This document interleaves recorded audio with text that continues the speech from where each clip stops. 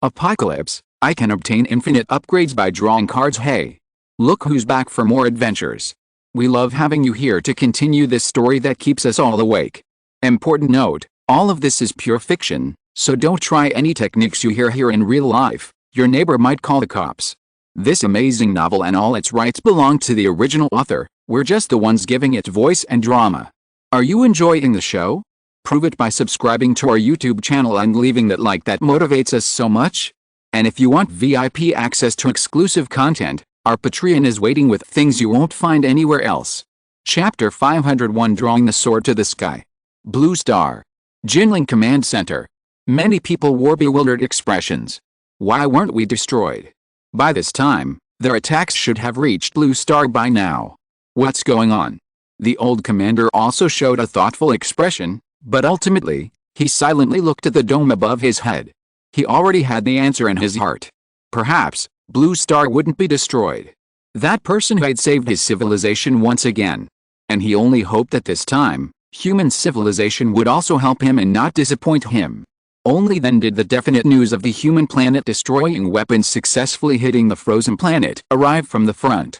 However, the old commander had already confirmed this based on the changes in contribution points, but because he believed destruction was imminent, he didn't mention it or disturb others.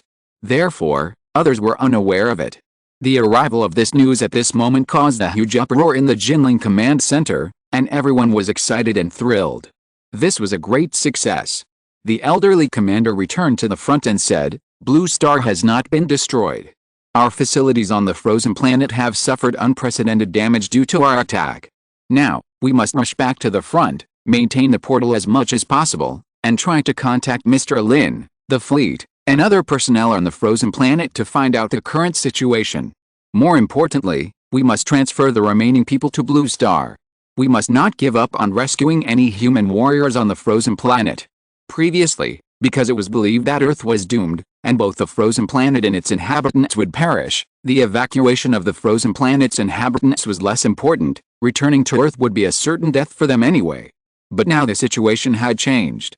Earth was safe, and the people of the frozen planet could now safely evacuate there, so naturally, they wanted to help them evacuate as much as possible. The output power of humanity's planet-destroying weapons wasn't extremely explosive, only reaching about the lower limit of a level 2 civilization's capacity for such weapons of mass destruction. Therefore, the explosion didn't directly destroy the frozen planet, it would disintegrate relatively slowly, and the humans on it still had a chance to evacuate.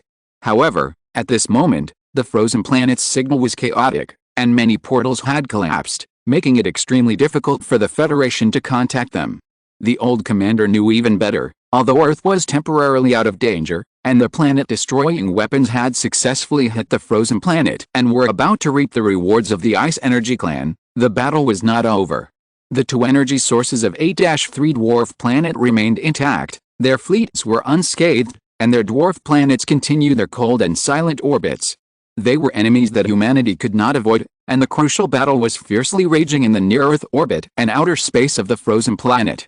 8-2 Frozen Planet.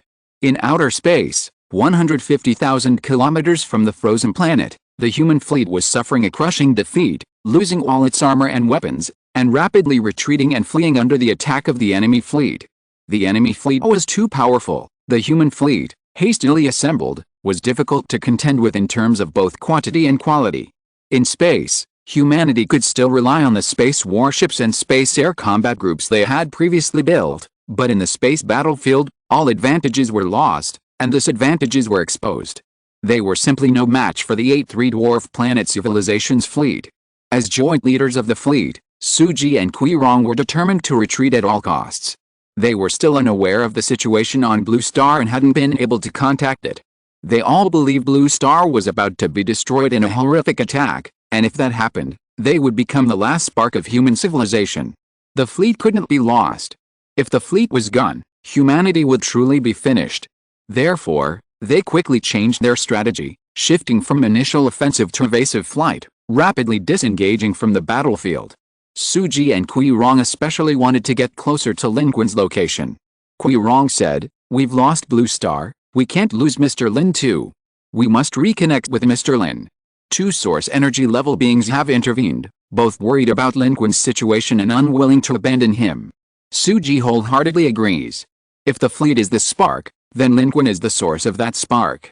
Moreover, even if we disregard rationality and act purely on emotion, she doesn't want anything to happen to Mr. Lin. At this moment, their cameras have captured the scene in near-Earth orbit in the southern hemisphere of the frozen planet. The thin atmosphere churns amidst the explosion, and the auras of the two source energy level beings are detected by the warship, rising rapidly at a truly visible speed, like a terrifying, surging wave threatening to engulf Lin Qun. Qi-Rong and Suji both paled. They were extremely anxious. At the speed of a normal life form, facing the relentless pursuit of source energy level beings, there is no chance of escape. Only by boarding a warship and relying on the high speed of an advanced spaceship can they shake off the enemy's pursuit in interstellar space. We must pick up Mr. Lin. Suji gritted her teeth. Logically, Mr. Lin couldn't die. Emotionally, she owed her success to Mr. Lin's promotion, and she couldn't stand by and watch him be surrounded and killed. Qi-Rong also angrily said, "These damned alien civilizations. They just seized the opportunity to strike. They don't want to let a single one escape." But now, their anxiety was useless. They were also firmly pinned down by the enemy's advanced fleet, unable to escape, let alone retrieve Mr. Lin. They could only watch helplessly as Lin Qun, under the combined power of two source energy levels, swayed like a small boat in the eye of a storm, about to capsize. This was the cruel battlefield of space. The eighth dwarf planet civilization, having lain dormant for a long time, struck with lightning speed and ambition, determined to devour all life of the Ice Energy Clan and humanity. From the very beginning, they aimed to exterminate all the Ice Energy Clan participants, not only not letting a single one escape, but giving them no chance to react. One strike and they were all crushed to death. Chu Yaowei glanced deeply at Lin Qun in the image, a deep worry flashing in her eyes. Then, wielding Thor's hammer, she charged forward to help the human fleet withstand the attack from the enemy fleet. However, a true space fleet also possessed the power to threaten the evolved humans. The enemy fleet was extremely advanced. They didn't even need to deploy their own strong warriors. Relying solely on their fleet, they could easily overwhelm the human fleet with long-range volleys of fire. Chu Yaowei couldn't hold out for long and had to retreat to rest. But, at that very moment, the anticipated destruction did not arrive. Centered on Lin Qun's location, 7 colored sword light rose in near-Earth orbit around the frozen planet. The magnificent sword energy, visible across interstellar space, swept in all directions, actually knocking both of the source energy level auras from the sky and causing them to fall. Does Mr. Lin have a backup plan? Everyone was astonished, never expecting Lin Qun to be able to counterattack. Morale on each warship soared. However, the 8th dwarf planet fleet, pursuing the human fleet, was utterly shocked. The energy level of that human target on the frozen planet is rapidly increasing. There's something wrong with the sword in his hand. That's very likely a high-level energy weapon. They actually have something like that. At this moment, on the frozen planet, the effects of the planet-destroying weapon strikes are spreading dramatically. Glaciers are collapsing, the entire planet's surface is sinking, and terrifying explosions and raging flames erupt from the cracks in the Earth's crust. At the site of the explosions, shockwaves sweep across, creating unprecedented holes in the atmosphere. Gale-force winds and shockwaves are tearing apart the already fragile atmospheric structure of the frozen planet. Countless ice race beings are desperately fleeing. At the location of the human advance base, the Earth is shaking violently.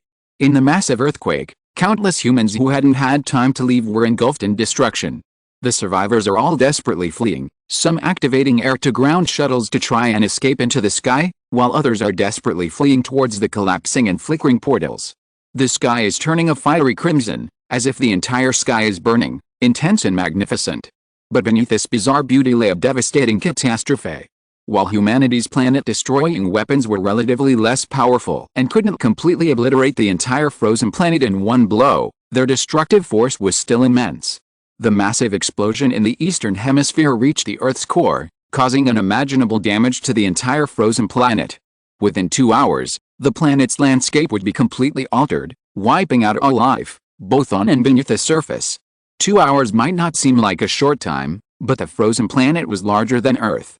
Destruction in 2 hours meant that thousands of kilometers of land were sinking or rising every second. Ordinary tanks and even aircraft couldn't keep up with this speed. Only life forms relatively far from the blast site might have a chance to react.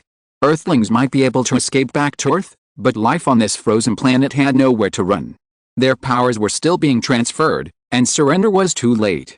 They could only watch helplessly as destruction unfolded. Amidst the chaos, in space, within the planet, and in near-Earth orbit, the battle raged on. In near-Earth orbit, within the thin, icy atmosphere of a planet, Lin Qun rose from the center of countless sword beams. 7 colorful sword energies, each 1,000 meters vast, radiated outwards from Lin Qun in 7 directions. Simultaneously, from the immortal execution sword in Lin Qun's hand at the center of these 7 colorful sword energies, boundless flashes of light erupted, illuminating Lin Qun's face. Lin Qun could feel an endless stream of power surging forth from the immortal execution sword. At this moment, the immortal execution sword he gripped tightly emitted a dazzling light, appearing sacred, vast, and radiant. However, Lin Qun could sense, hidden within this seemingly magnificent and exquisite sword energy, a trace of boundless, ancient, and malevolent energy. This immortal execution sword was both a divine weapon and an object of boundless malevolence. In the world of immortal execution, these ancient treasures, seemingly divided into good and evil, were in fact without distinction. This was a key point that the world and its story sought to discuss. The power currently surging from the immortal execution sword to support the immortal execution sword formation doesn't actually originate from him. Lin Qun himself couldn't support such an astonishing sword formation. The power entirely comes from the immortal execution sword itself. Not only does the immortal execution sword not require him to expend dark energy as support, but on the contrary, its power flows back into Lin Qun's body as he activates it. Lin Qun's attributes remain unchanged, but his pure strength combat power is currently rising steadily, surpassing that of an evolved being and approaching the strength of the source energy level. Holding this sword is forcibly boosting Lin Qun's combat power, and its pure combat power.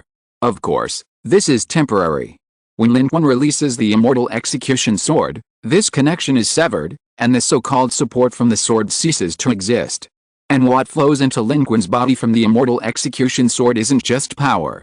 As Lin Qun grips the sword tightly, he can clearly feel its ferocious aura, washing over his reason and stirring his mind. This is the only price he has to pay for wielding the sword. But at this moment, from the outside, the immortal execution sword and the immortal execution sword formation that had just been unleashed were truly mighty divine swords, their divine power overwhelming, shining brilliantly in the sky. If it weren't for the destruction brought by the planet-destroying weapons sweeping across the frozen planet, at this moment, this soaring sword formation would have been visible across most of the frozen planet. Facing the immortal execution sword formation displayed by Lin Qun, the domineering source energy level roared madly, continuing forward. Its terrifying domineering aura seemed tangible, sweeping up the entire surrounding space.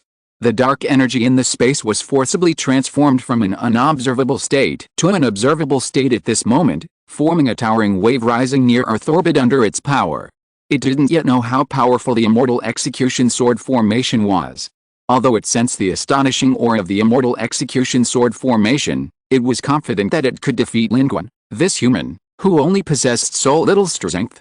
Did these two well-prepared source energy level beings have to fear the methods of a human who was not even at the source energy level? As it moved forward, the chilling aura of its source energy level rapidly rose.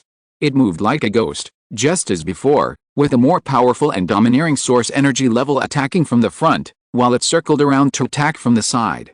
From 2 directions, it locked Lin Qun and his immortal slaughtering sword formation in mid-air, bombarding them downwards, aiming to annihilate the immortal slaughtering sword formation in the center of the battlefield.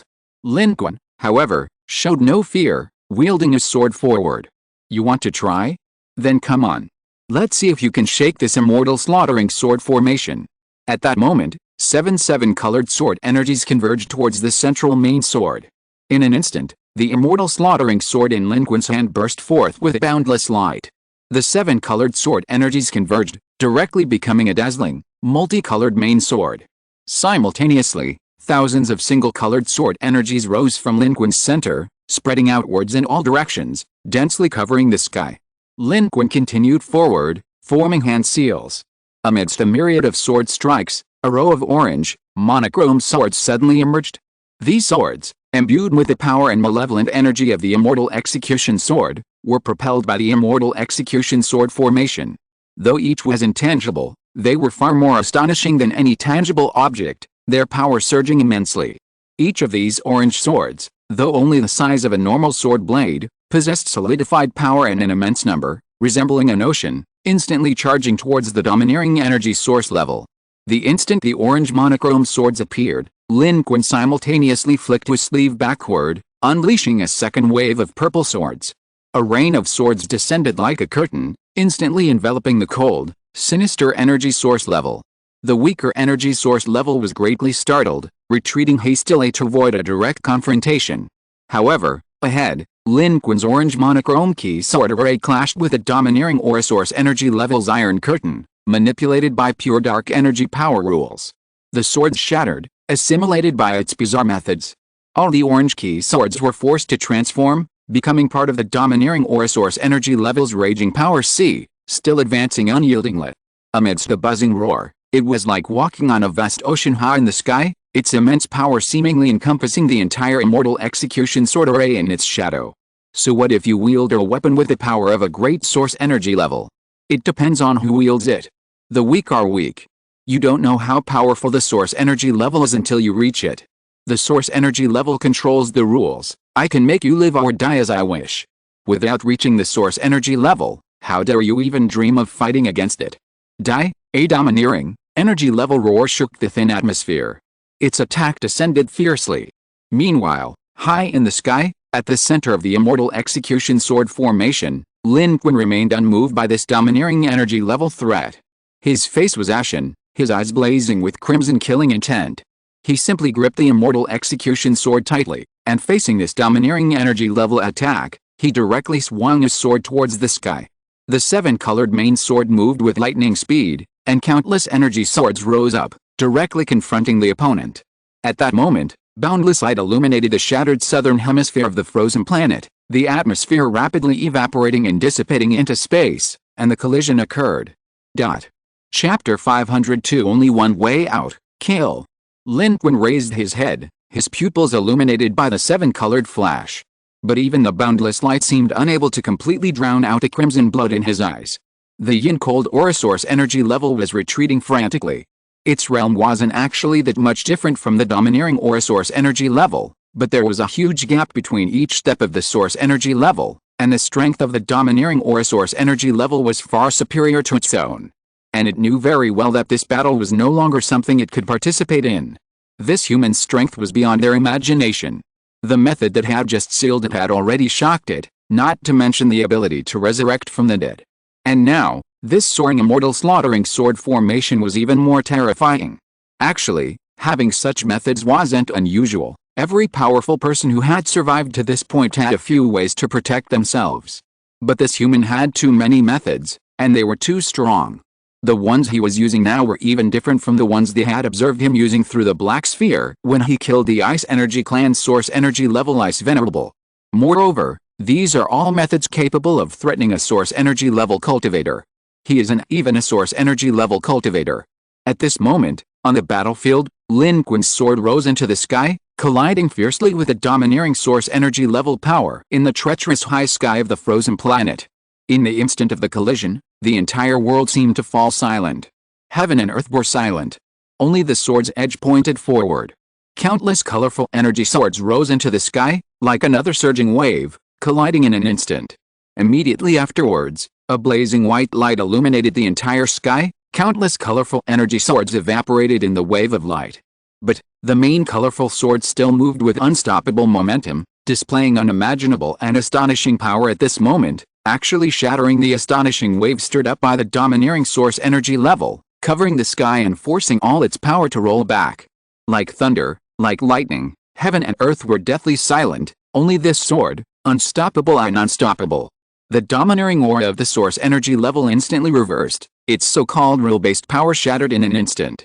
It frantically gathered its power and rose rapidly into space, its form expanding infinitely at a speed exceeding the speed of light, rising above the ecliptic plane of the frozen planet, almost surpassing its size.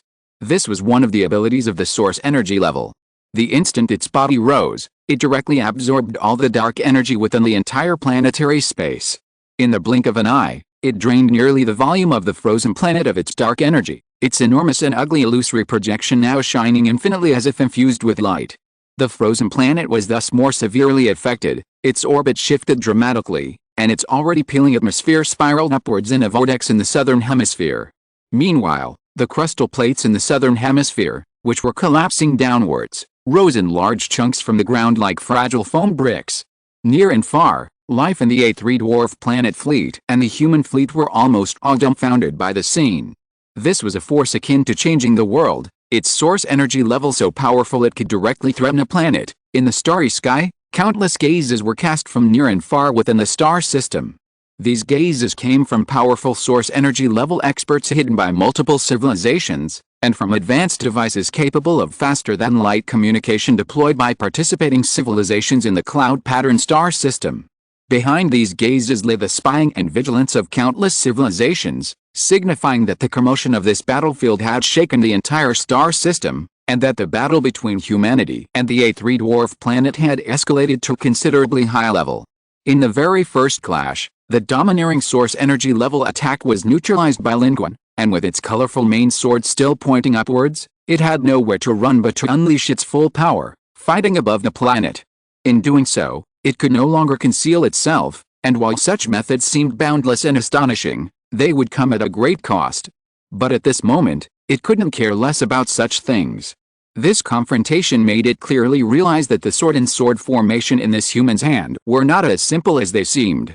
Beneath the seemingly simple sword edge and pure power lay an extremely astonishing, terrifying, and deadly aura, like a tidal wave tearing apart all the power it had condensed from its own rules, and surging towards it like a tide.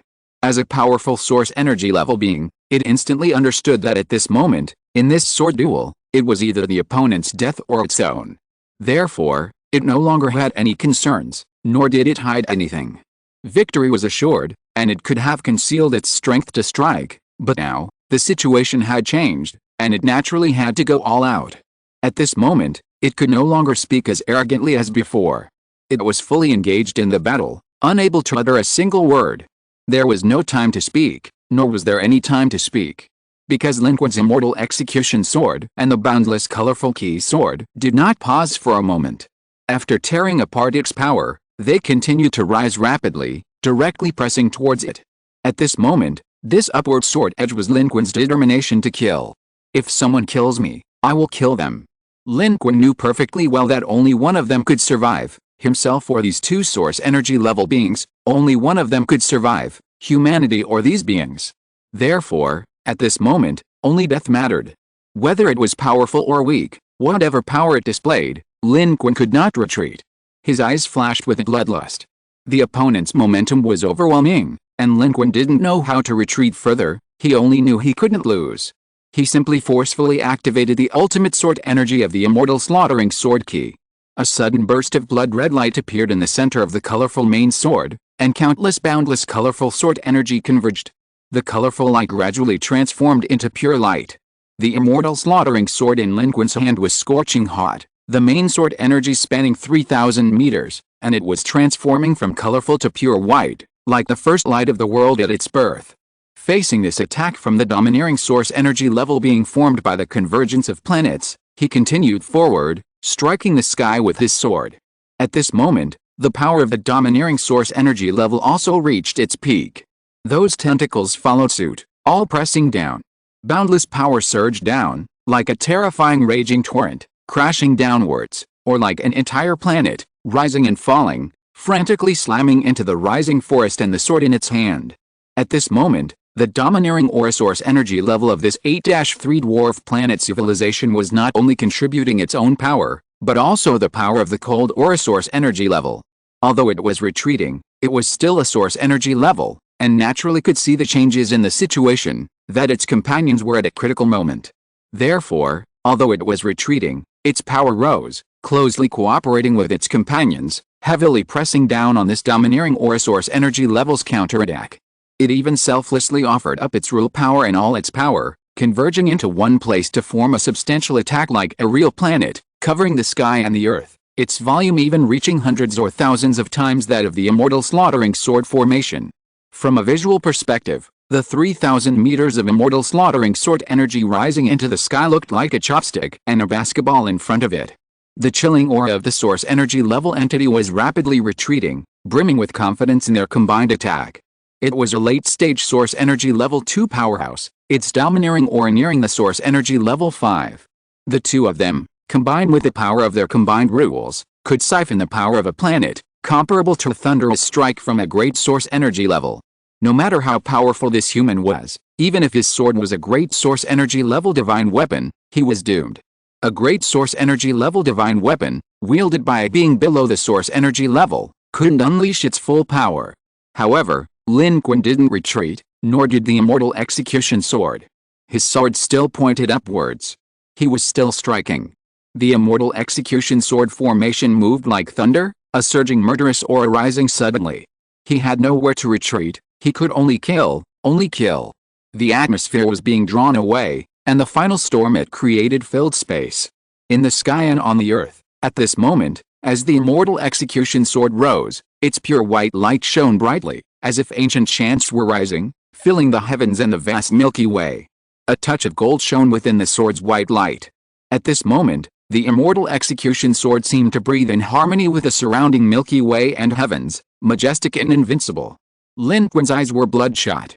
His flesh and skin, enveloped in the light, were exploding inch by inch.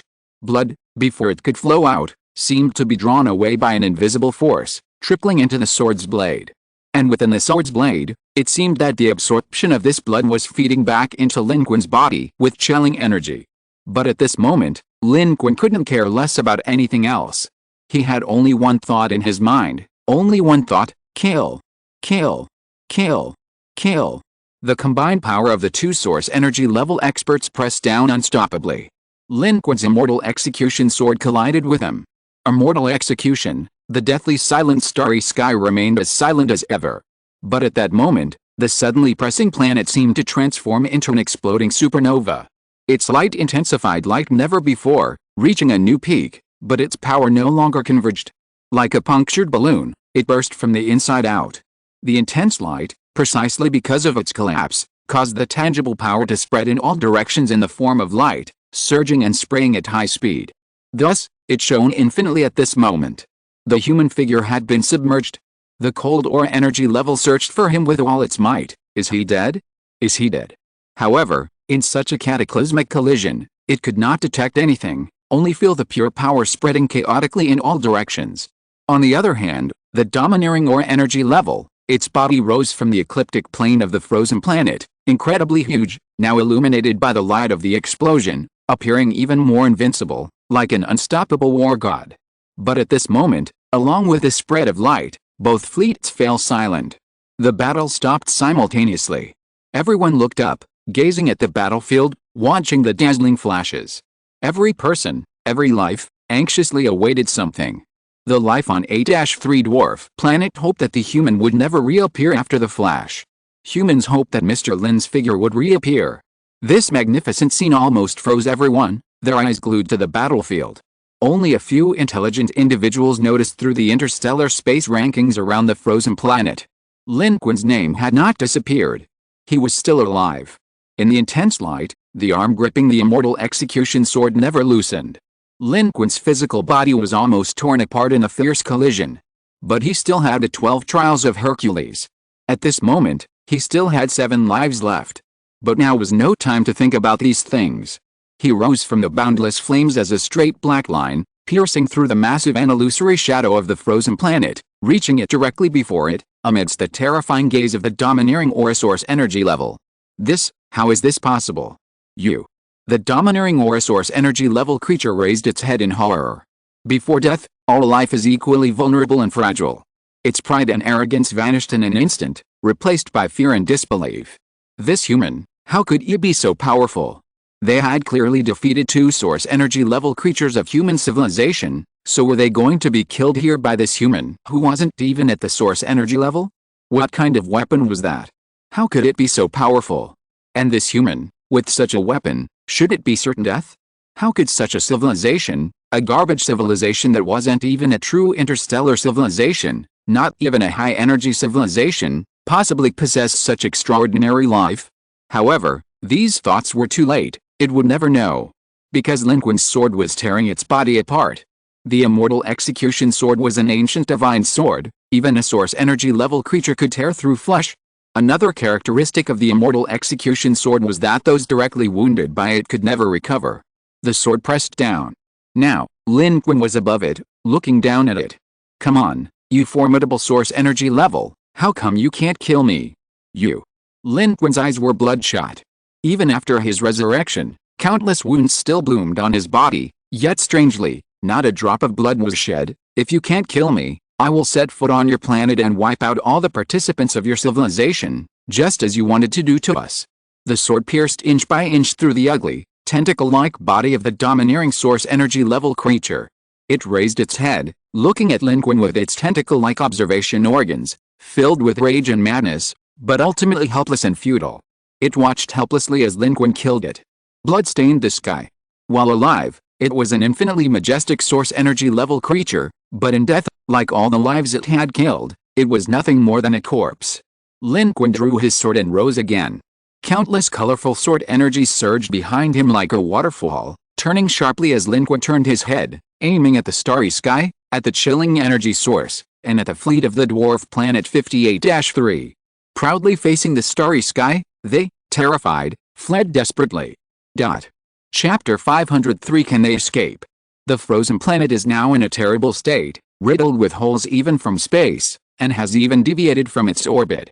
This is the result of a battle between multiple civilizations, and moreover, the result of an interstellar-level civilization war. It's far more significant than the previous battles between third-level civilizations. Although only 3 civilizations participated in the battle, the current outcome is the near destruction of the entire frozen planet. The combined attack of the domineering Aura-source energy level expert and the cold Aura-source energy level expert from the A3 dwarf planet further exacerbated the planet's demise, accelerating its destruction. Only now have the humans of Blue Star managed to stabilize some of the teleportation portals, briefly establishing contact between Blue Star and the humans on the frozen planet. They are simultaneously trying to evacuate as many trapped humans on the frozen planet as possible back to Blue Star and rapidly exchanging information with the humans on the frozen planet.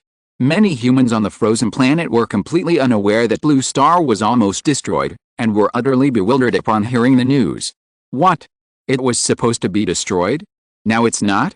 However, those present were all Federation soldiers, people who had fought on the battlefields of the former Level 3 civilization on Blue Star. They understood that the Federation was sacrificing those who couldn't evacuate in time for the greater good of humanity. At this moment, with the help of the Blue Star Federation, they were further stabilizing the portal, allowing as many people as possible to evacuate from the frozen planet to Blue Star. Of course, many more humans were too late and were already swallowed by the tide of destruction. Fortunately, because Chen Weiying initially chose not to disclose the information, the humans on the frozen planet were still evacuating until the very last moment when the planet was hit by the planet-destroying weapon. Furthermore, the attack location was some distance from the northern hemisphere, the area of human activity. The total number of people trapped on the frozen planet was not large to begin with, and Chen Weiying and the personnel at the frozen planet's forward base had already evacuated to Blue Star before the attack arrived. The price humanity paid was not too high, and there were quite a few survivors. However, due to the severe interference of the Source Energy War, the humans of Blue Star initially only managed to make contact with the remnants of humanity on the surface of the frozen planet. As the battle in space came to a close, Lin Qun swiftly and decisively eliminated the domineering Source Energy level being eliminated. With the interference diminishing, Blue Star was able to re-establish contact with a human fleet in space via its frozen surface. The exchange of information left both sides astonished. Blue Star is saved. The planet-destroying weapon failed to destroy Blue Star. Our home is still here. This news spread throughout the warships, bringing great joy, but it didn't cause much of a stir. At that moment, the situation in the space battlefield was rapidly changing, and as fleet members, there was no time to celebrate Blue Star's survival. They were stunned by Lin Qun's confrontation with the 2 source energy level beings. Success. Is this real? Mr. Lin single-handedly killed a source energy level being against 2 others. It's a done deal. This battle is won.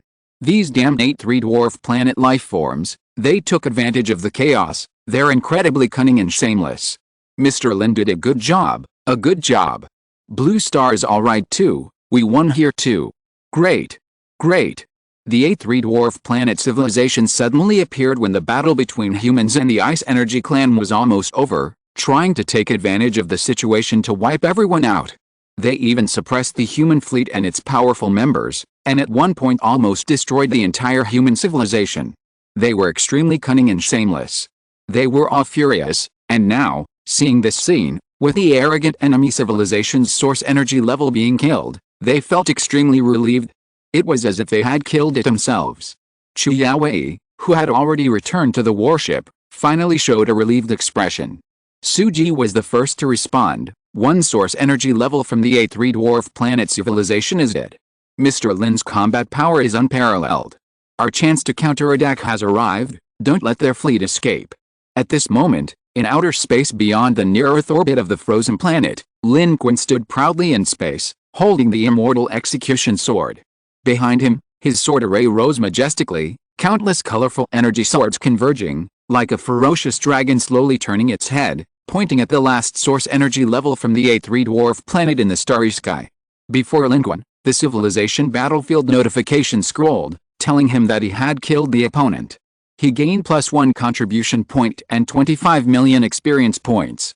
The domineering source energy level's combat power was stronger than the Ice Energy clan's source energy level Ice Venerable. Therefore, Lin Qun gained 20 million experience points for killing the Ice Venerable, and a full 25 million experience points for killing it, the difference being the experience of an evolver. At this moment, Lin Qun's eyes were bloodshot. He gripped his longsword tightly, coldly glancing at the contribution points and experience points without immediately adding them. Upon closer inspection, one could see that the veins on his arm, gripping this Huxin sword, bulged, a terrifying dark red, like red-painted pipes extending from the point of contact with his sword, reaching deep into his unseen clothing. Lin Qun's heart and pulse seemed to be connected to this Huxin sword through flesh and blood. Its power surged into Lin Qun's body, bringing him pure power, surpassing the level of an evolved being and approaching the source energy level. Even his perception was amplified. Simultaneously, its influence was also seeping into Lin Qun's body and consciousness through these connections. The longer he held the sword, the stronger the power unleashed, and the deeper this influence became, because it meant that the malevolent energy within this Huxin sword had been stirred and connected to him, shaking his mind. The gap between him and this Huxin sword was too great. In Lin Qun's eyes, at this moment, only the fleeing, chilling source energy aura seemed to exist. The source energy level being emanating a chilling aura was now utterly terrified. The power of the massive source energy weapon wielded by its opponent far exceeded their comprehension. Their combined attack had been pierced and blocked, and the domineering source energy level being instantly killed. It had been retreating, completely dumbfounded by the scene, unable to believe what it was seeing. The two source energy level beings had launched a counterattack, meticulously planning their attack, coming together as a team, only to be counter-killed. What was going on? What on earth was happening?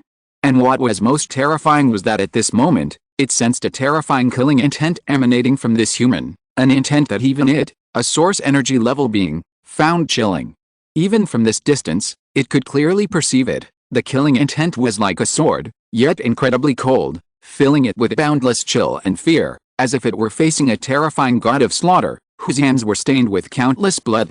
However, its reaction was extremely fast. As a source energy level powerhouse, it possessed the strongest power and its reaction speed certainly surpassed that of all other life forms, including Lin Qun. Therefore, although it was terrified, it was not significantly affected, nor was it so frightened that its legs went weak. It was already retreating, and seeing the situation change, it turned and ran without hesitation. Its body transformed into a bolt of lightning, shooting madly into the depths of space. Countless key swords behind Lin Qun began to move, closely following behind, trying to annihilate it. But unfortunately, a source energy level powerhouse is still a source energy level powerhouse. Moreover, this cold and sinister source energy level powerhouse had been retreating from the beginning, already creating a considerable distance. Although its speed was not as fast as a warship, it possessed strange abilities, seemingly capable of large-scale instantaneous movement. After flying a distance at high speed, it suddenly disappeared from its original spot, then reappeared more than 200 kilometers away. At this speed, it quickly escaped the battlefield. Not only that, at this moment, the fleet of the civilization of 8-3 dwarf planet also began a frantic retreat. 1 second ago, they were confident of victory, relentlessly pursuing the human fleet. But now, seeing one of their own source energy class ships dead and the other escaping, did they still dare to chase? Run. Run immediately. This was the order given by the commander of their civilization aboard the 3,000-meter class warship. If they didn't run now, were they just waiting to be slaughtered? That boundless sort of energy, that magnificent flagship, even the source energy class ships couldn't withstand it. Staying here was tantamount to suicide. If the boundless sort of energy struck, their entire fleet would likely be annihilated. At this moment, the 150,000-kilometer distance between them and the frozen planet would become their life or death escape distance. As they turned to run, immediately beginning their jump, the human fleet that had been running behind them suddenly turned back, chasing them and preventing their escape. A comical scene unfolded. Those who had been chasing were now the ones running away. However, the human fleet was insufficient in number and in disarray, unable to hold back too many enemy ships. The commander of the 8-3 dwarf planet fleet acted decisively, immediately abandoning half of the drones and unmanned escort ships to hold off the humans' pursuit. The remaining core warships quickly entered warp drive and disappeared from the battlefield. Their decision was quite correct. Although Lin Qun wielded the immortal execution sword, he lacked the ability to fight across interstellar space. The distance of 150,000 kilometers was more than enough time for them to escape. Lin Qun did not directly traverse this distance. He didn't even deliberately pursue them. He surveyed the battlefield, glanced only at the direction they had left in the starry sky, and then withdrew his gaze. Countless key swords disappeared, and the flash of the immortal execution sword also retracted its blade. The immortal execution sword's sharpness subsided, and it returned to being a normal longsword. However, its material was neither gold nor jade, and even without its power manifesting, it still gave people a sense of ancient simplicity, weight, and unfathomable mystery. Immediately afterward, Lin Qun glanced at the shattered, frozen planet beneath his feet and took a step forward. The Festin Tantile's teleportation gate activated, and a circular teleportation gate, only wide enough for one person to pass through, suddenly appeared. Lin Qun took only one step forward before disappearing into the portal, which then vanished as well. Immediately afterward, Lin Qun appeared aboard a survey-class strategic cruiser 150,000 kilometers away. At this time, the human fleet was still entangled with the rearguard forces of the 8-3 dwarf planet civilization, but Lin Qun's appearance on the warship caused the temperature inside to drop several degrees. Everyone on the bridge noticed the anomaly and turned around. Seeing Lin Qun should have been a cause for celebration, but instead, everyone on the bridge who turned to look at him felt a chill creep over them. Several timid bridge crew members even took a half step back in bewilderment and collapsed to the ground. Chu Yaowei was also on the bridge. Her hair was a little disheveled, and she seemed to be injured as well, but her eyes were as bright as ever. Realizing Lin Qun had returned, she was initially surprised and turned to look at him. She wanted to walk over immediately, but after just one glance, she stopped, her beautiful eyebrows furrowing. Lin Qun, you. Mr. Lin, we. Ahead, Suji, in the captain's seat, also stood up, looking at Lin Qun with a mixture of excitement and bewilderment. At this moment, the bridge was eerily quiet. Apart from the two of them, who hesitated to speak, everyone else was terrified by the terrifying and intimidating aura emanating from Lin Qun, trembling with fear, and dared not utter a single word. This was different from the Mr. Lin they remembered. Lin Qun stepped forward and sat down in the captain's seat where Suji had just stood up, gazing at the dark, fiery battlefield of space ahead, like a ferocious king amidst the interplay of light and shadow. He gripped the immortal execution sword tightly in his hand, as if it had become instinct, refusing to let go no matter what. Whether it was a misperception or not, Chu Yaowei seemed to see a colossal sofa in Lin Qun's eyes at that moment, as if an endless voice within him was roaring, urging, kill, kill, kill. But outwardly, Lin Qun remained unusually silent and cold. Suji also showed a surprised expression. Lin Qun rarely sat on the bridge, he preferred to stand at the very front of the warship. This was because Lin Qun disliked giving orders and always respected Suji, the captain. But now, Suji and Chu Yaowei exchanged a glance. Suji stepped aside from the bridge and said, Mr. Lin, we're useless. We couldn't stop their fleet in source energy class ships. They left these drones to cover their retreat, and we. Although Lin Qun seemed a bit off, Mr. Lin was still Mr. Lin. Suji had always respected him immensely. In her heart, no matter how Lin Qun changed, he was still the same person who had led her and Han Lashan onto the attacker warship and changed their fate. Even if Mr. Lin was different now, she would still respect him, be reverent, and be loyal. She would do whatever Mr. Lin said. None of your business, Lin Qun replied. He nodded slightly, and in the deep darkness of his gaze, a crimson light seemed to rise. He said, "Run, let them run." Where can they run to? Their planet is right here. Tell all the warships in the fleet that there's no need to waste time with these drones. The entire fleet should warp.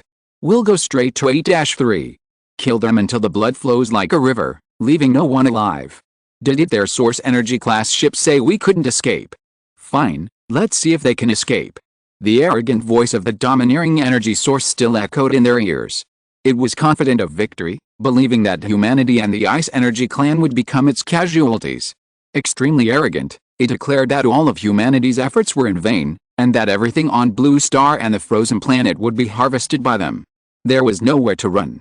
They were so close to succeeding, Blue Star almost didn't even have the chance to react before being annihilated by the planet-destroying weapons, and Lin Qun and his fleet were nearly trapped on the frozen planet. Human civilization was almost extinguished. Everyone almost died in this secondary civilization's cosmic battlefield. But they ultimately failed. Now, the domineering energy source was dead, and its words would become the price they had to pay. The humans who died because of them would have to pay 100-fold. In the secondary civilization battlefield, there were no native civilizations, everyone was a participant, everyone came to kill, and no one was innocent. As it spoke, Lin Qun glanced back at the two people behind him. His eyes blazed with murderous intent. Chu Yaowei looked into Lin Qun's eyes, took a step forward, and said with deep concern, "Lin Qun, why don't you want to rest for a bit? There's no need. I'm perfectly fine. Besides, we have limited time, and they might choose to surrender and leave. We must seize the opportunity to wipe them out in one fell swoop. They deserve to pay the price for what they've done." Lin Qun looked down at the blade of his sword. "We must let everyone know, those who offend humanity will not be tolerated." A dark, blood-red light seemed to flash across the ancient Xuexin sword. Suji, however, took a deep breath. Her resolve to obey Lin Qun's command was unwavering. "All right, Mr. Lin, let's set off immediately." Chapter 504 Killing it is likely a high-level source energy. The human fleet swiftly warped, entering warp mode 150,000 kilometers from the frozen planet, its target the dwarf planet 8-3. Below, the frozen planet was a scene of utter devastation. The remaining humans were still evacuating. For the Ice Energy Clan on the frozen planet, however, it was apocalypse. Most of their underground cities had been destroyed in the attack. Countless Ice Energy Clan lives perished rapidly. Only a few warships remained on the planet.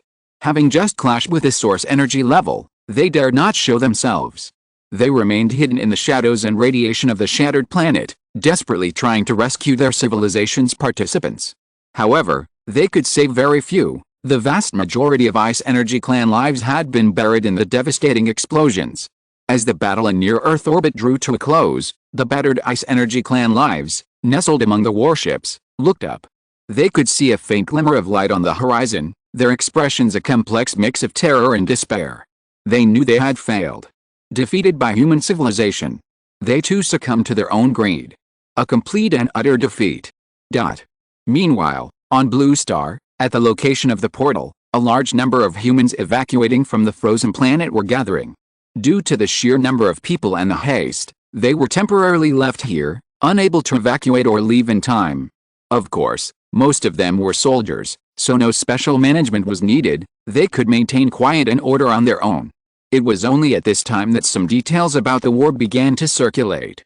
For example, why the emergency evacuation was necessary, how Blue Star was almost shattered by planet-destroying weapons, and how the 8-3 dwarf planet civilization had 2 energy source levels and an extremely advanced fleet, etc.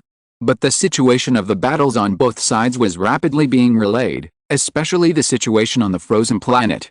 Upon hearing the news from there, these warriors were all invigorated. Success. We won. Mr. Lin won a great victory. It's said that Lin Qun unleashed his sword formation, killing the most powerful source energy level being of the 8-3 dwarf planet civilization, forcing their remaining source energy level beings and fleet to flee with their tails between their legs. Haha, They want to take us down? Dream on. Is that true? Of course it's true. It was told by a brother who just came from there. The news is spreading from above, and it shouldn't be long before everyone knows. Great. Great. We've taken the frozen planet, and our planet-destroying weapon hit it too. We'll be getting a lot of contribution points. It's said that Mr. Lin is leading our fleet to counterattack the 8-3 dwarf planet. Good. That's fantastic. Let those bastards pay the price. Those who offend humanity, no matter how far away, will be punished. Great. Let's go back. Let's go back. These alien civilization bastards dare to come and pick up the scraps, let them never leave alive. But, speaking of which, do we humans even have source energy level beings? In a corner, Wang Qizhang and the others, who had confirmed the news earlier, also breathed a sigh of relief. He said, Lin Qun is getting more and more powerful.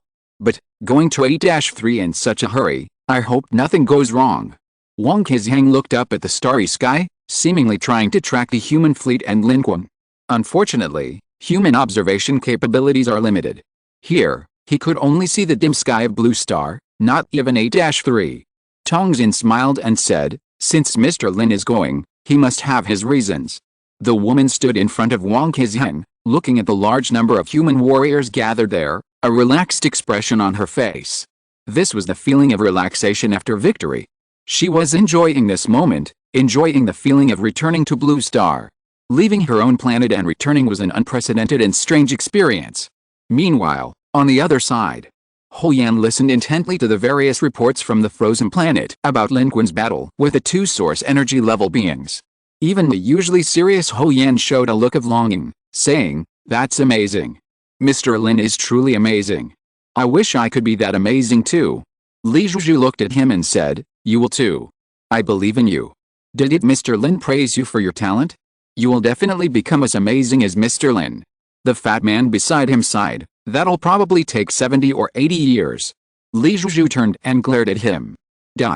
Commander-in-Chief. The latest movements of the fleet were being transmitted back.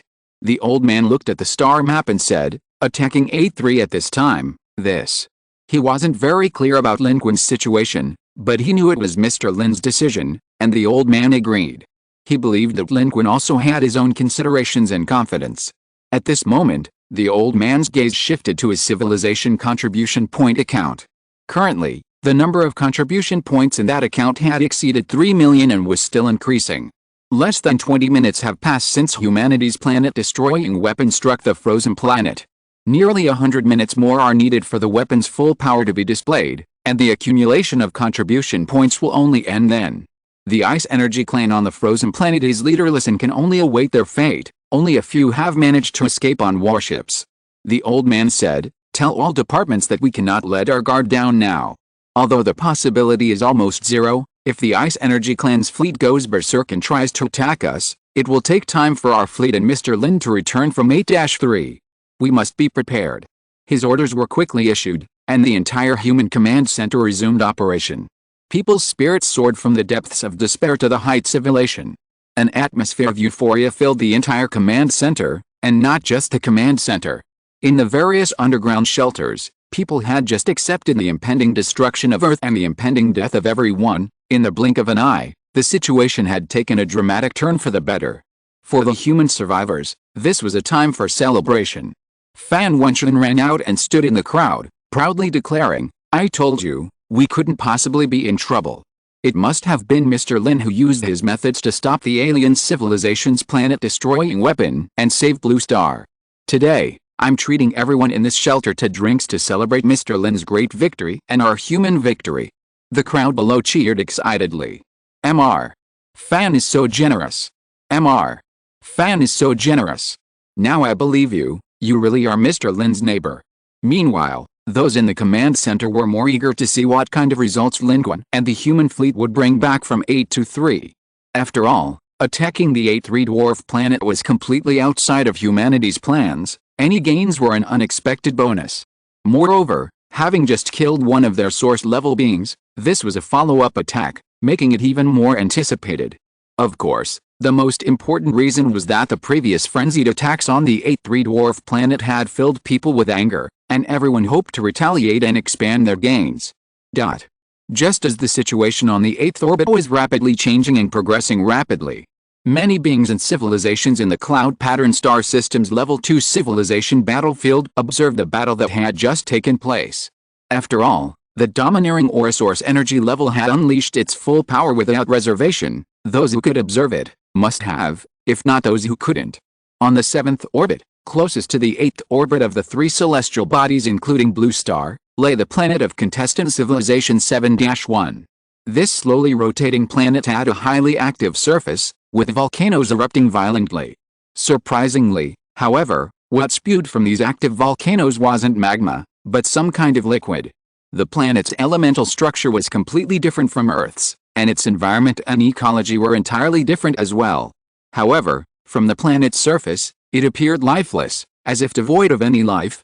Yet, a civilization lay dormant here, joining forces with a civilization on 7-2 to fight against a powerful contestant civilization on a separate planet in the 6th orbit.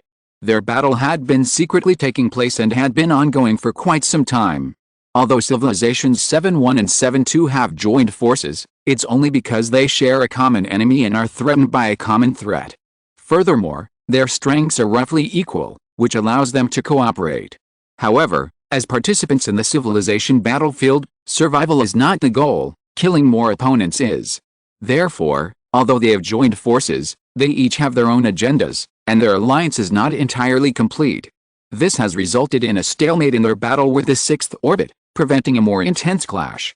But what they didn't expect was that before their battle even reached its climax, the battle at the 8th orbit had already intensified. The high-ranking officials of the two civilizations are rapidly communicating. Did you observe that? Yes, we observed that. There were at least 4 or 5 source energy level beings there. One of them had an extremely high energy level reaction. Aren't they in the 8th orbit? Logically, they shouldn't be any competitive or powerful civilizations. 3 civilizations, at most 3 source energy level beings, where could they possibly produce so many source energy level beings? The last one that projected its energy was probably at the source energy level 4, but it seems to be dead. How powerful must the person who killed it be? Unfortunately, the energy radiation of the life form that fought against it is strange. It was almost overwhelmed by its power radiation, so we can't get any definite information. Now it seems that one of them has won and is going to sweep through the entire 8th orbit. When they sweep through the 8th orbit, won't we be in trouble? We'll be attacked from both sides. Could it be that some top-tier civilization in a level 2 civilization battlefield wants to fight the whole game? So they chose the 8th orbit and are going to fight their way up. Perhaps we should consolidate our forces and replan. As they discussed and exchanged information, they were all trembling with fear, feeling that the future seemed to be bleak. The civilizations on the 2 planets in the 7th orbit are on edge, extremely tense. In fact, not only are they tense, but the civilization in the 6th orbit is also extremely tense. Something's wrong with the 8th orbit. We must investigate. The source energy level expert who went all out earlier was at least source energy level 3, but it was killed instantly. It seems a very high-ranking source energy level expert has appeared in the 8th orbit. The life force and radiation of the one who killed this source energy level 3 expert were completely masked by the expert's full force attack. Based on our current intelligence, the opponent's strength is probably around the great source energy level. At least source energy level 5. If that's the case, even a source energy level 5 expert poses a greater threat than the 2 civilizations in the 7th orbit. Immediately dispatch a fleet to investigate. What level is the source energy level expert who killed it, and what is its current state? The 8th orbit has just experienced a major battle. Perhaps there will be an opportunity. If there is, we can strike first, kill it while it's weakened, eliminate this threat, and clear our rear. The civilization in the 6th orbit is sending a fleet across the 7th orbit, cautiously advancing towards the 8th orbit. Horizontal ellipsis. Meanwhile, in the orbit of the 5th planet of the cloud pattern star system. This orbit is also one of the better orbits. It's a green, ecologically rich planet. However, its structure differs greatly from Earth's. Its oceans and lush land masses are interspersed. The landmass lies in the upper layer, while the oceans are in the lower layer. The upper layer is dotted with gaps, some are vast, allowing one to see the shimmering ocean below, while others are small, revealing only a corner of a well. This interplay of light and shadow, with the ocean beneath the land, creates a strange, dreamlike effect under the sunlight. The sunlight from the cloud-patterned star system provides this planet with considerable heat, maintaining a stable ecosystem. Moreover, the civilization on this planet seems to have undergone some form of modification. Under sunlight, at certain angles, one can occasionally see a huge, transparent structure high in the sky below the atmosphere, like a glass dome enveloping the entire planet. Deep within this planet, in the lush, verdant center of a world, trees rise ever higher. This is a vast space where metal and life coexist. Everywhere, traces of life are visible, along with the structures of metal and technology.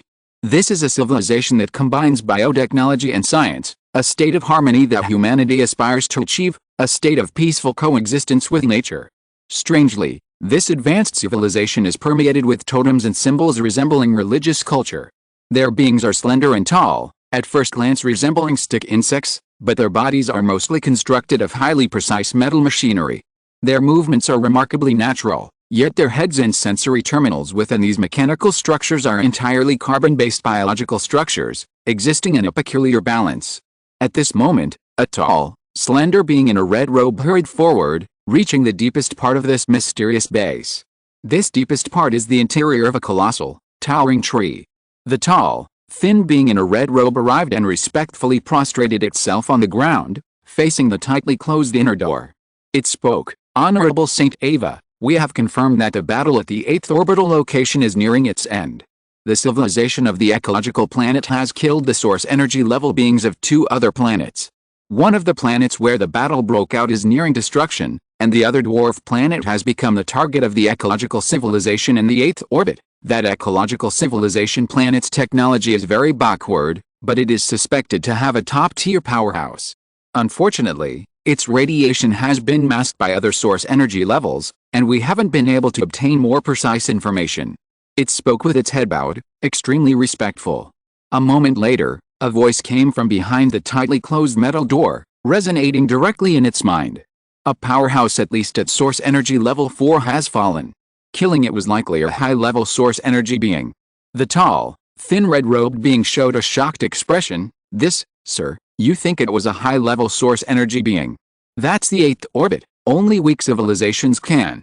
A civilization that hid its strength, trying to steal a bite, was devoured by another civilization that played the fool.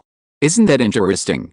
The being inside didn't answer directly, but instead said calmly, "This great source energy level isn't very strong. At most it's a source energy 7 who has just entered the great source energy level. Hell, that's exactly what we need. It seems, we don't need to advance into the inner ring of the cloud-patterned star system." The red-robed figure lowered his head even further. "I understand. We will complete the investigation and preparations as soon as possible." At this moment, the most inconspicuous and neglected 8th orbit position had become the focus of attention. Chapter 505. A sword splits a star. While other participating civilizations in the cloud-patterned star system were subtly trembling, on the dwarf planet 8-3, the cold Orosaurus energy class escaped back to its planet even faster than its fleet.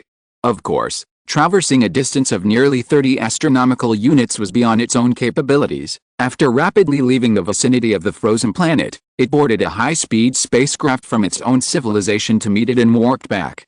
But upon its return, it heard news that the human fleet had also departed from the frozen planet, closely following behind, and was about to warp back. The cold Orosaurus energy class was startled, saying, "They dare to chase us? Damn it, immediately tell the ground to activate all defense systems and prepare to confront him.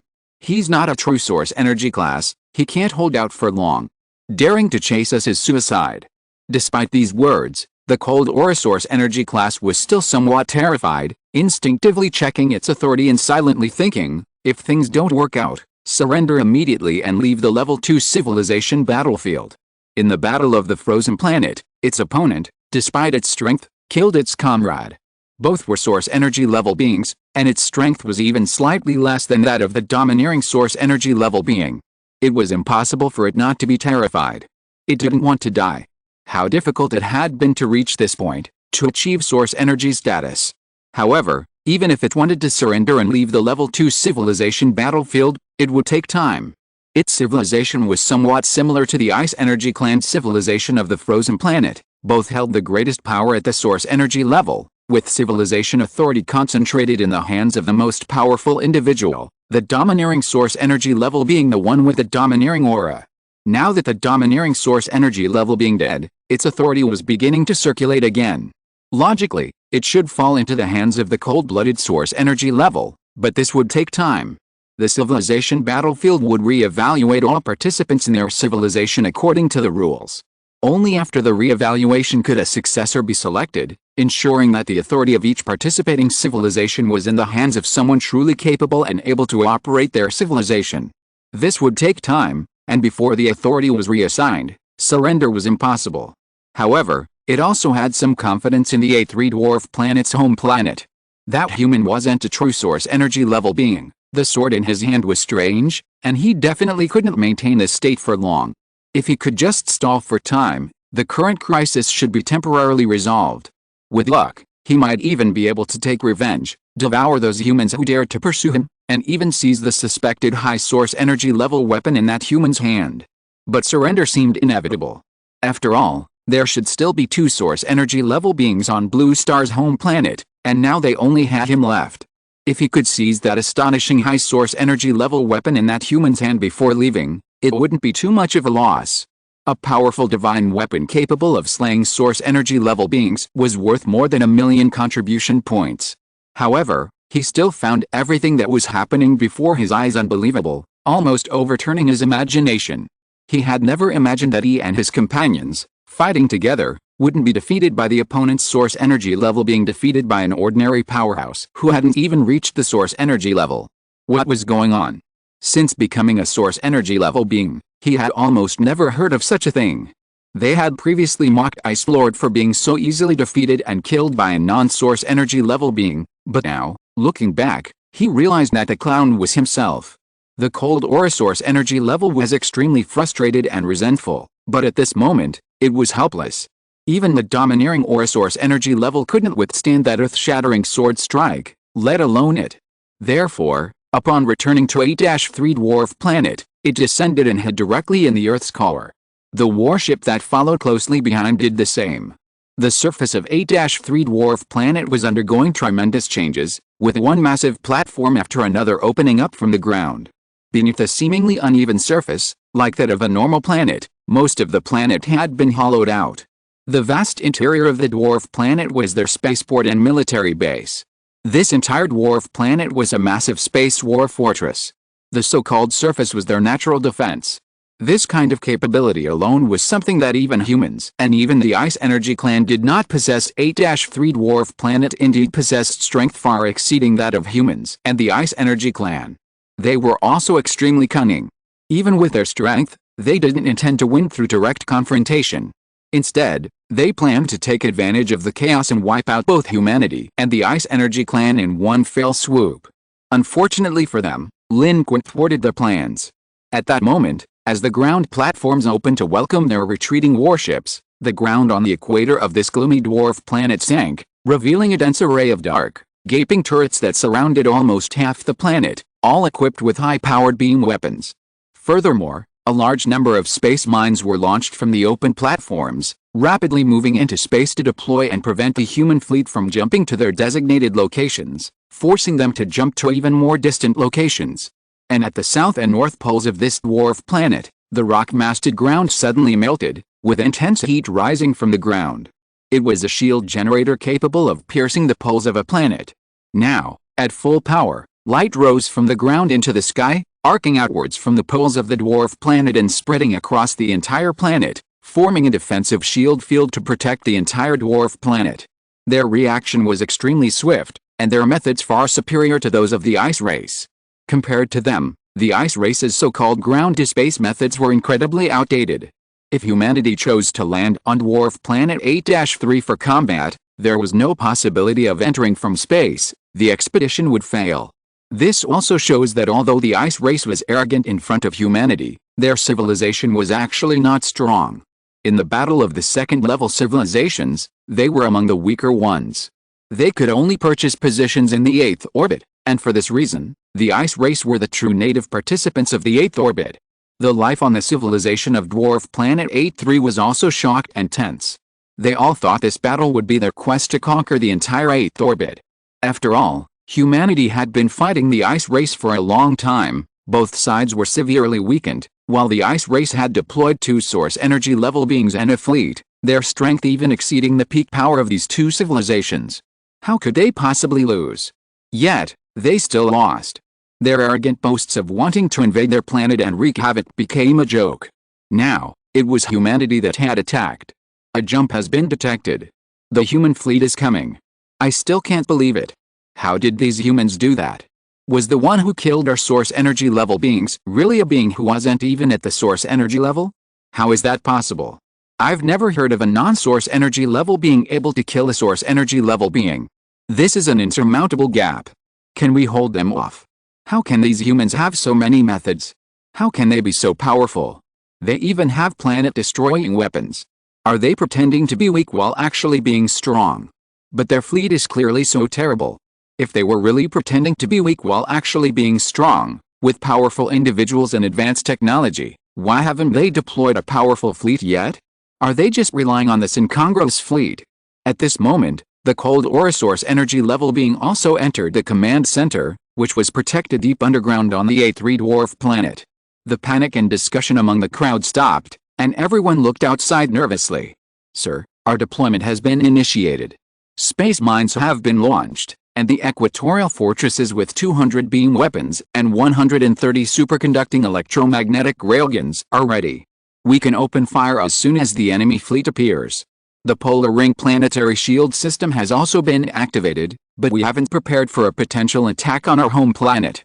Activating it now will require at least 1 route, half a blue star time, to achieve full planetary protection. Even a dwarf planet, no matter how small, is still relatively small. The shield needs time to cover the entire planet. A leader respectfully reported the current situation. Before the cold aura energy source could reply, another observation team monitoring space ahead exclaimed, "The human fleet is here. They're here." The chilling aura of the energy sources rose up. Their devices deployed in outer space were precisely observing the human fleet leaping out of the warp portal in deep space. The battered, haphazardly assembled fleet contrasted sharply with the imposing and chilling 8th dwarf planet, which now stood ready for battle. The former didn't look like an attacker, they looked like deserters from a starfleet. The timely deployment on 8-3 dwarf planet had some effect. Space mines were still moving at high speed through space, not yet reaching their intended deployment locations, but the human fleet had been forced to warp to a position more than 10,000 kilometers above the dwarf planet's surface. Inside the human fleet, aboard a survey-class strategic cruiser, Lin Qun sat on the bridge, the dwarf planet, with its menacing claws resembling a fortress, appearing before his eyes. They've deployed a large number of space mines, and a large number of equatorial cannons are locked onto us. Mr. Lin, their defensive capabilities far surpass those of the ice race. We cannot replicate our success in landing on an ice race planet. We cannot advance any further. Everyone looked at Lin Qun. Even Suji was no exception. The defensive array of the 8th dwarf planet before them was terrifying. The human fleet couldn't possibly break through such a defense. While traversing the space mines, they would be riddled with holes by the enemy's dense equatorial artillery fire and explode. Chu Yaowei stood in front of Lin Qun, her pupils reflecting the same scene he had witnessed. She turned to look at Lin Qun, their eyes meeting in a stark contrast of bloodshot red. Their gazes finally settled on the ancient longsword that Lin Qun had kept close since returning to the warship, a sword emanating a strange aura. She had seen Lin Qun use this sword before, but it had always been broken. Now, however, it was intact. Lin Qun didn't look at her. Listening to Suji and the others' reports, he stood up and said, "The fleet doesn't need to advance. This is enough. I can handle this. Mr. Lin, it's 10,000 kilometers from here to the dwarf planet's surface, Suji was somewhat nervous. Even if Lin Qun's combat power was unparalleled, 10,000 kilometers, with a large number of space mines and defensive weapons, without the support of warships, unless one was a source energy level expert, would suffer countless rounds of weapon attacks during the crossing. Even evolved beings would die on the way, perishing before even reaching their destination. They would be killed before they could even see their target. This was a limitation that humanity had always been constrained by due to its technological strength, As long as the enemy had sufficient distance, humanity would find it difficult to fight back and could only suffer a bitter beating. After all, humanity's fleet was not strong enough, and Lin Qun needed to fight at close range, and 10,000 kilometers was definitely not close range. Lin Qun was not a source energy level expert. Without the support of warships, how could he break through this 10,000 kilometer distance? Kui Rong on the cheering landing ship even said, "Mr. Lin, I am willing to be your mount. We can sacrifice ourselves to help you attack the enemy planet." Kui Rong's words were firm and resolute, showing his willingness to sacrifice the cheering landing ship to help Lin Qun break through this 10,000 kilometer distance. There is no need for that. Lin Qun gave only this one answer. Immediately, he leaped out of the warship, his sword flashing downwards, heading straight for the dwarf planet. The humans on the warships were all taken aback, not expecting Lin Qun to choose such a drastic method. Lin Qun's speed was increasing rapidly. Clad in his Mark 50 nanosuit, his speed exceeded Mach 23, covering nearly 8,000 meters per second. Combined with the teleportation portal allowing him to jump within the limits of his vision, he could traverse the 10,000 kilometer distance in just 3 minutes. However, those 3 minutes were enough for the dwarf planet's ground defense system to open fire. On the dwarf planet, 350 heavy cannons at the equator turned and opened fire frantically. But all of this was meaningless. Because at this moment, as Lin Qun moved forward, the immortal slaughtering sword formation activated, countless key swords swirling around him. These colorful key swords seemed endless, densely packed, more numerous than the barrage of attacks and space mines. The dense barrage of attacks and the plentiful space mines ahead were all shredded by Lin Qun's key swords. A path of pure destruction. At this moment, Lin Qun was like a ferocious, colorful dragon formed from gathered key swords, soaring through the starry sky, relentlessly piercing the dark cosmos, treating its defenses as nothing, advancing triumphantly and unstoppably. But the defenses of the 8-3 dwarf planet were still terrifying enough. When the land of the 8-3 dwarf planet rushed towards him, the colorful key swords around Lin Qun were almost completely exhausted, and the light of the immortal execution sword had dimmed slightly. But that was enough. Because Lin Qun had already flown to the land of the 8-3 dwarf planet. There was no atmosphere here, and Lin Qun entered directly. 3,000 meters below him were the countless artillery emplacements on the equator that had just been firing wildly at him. Lin Qun directly raised the immortal execution sword, and the blazing white sword key soared into the sky, then descended fiercely, cleaving through the stars. Amidst the booming and deafening sounds, an astonishing explosion of flames lit up the equator of the 8-3 dwarf planet. This sword swept across 8,000 meters. More than 70% of the artillery emplacements were instantly engulfed in the sword light. The surrounding facilities collapsed, and the ground sank. A terrifying sword wound, 1,000 meters deep and 8,000 meters long, tore through the dwarf planet, appearing menacingly on its surface. Even the starry sky was visible. The dwarf planet trembled, and the chilling energy sources underground all felt the shockwaves of this sword strike. Their defenses were being shattered by absolute power and lightning.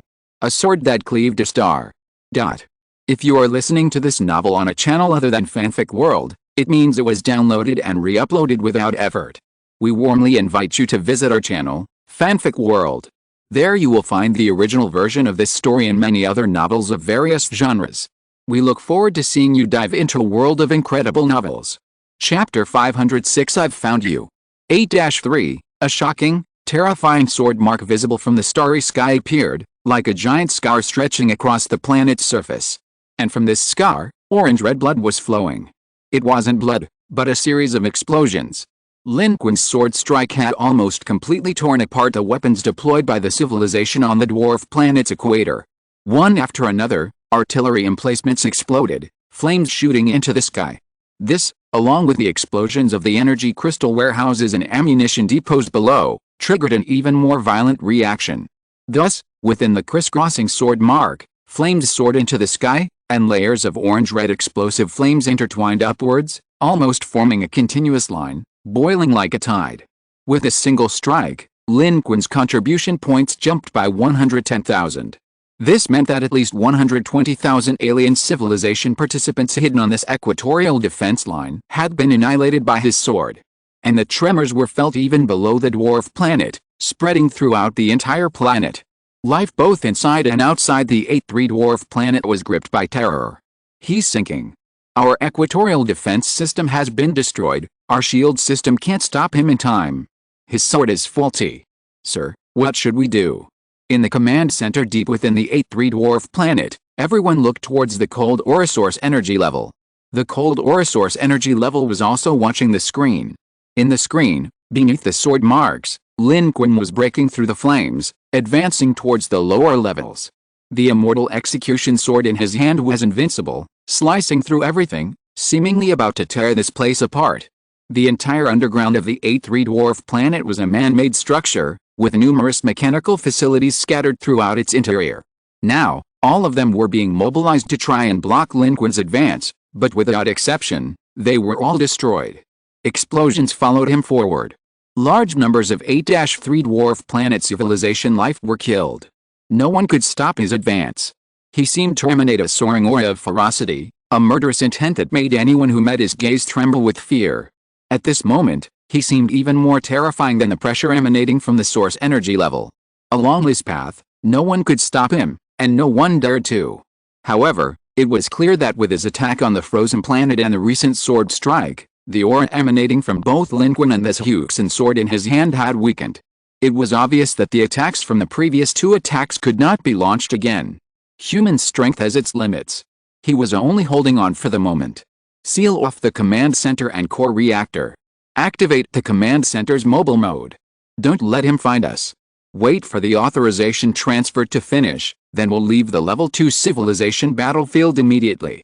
The cold aura source energy level made its decision. Although it could see that this human's condition was abnormal, they had already exposed their strength and suffered heavy losses, not to mention that this human still had 2 source energy levels on his home planet, Blue Star. If the domineering aura source energy level were still there, they would also have 2 source energy levels and naturally wouldn't be afraid. But now the situation had changed. If they didn't leave quickly, they would become someone else's pawns. However, the other members of its kind hesitated and were unwilling to accept its order. Should we surrender? My lord, we came here specifically to the 8th orbit, hoping to quickly collect contribution points and leave. But now, our entire civilization hasn't even gained many contribution points, only suffered losses. If we leave now, this battle will be the most devastating loss our civilization has ever suffered in the civilization battlefield. Everyone was unwilling to give up. Their civilization's strength far exceeded that of the normal civilizations participating in the 8th orbit. Choosing to land in the 8th orbit was an extremely cunning decision. They didn't want to compete for victory in the civilization battlefield. The uniqueness of their specially modified dwarf planet also allowed them to avoid the effects of being far from their star. Their goal was simply to bully the weaker civilizations in the 8th orbit, gain contribution points, and then leave. The rules of war in the level 2 civilization battlefield are clearly different from those in the level 3 civilization battlefield. The level 3 civilization battlefield is confined to space, where civilizations are close together and their strength remains relatively stable. Conflicts of varying scales can erupt at any time, and contribution points constantly flow and transfer between them. Even without killing an opponent, one can still gain more contribution points in a single battle. At worst, there are native civilizations to slaughter. However, the level 2 civilization battlefield is different. Not only are there no native civilizations, but everyone is also confined to their own planets. To harvest contribution points on a large scale, one must completely conquer an entire civilization. Taking too much at once is the norm here. The unique nature of the level 2 civilization battlefield actually confirms what Yegis said earlier. The flow of contribution points in the level 2 civilization battlefield is actually the lowest among the 3 levels of civilization battlefields. This, to some extent, limits the possibility for level 2 civilization participants to advance to the level of level 1 civilization participants. This may simply be a characteristic of war, or it may be intentional on the part of the Divine Kingdom. The cold, aura-filled energy level being merely swept over the group indifferently, its authority silencing everyone. No one dared to utter a word, simply obeying. Most of them understood their fate was sealed, but their resentment was palpable. They had come prepared. How could they have lost so utterly? They hadn't even conquered the 8th orbit, and were already forced to withdraw. In contrast to the dejected and gloomy life on the 8th dwarf planet, Lin Qun had already penetrated its depths, wreaking havoc. The immortal slaughtering sword formation had vanished, its glory gone, but the sword energy remained terrifying. With each strike of Lin Qun's sword energy, a vast expanse of the 8-3 dwarf planet's internal structure was utterly destroyed, and the life hiding within was instantly annihilated. They had fewer participants in the Level 2 civilization battlefield than the Ice Energy Clan. This planet itself was a crucial fortress for them, a war factory, but now, this mysterious war factory hidden beneath its rocky exterior was practically defenseless before Lin Qun. The sword energy of the immortal executioner surged, sweeping across the battlefield and conquering all directions. This mysterious dwarf planet, already under observation on Earth, was being forced to reveal its entirety to Lin Qun. The intricate underground structure, the tightly connected fortifications and automated factories, the docked warships, the autonomous navigation drones, the internal structure of this dwarf planet was enough to shock humanity, showcasing advanced technology far beyond human reach. But Alice, all of it was now meaningless. It was being torn apart by absolute power. Their warships didn't even have time to take off before Lin Qun discovered them. He fought his way into a vast airfield, where, before the large number of warships attempting to escape could take off, he raised the immortal executioner's sword high and slashed down. One after another, the powerfully designed warships, like fragile cardboard, shattered and crashed to the ground, triggering even larger-scale explosions. Swathes of life on the dwarf planet were wiped out.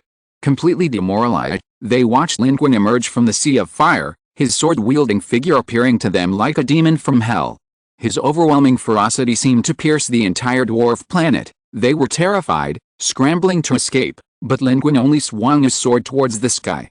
The sword energy crisscrossed. The entire dome was sliced open, massive metal plates raining down, crashing through the structure below with a deafening explosion, dragging the entire airport even lower. Lin Qun stood at the edge, turning back. His path had been a raging inferno, and before him lay a massive, burning abyss. Kill! Kill! Kill! Kill! Lin Qun strode forward, his eyes bloodshot, his aura menacing. Wherever he went, he killed, he destroyed. The anti-evolving weapons fired at him by the dwarf planet's civilization were all cleaved in two by the crisscrossing sword energy. With a complete immortal execution sword in hand and boundless killing intent surrounding him, Lin Qun's reason began to crumble, his heart filled only with the urge to slaughter, extinguishing the ambitions of the alien races. But because of this, he could unleash his full power infinitely, the immortal execution sword energy rampaging forth, tearing apart all their retaliations, utterly unable to stop Lin Qun's advance. At this moment, Lin Qun was not at the source energy level, but because of the immortal execution sword, he wielded absolute power at least at the second level of source energy, moving freely and breaking through nothing. Even advanced civilizations have relatively weak internal defenses, and under such circumstances, they could not stop Lin Qun's advance. Before Lin Qun's eyes, contribution points increased by 1 densely, and his experience points also increased significantly. Just now, he descended from the sky, splitting stars with a single sword strike, gaining 110,000 contribution points, and now, his contribution points were still soaring, already breaking through the 200,000 mark. The growth was still going strong, and the experience points were increasing even more.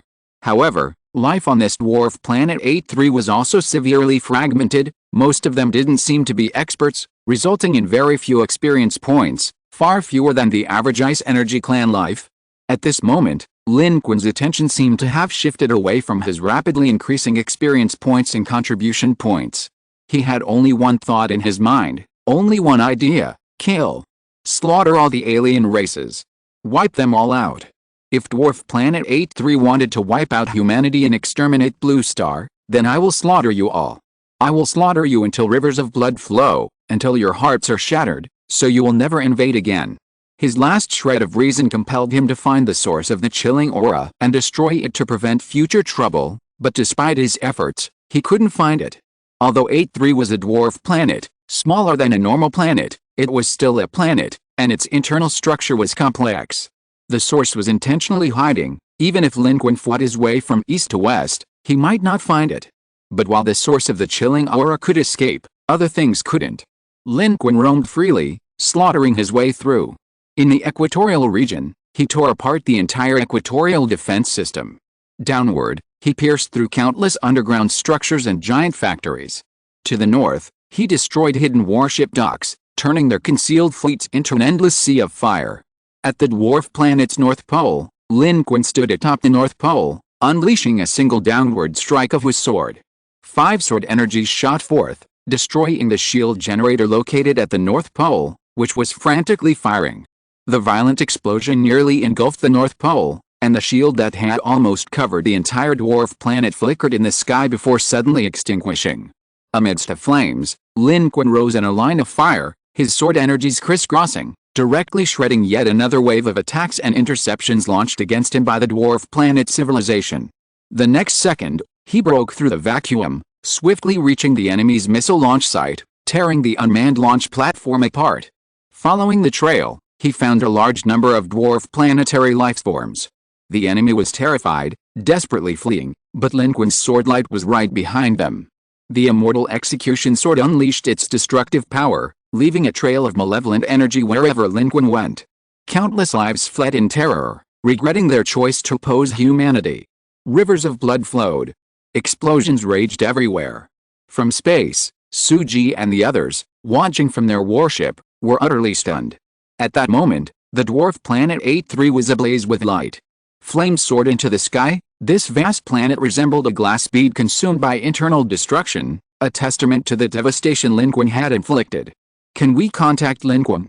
Chu Yaowei asked, her brows furrowed as she watched. Suji and the others simply shook their heads. "Mr. Lin's communication devices are intact. We've been calling him, but it's been an hour."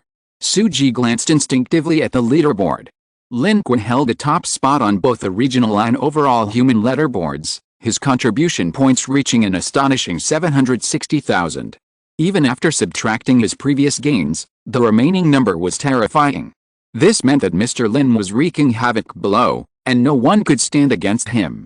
Finally, Lin Qun rose from the dwarf planet's subsurface, standing atop its south pole, wielding the immortal execution sword, his feet planted firmly on the earth, roaring with dark energy fluctuations. "Where are you?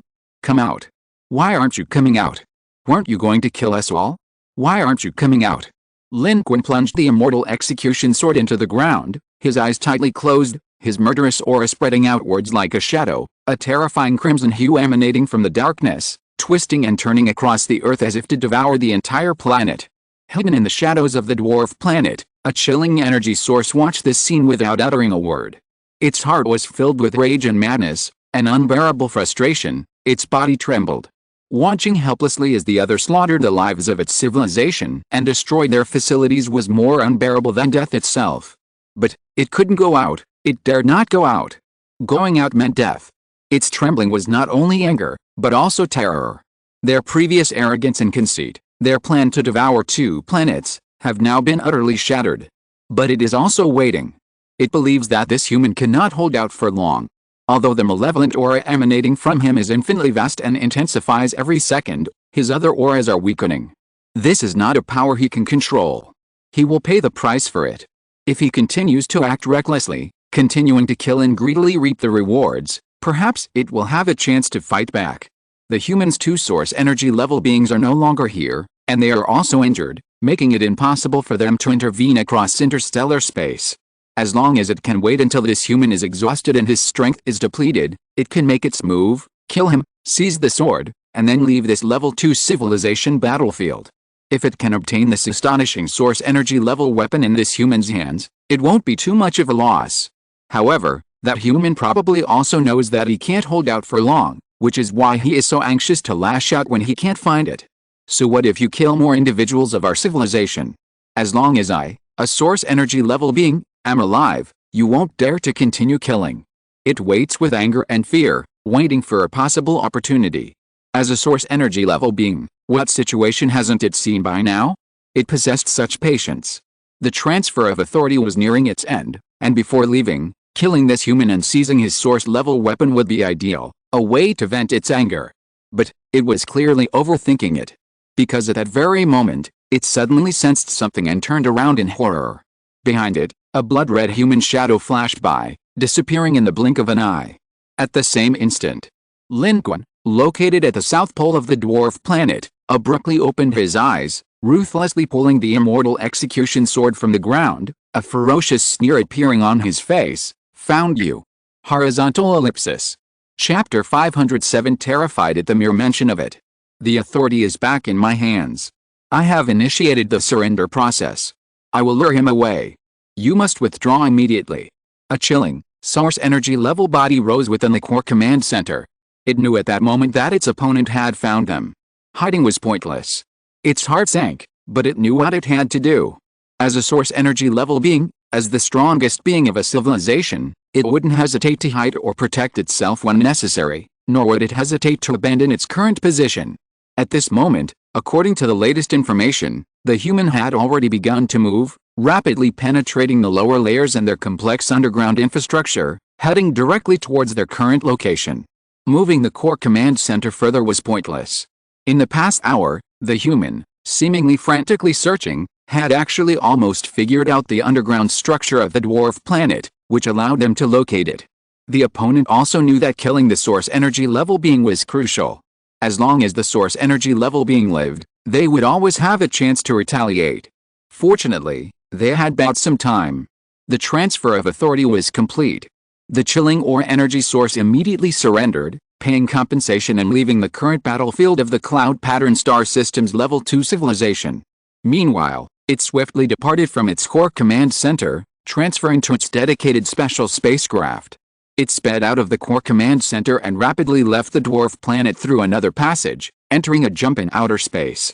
Almost the instant it moved at high speed, Lin Qun, who was originally rushing towards its location, also changed direction. He had already fought his way halfway, but suddenly stopped, taking another step into the void. The next second, he appeared aboard the Survey-class strategic cruiser. Just now, Lin Qun had confirmed the opponent's location using his ability to travel outside the realm, locking onto it with the power of the immortal execution sword, combined with his perception influenced by the baleful aura. Therefore, the moment the chilling or energy source moved, Lin Qun realized something was wrong. The opponent's speed was too fast. It was definitely using a spacecraft, which meant it could jump away at any moment. Therefore, chasing it was pointless. Lin Qun had to immediately return to the Survey-class strategic cruiser. Catch it! Suji and the others immediately obeyed and followed the warp. Chu Yaowei looked at Lin Qun. At this moment, Lin Qun's murderous aura was even stronger than before. The blood of the thugs seemed to spread from the skin beneath his clothes like red threads, appearing not only on his arms but also on his neck, the sides of his head, and spreading towards his brain. His eyes were bloodshot, and the ferocity emanating from him was chilling. Lin Qun returned to the Survey-class strategic cruiser and stood directly at the forefront, his eyes bloodshot, staring intently ahead. Apart from his previous statement, he hadn't uttered a single word, as if the people around him didn't exist. His state was extremely abnormal. He had already been greatly affected by activating the immortal slaughtering sword formation and the ultimate sword key. The attack on the 8-3 dwarf planet and the frenzied slaughter for an hour had further aggravated the situation. His consciousness was on the verge of losing control, and his killing intent was boiling in his heart, as if all living beings before him deserved to die. His power was clearly waning, yet the murderous aura and malevolence emanating from him grew endlessly, like a new life parasitizing his body. He seemed to be controlled by the sword in his hand, becoming a living extension of the immortal execution sword. This was a divinely bestowed sword, and also an unparalleled weapon of destruction. The assessment of the cold aura source energy level was correct. This was not a power he could control. Lin Qun understood this as well. His last shred of reason told him he had to do something. He had to eliminate the last source energy level on 8-3. Otherwise, once he lost control, the opponent could become his greatest threat. And at that point, whether he could fight back was anyone's guess. And if he died, everything would be over. This kind of impact obviously couldn't be washed away by dying once using the 12 trials of Hercules. Therefore, Lin Qun had to kill this cold aura source energy level before everything was over. Whether they surrendered or not, this source energy level had to die. This time, Lin Qun reacted quickly enough, not giving the opponent a chance to create distance. He caught up with the cold aura source energy level as soon as it ran. Although the cold aura source energy class knew it was being targeted, it still wanted to survive, otherwise, it wouldn't have fled. It hoped that if it escaped, Lin Qun could continue its rampage on the 8-3 dwarf planet. That way, if Lin Qun couldn't hold out first, it could counterattack. If Lin Qun could hold out longer, it could escape and Lin Qun wouldn't pursue it, thus surviving. As long as it could return in time, It could go back to its homeland with its civilization, while Lin Qun certainly wouldn't follow. If it jumped away quickly enough, Lin Qun might not be able to catch it, and it could survive as well. Because the source energy class was cunning and extremely afraid of death, how could it sit idly by and wait to die? Unfortunately, this time, it failed to shake off Lin Qun. Lin Qun was relentlessly pursuing it. The cold aura source energy class, in its single-person spacecraft, quickly entered jump mode, heading directly towards the edge of the cloud pattern star system. There were no other civilizations here, so there was no need to worry about being intercepted and killed by powerful beings from other civilizations if it crashed into someone else's territory. Moreover, there were asteroid belts and asteroids, making it the best place to hide. Unfortunately, the moment it jumped in, its spacecraft detected the jump, and the human warships behind it quickly jumped out, crashing through the asteroid fragments behind it and giving chase. Humans didn't have their technology, nor did they have small spacecraft capable of jumping, but their large spaceships were faster and more efficient. The instant it appeared, the Survey-class strategic cruiser opened fire wildly, attempting to destroy the spacecraft carrying the cold aura source energy class, cutting off its escape route. The cold aura source energy class was taken aback. It used its power to block the Survey-class strategic cruiser's attack, immediately maneuvering its spacecraft to jump again, quickly evading the attack. At the same time, it kept a close eye on its civilization's surrender process, ready to flee at any moment. It was extremely frustrated, knowing that it might not have the chance to fight back. It never dreamed that it, a dignified source energy level being hunted relentlessly across the entire star system by a group of non-source energy level lifeforms. However, this was only within the star system. If this weren't a battlefield of a level 2 civilization, if it could jump to a greater distance and on a larger scale, even if Lin Qun had boarded the Survey-class strategic cruiser and locked onto its opponent from the start, it might not have been able to catch up if the chase continued like this. It was very likely that it would have successfully shaken off its opponent during multiple jumps. But now, this cold aura source energy level had nowhere to run. Once it locked onto its opponent, there was no possibility of shaking them off. It discovered with utter despair that every time it jumped and appeared deep within the asteroid belt, the opponent's warships would appear with incredible speed, relentlessly pursuing it. And they were getting closer and closer, more and more ferocious. The last time, the terrifying human was even about to draw his sword when it narrowly escaped again. At this moment, the cold aura source energy level also realized with despair that it couldn't escape. Before its civilization surrendered and left, it would definitely be caught by its opponent. The human hadn't reached its final moment yet and definitely had the ability to kill it. Therefore, this chilling aura-generating energy level made a final leap, directly reaching the edge of the asteroid belt, the very boundary of the secondary civilization battlefield. Moreover, after appearing this time, it stopped leaping. Instead, it accelerated wildly, rushing at high speed towards the edge of the secondary civilization battlefield. The Survey-class strategic cruiser appeared immediately behind its leap point. Seeing this, everyone was surprised and astonished. What does this mean? That's the edge of the secondary civilization battlefield, a place where you can't leap out. Does it intend to sail out like this? It will be killed directly by the rules of the secondary civilization battlefield. Suji exclaimed in surprise. Lin Qun, in front, flashed his eyes and coldly said, "It's committing suicide. It doesn't want to give its experience and contribution points to its enemy. Dream on." Lin Qun's words brought a sudden realization to everyone. This was precisely the true thought behind the cold aura source energy level's actions. This cold aura source energy level was also a ruthless individual. Seeing no escape, it simply chose suicide. And what was the best way for a source energy level being to commit suicide? To directly rush out of the level 2 civilization battlefield. To be killed by the rules. This was even faster than suicide for a powerful source energy level being.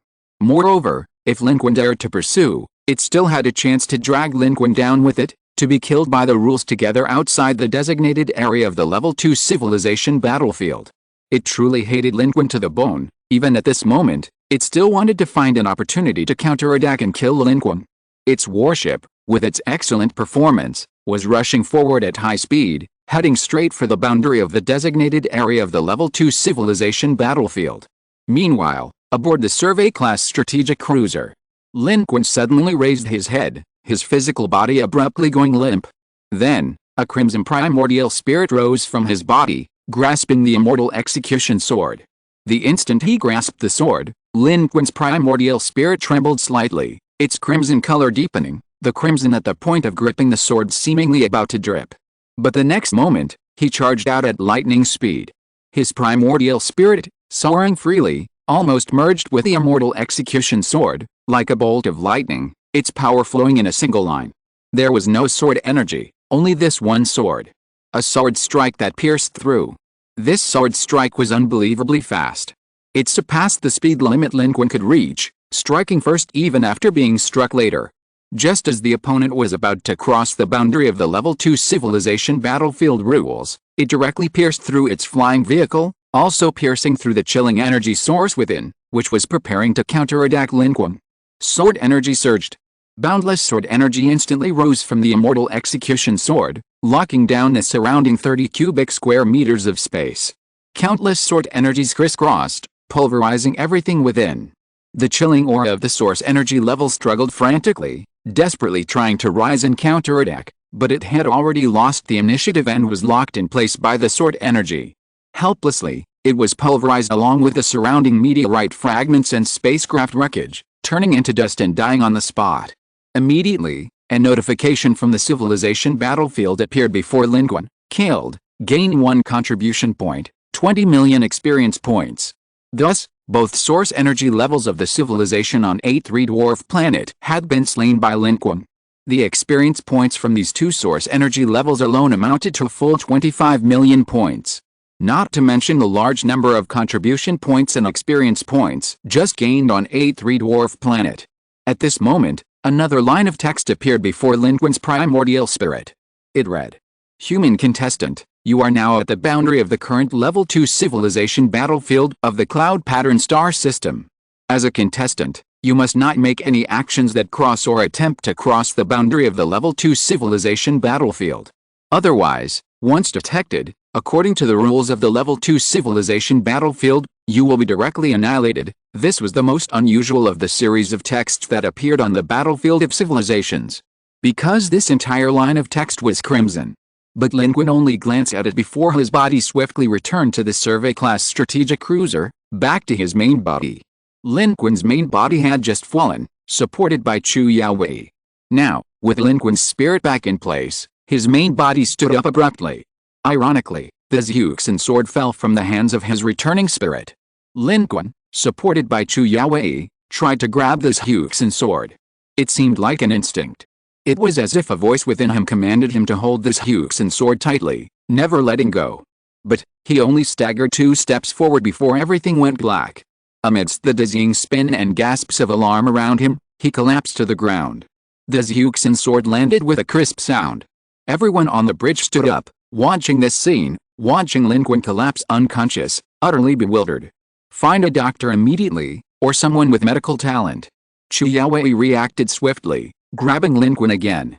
She glanced deeply at the Fallen's Zhuxin sword, her eyes filled with fear. And, nobody touched that sword. As an evolved being with a fiend core, though she had never wielded this Zhuxin sword, she clearly sensed something was wrong. And what she knew even more was, incredible power. Unrivaled strength. To obtain it, one must pay a price. The ship's medical personnel quickly stepped forward, joining Chu Yaowei in carrying Lin Qun back. Meanwhile, everyone on the bridge looked at Suji.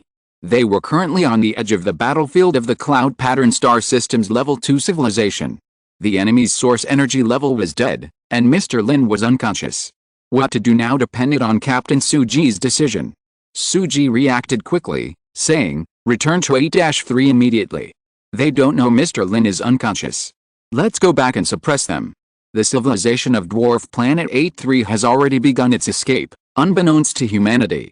Therefore, Suji fears a counterattack. Even a weakened camel is bigger than a horse. With humanity's current strength, they may not be able to withstand a counterattack. Therefore, it is imperative to return now, taking advantage of the victory and eliminating their source-level beings, to make them believe that Mr. Lin has won a great victory and dare not fight again. In reality, the civilization of dwarf planet 8-3 has already quickly confirmed the death of its last source-level being through its internal ranking system. Before the survey-class strategic cruiser even returned, They were already terrified, waiting only to surrender and flee for their lives. Chapter 508 Clearing the 8th Track. 8-3, the human fleet was anchored approximately 20,000 kilometers away. Although the Survey-class strategic cruiser had just departed, the entire human fleet remained near dwarf planet 8-3. The dwarf planet's camouflage had been almost completely removed. The forests had destroyed the surface camouflage at the equator and poles, revealing the burning inner structure beneath, which was violently exploding and collapsing. Thousands upon thousands of civilizations on the dwarf planet had perished, leaving them in a state of panic and with no time or energy to attack humanity. Then, even worse news arrived, the defeat of their last remaining cold Orosaurus energy class. This news was rapidly spreading throughout their civilization through its internal rankings, further fueling their fear. At this moment, the Survey-class strategic cruiser that had pursued the cold Orosaurus energy class returned, rejoining the human fleet via a jump. With the 3 planets at orbital position 8 having fought to this point, there's nothing left to hide. It's time to jump or strike immediately. Speed is of the essence. Suji's haste to return stemmed from her concern for the remaining human fleet, fearing a counterattack. Even a weakened camel is bigger than a horse. A dwarf planet is incredibly vast. Even if Mr. Lin fought his way in and out 7 times, no one knows for sure if there are any survivors left. After all, the civilization on dwarf planet 8-3 is stronger than the ice energy race humanity previously faced, and the human fleet, compared to them, seems utterly inadequate. Yet, this inadequate fleet represents all of humanity's remaining spacefaring capabilities.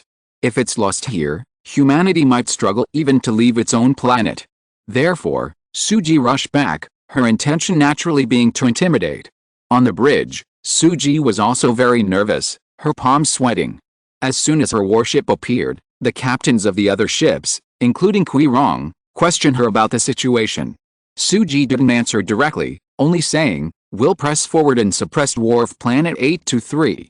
Information from the medical center of the Survey-class strategic cruiser indicated that Mr. Lin was still in a deep coma, his sword still on the bridge, untouched. Suji, however, wanted to create the impression that Mr. Lin was still alive and that humanity still possessed fighting power, thus pressuring dwarf planet 8-3 forward. However, Suji hadn't anticipated that she was being overly cautious. The life on dwarf planet 8-3 was no longer arrogant, they were like frightened birds.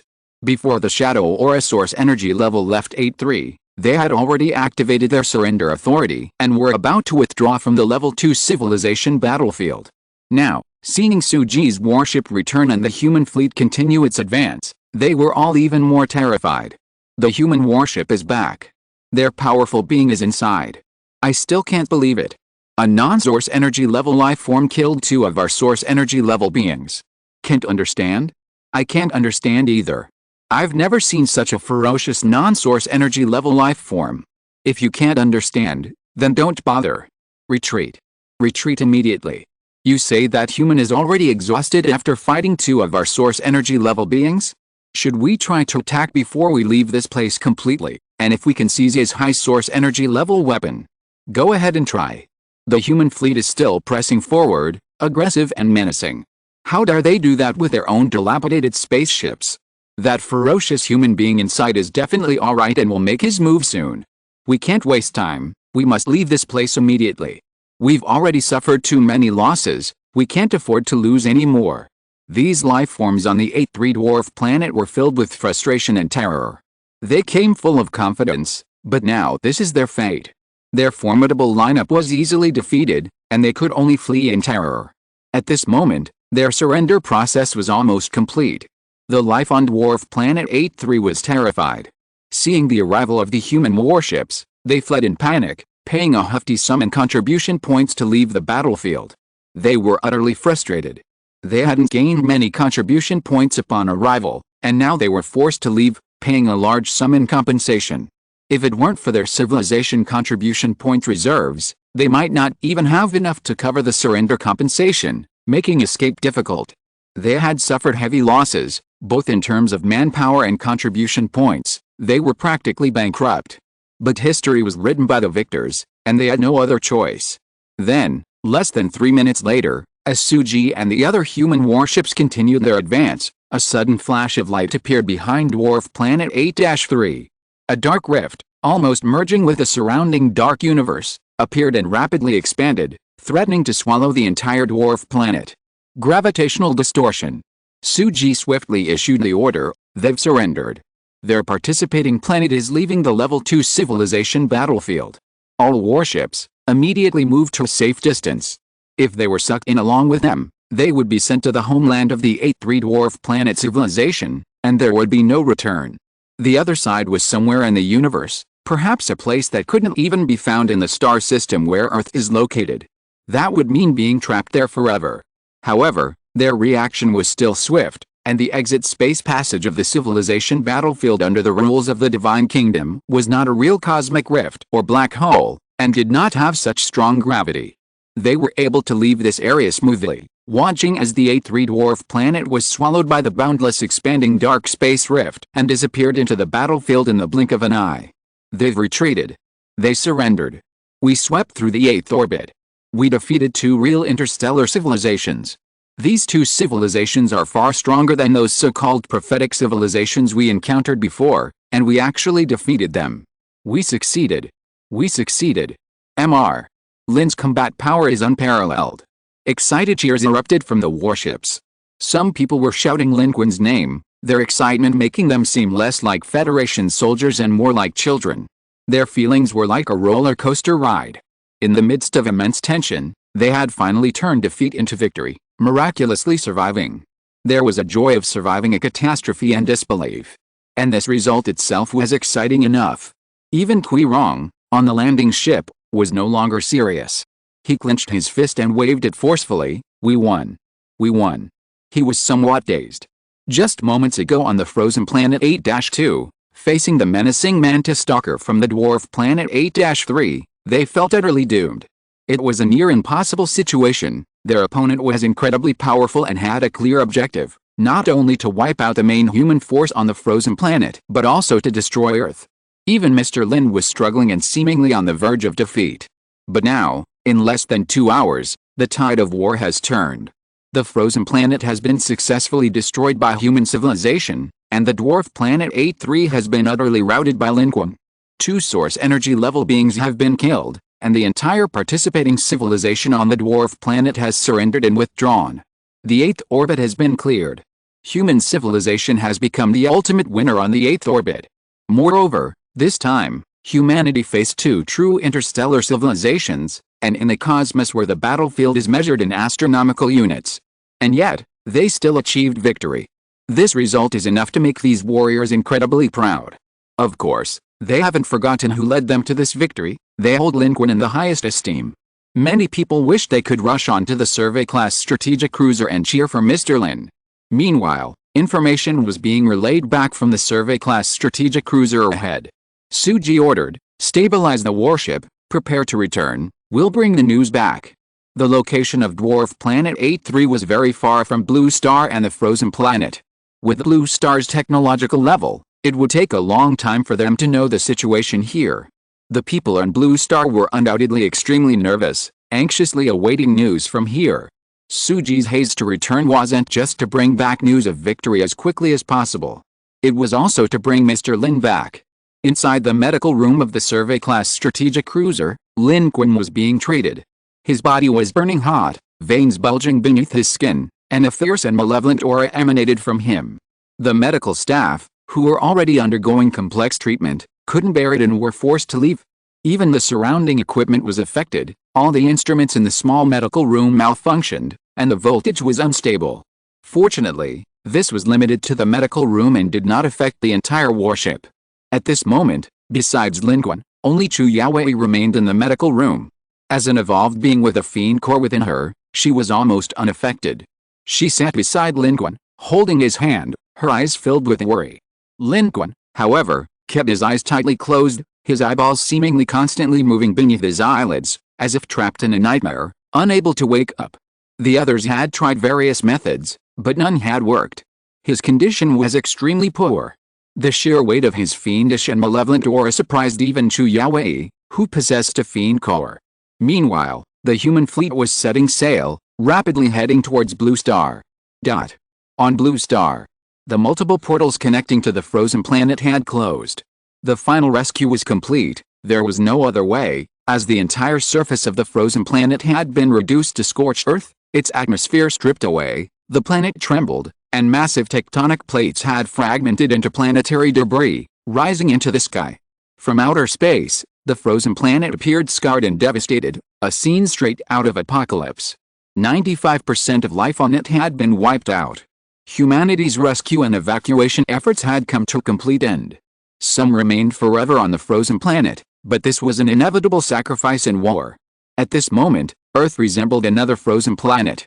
The north wind howled, and snow blanketed the land. Even now, heavy snow was falling. Chen Weiying stood high above, looking down at the densely packed crowds at the evacuation point, took a deep breath, and said, "I hope we can become strong quickly." Wang Xiansheng stood beside him and said, "Yes, I hope we can become strong quickly. Perhaps only when that day comes can we refuse war, and our people will not die because of it." Although Wang Xiansheng was a war fanatic, that was only in the context of war. But no one, including himself, liked war. Fighting bravely against the enemy was for their own civilization, for the peace between the Federation and humanity. If he could, he wouldn't want war, much less watch his brothers fight to the death and be buried far from home. Chen Weiying raised his head, gazing at the boundless starry sky. In the sky, two suns, one bright, one dim, but Chen Weiying probably wanted to look towards 8-3. Unfortunately, on Blue Star, in this kind of weather, the naked eye cannot see anything beyond 30 astronomical units. He didn't know what the situation was like there, and he was filled with worry. However, Lin Qun's rapid increase in contribution points on the overall human ranking seemed to indicate that the situation might not be so bad. At the Jinling Command Center, the Supreme Commander, an old man, was also waiting for news from the dwarf planet 8-3. Mr. Lin's total contribution points on the ranking have stopped changing for almost 10 minutes. The battle should be over. We may have won. The news should come back soon, Shan Shilin analyzed as he paced back and forth. Not only him, but the entire command center was tense. Every staff member and high-ranking officer was anxiously waiting. Even the slightest news would instantly attract everyone's attention. When they heard that it wasn't about Lin Qun and the 8-3 dwarf planet battlefield, everyone was disappointed and went about their own business. Although busy, the people here were unusually distracted. Because everyone knew that this battle was crucial. Humanity had come this far, and against 8-3 dwarf planet, it was a lose-lose situation. The elderly Supreme Commander was looking at his civilization contribution point account. About 10 minutes ago, as the destruction of the frozen planet by the planet-destroying weapon came to an end, the ever-increasing contribution points in his civilization account gradually declined and finally stopped. The total number of contribution points he had was 5.03 million. This was an astonishing number. It was also a huge asset that human civilization had gained. These 5 million contribution points could be used for many things, distributed to those in need, used to purchase advanced technology equipment for the Federation, or even, to prepare for surrendering and leaving the Level 2 civilization battlefield. Purchasing supplies and equipment using the civilization account is cheaper than buying them yourself, thanks to the discount granted by Civilization Authority. Of course, the contribution points in the civilization account cannot be misappropriated. The rules of the Divine Kingdom monitor this, and anyone found misappropriating them will be immediately eliminated. The Supreme Commander, an elderly man, looked at these contribution points, pondering their uses while also awaiting news, though he appeared far calmer and more composed than most. And just then, the news finally arrived. The human fleet, including the survey-class strategic cruiser, had successfully returned and was now high in orbit outside of Earth. Even before entering the atmosphere, they had already made contact with the Ground Federation, transmitting the crucial information everyone had been eagerly awaiting, a resounding victory. The 8-3 dwarf planet civilization has surrendered and withdrawn. The 8th orbit has been wiped out, leaving only humanity as the sole civilization. Chapter 509 The 6th Orbit Fleet. 8-3 is finished. Both of their source energy levels are dead, and their main competitor, the dwarf planet, has just disappeared as well. If I'm not mistaken, they should have been forced to surrender and withdraw from the competition. Now, only one civilization remains on the 8th orbit. At this moment, in the battlefield of the second-level civilization of the Cloud Pattern Star System, at the 6th orbit position, a strange warship is taking off. This is the fleet of the 6th orbit civilization. However, the form of their warships seems somewhat different. Each of their civilization's warships has a precise wedge-shaped appearance. Each warship is small in size, symmetrical, and identical, as if they were produced on the same assembly line. At this moment, they fly out from their planetary homelands hidden spaceport and rapidly converge in space, like a swarm of bees, gathering at high speed and converging towards the center. As the wedge-shaped ships converge, they are pieced together and perfectly coupled, like a pile of automatically assembled building blocks, growing larger and larger in space, gradually becoming an incredibly huge giant triangular warship. Within this assembled warship, the hatches of the wedge-shaped spaceships precisely dock and connect, forming complete passageways that link the entire warship, with no functional areas missing. Each small wedge-shaped warship appears precisely in its proper place. Each wedge-shaped warship can be part of the larger triangular warship, yet also exist independently as a spacecraft. Currently, the assembly is not yet complete. Numerous spacecraft are rising from the planet to join this massive structure. At this moment, inside this gradually forming triangular behemoth, in the core area, at the bridge, a being from the 6th orbital civilization, a tall, blue, one-eyed being, stands, gazing at the distant starry sky. Behind him, 2 beings from that civilization are reporting on the situation in the distance. The words just spoken were from their mouths. Inside the bridge, other beings are busily preparing for the expedition and departure.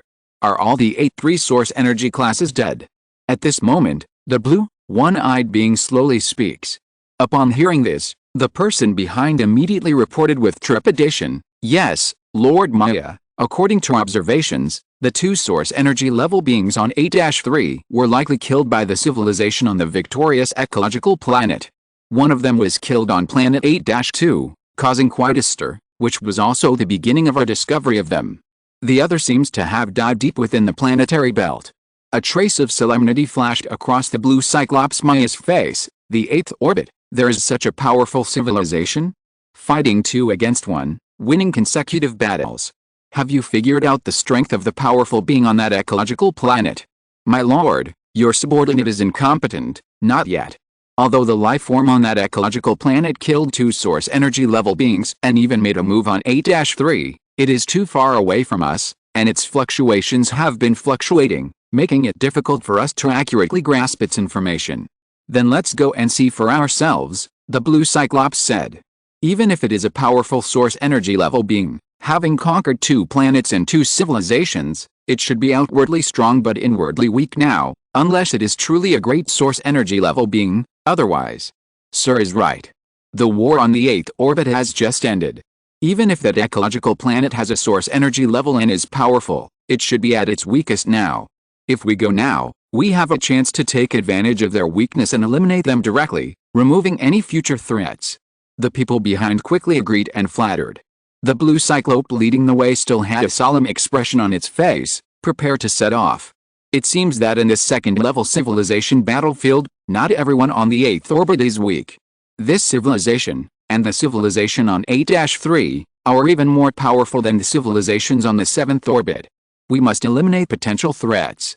Of course, we must also be cautious about the 2 civilizations on the 7th orbit, and not let them have any opportunity to take advantage. Sir, we understand. However, according to the current information, the civilizations on the 7th orbit seem to be frightened as well, and they are all retreating. Compared to us, the 8th orbit is closer to them, so they should be more terrified. But unlike us, they shouldn't dare to go and investigate now. They don't have the ability to devour their opponents. To this, the tall blue Cyclope in front did not speak again. It simply stood with its hands behind its back, gazing at the dark and vast starry sky in the distance. On the surface of the 6th orbital participating planet, a massive triangular warship was about to set sail. Meanwhile, on Blue Star, the human fleet was entering Blue Star's orbit. News of humanity's resounding victory spread, invigorating the entire command center. The Supreme Commander, an elderly man, jumped to his feet, declaring, "Immediately spread the news. This is a crucial victory. We have cleared the 8th orbit. There are no enemies left in the vicinity." The Supreme Commander appeared calm, but inwardly he was also very tense. Those in the command center, while excited, also felt a sense of relief. Only they knew what human civilization had endured in the past 2 hours. Humanity and Blue Star had both narrowly escaped death. And now, they had won the war. The Supreme Commander said, also, don't get too excited. Stay vigilant. The battle on the frozen planet, with the 8-3 dwarf planet's energy level forces going all out, may attract the attention of other civilizations. We must be careful. The news was spreading rapidly. The news spread quickly among the Federation's top brass, reaching all levels of government, especially among the human expeditionary force led by Chen Wiang. As participants in the war, they needed to know of their victory immediately. Therefore, as the news arrived and spread, at the Blue Star rendezvous point on the return journey from the frozen planet, tens of thousands of human warriors cheered wildly. In a corner, Ho Yan paced back and forth excitedly, as if he himself had won, exclaiming, "Success! Success! Mr. Lin is amazing. He killed 3 source energy level beings in one battle. He forced the powerful enemy from the 8-3 dwarf planet to surrender. What kind of combat power is this? What kind of strength is this?" Ho Yan's eyes were filled with excitement and longing. Standing beside him, Wang Xiansheng gazed at the starry sky and couldn't help but say, "Lin Qun is indeed Lin Qun. Only he could achieve such a victory." Wang Qizhang and others in the crowd were also overjoyed. Wang Qizhang looked at the challenge gauntlets on his wrist and smiled slightly. But then, he looked up and saw a fast-moving aircraft rapidly taking off and speeding away from where Li Xing and Li Ji were. He frowned slightly. Chen Wiang, watching this scene, also smiled. This time, we really succeeded. The news was still spreading like wildfire, rapidly disseminating information from top to bottom. Of course, many ordinary people on Blue Star still didn't know what had happened during the war.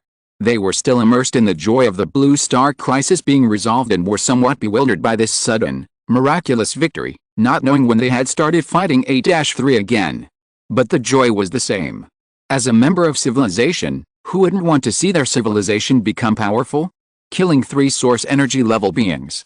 Defeating 2 interstellar civilizations. Clearing the battlefield of the 8th orbit.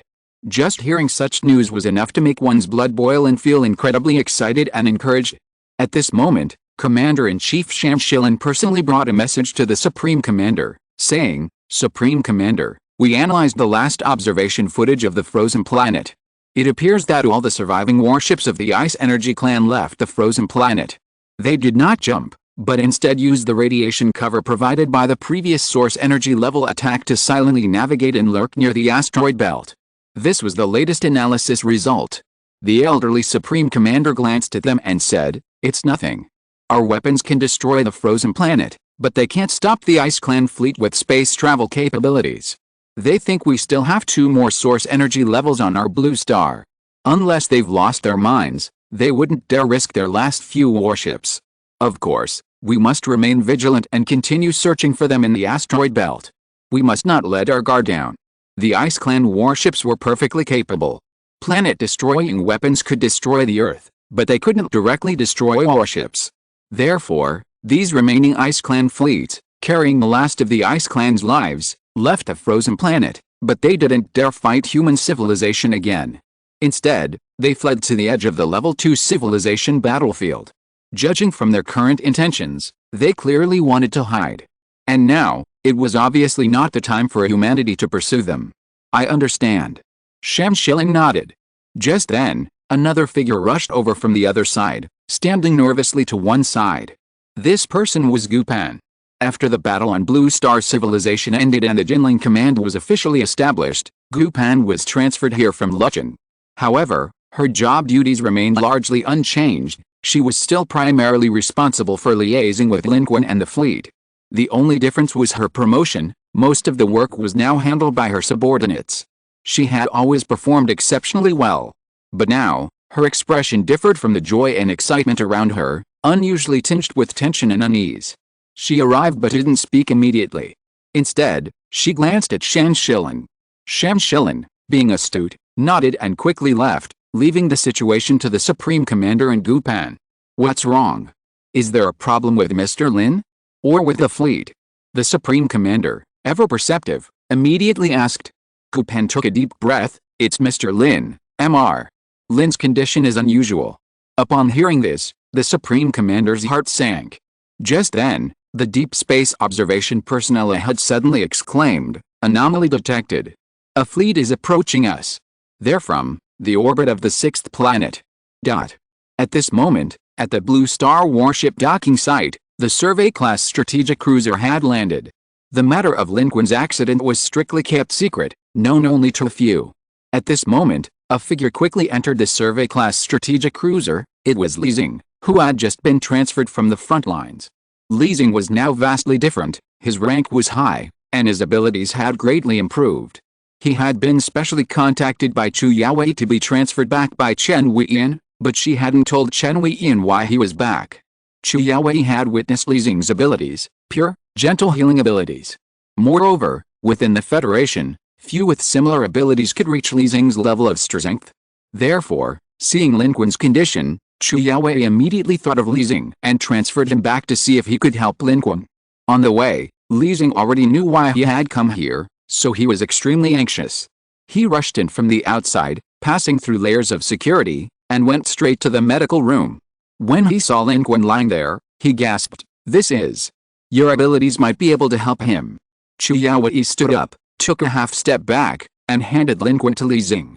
"This matter cannot be known to anyone." "Of course I understand. If people know that Mr. Lin's condition is abnormal, then there will probably be big problems."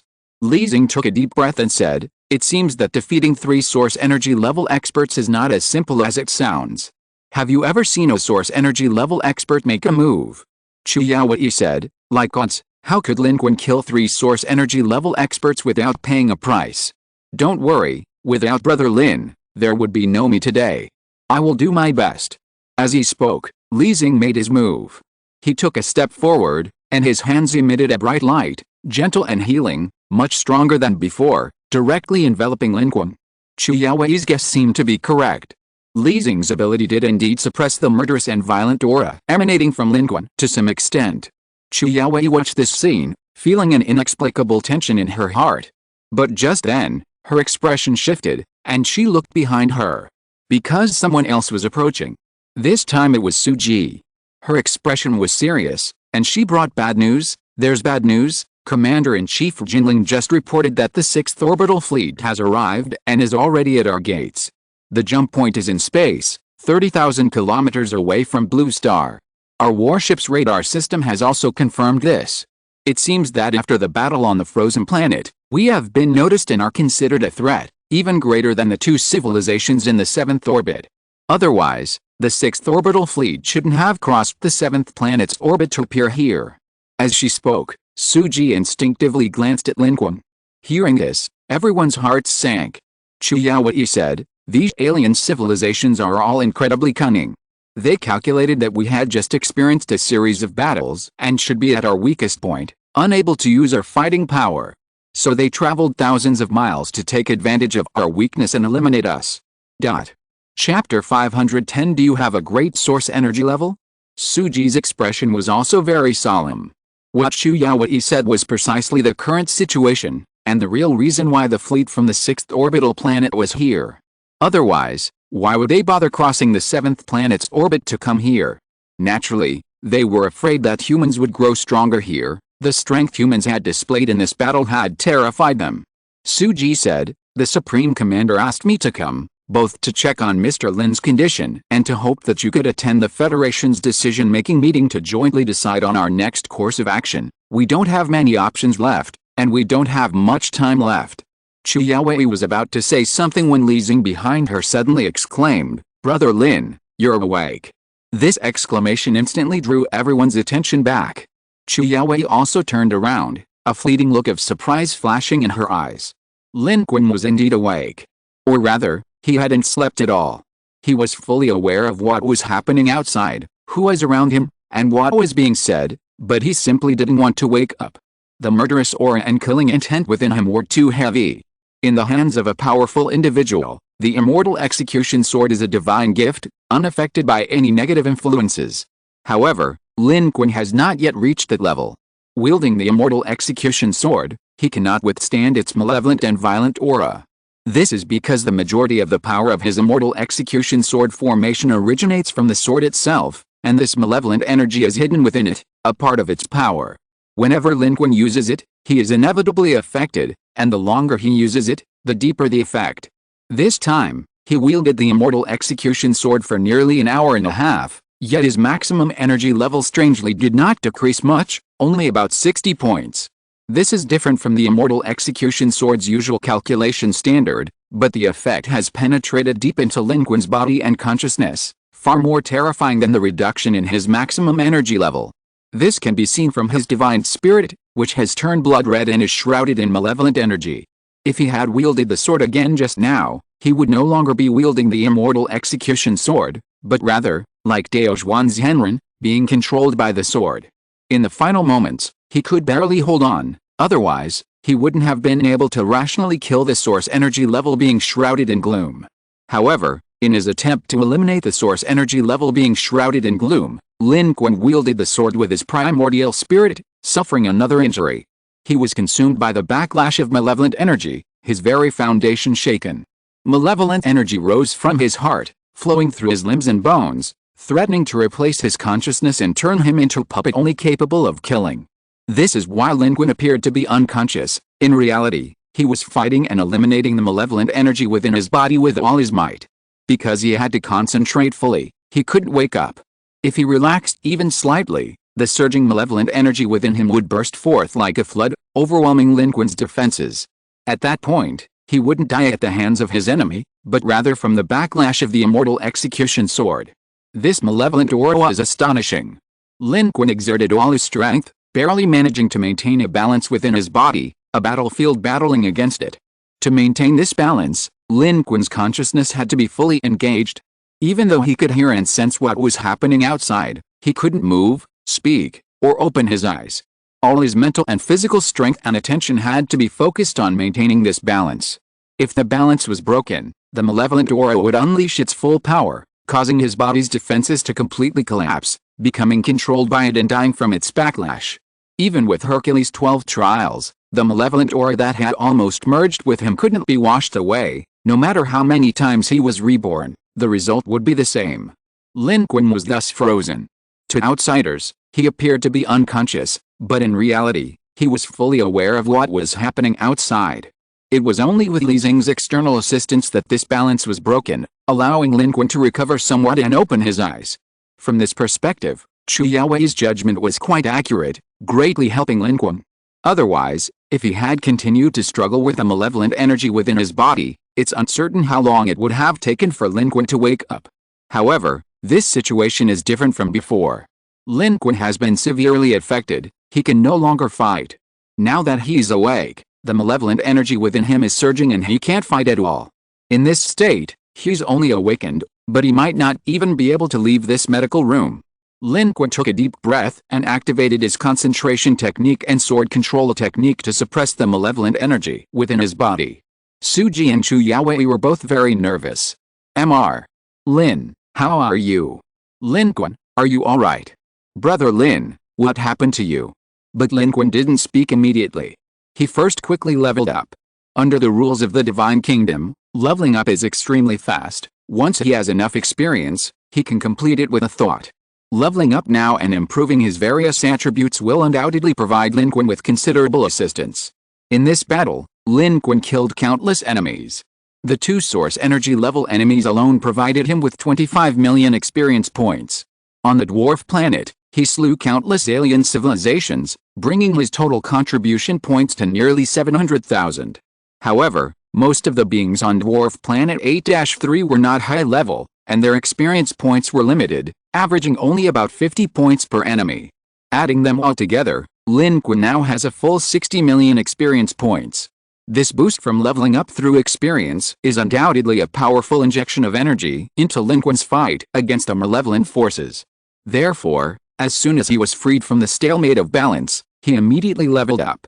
All 60 million contribution points were used to level up Lin Qun's level sword, and his attributes skyrocketed. He leveled up 5 levels in a row.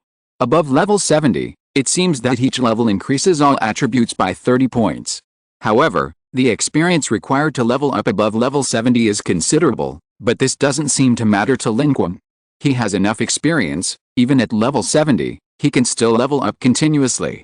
Level 75, 10,356,050, 13,600,000, Strength 999, agility. 999, constitution. 999, energy. 3, 820, 6, dark energy. 333, 999, except for his energy attribute, Lin Qun's other attributes have all reached 999 points. An evolver, just one step away. But now is clearly not the time to think about these things. Lin Qun's energy attribute is stuck at 3 points. His condition is abnormal. Although the attribute increase seems to have brought him considerable help, he still needs time. Lin Qun is very clear about his condition, but he has also heard the situation outside. The 6th planet's orbital fleet is attacking. Although their behavior seems shameless, this is normal. If they didn't come now, perhaps there would be a problem. The Level 2 civilization battlefield consists of civilizations capable of venturing into space. How could there be such a foolish civilization?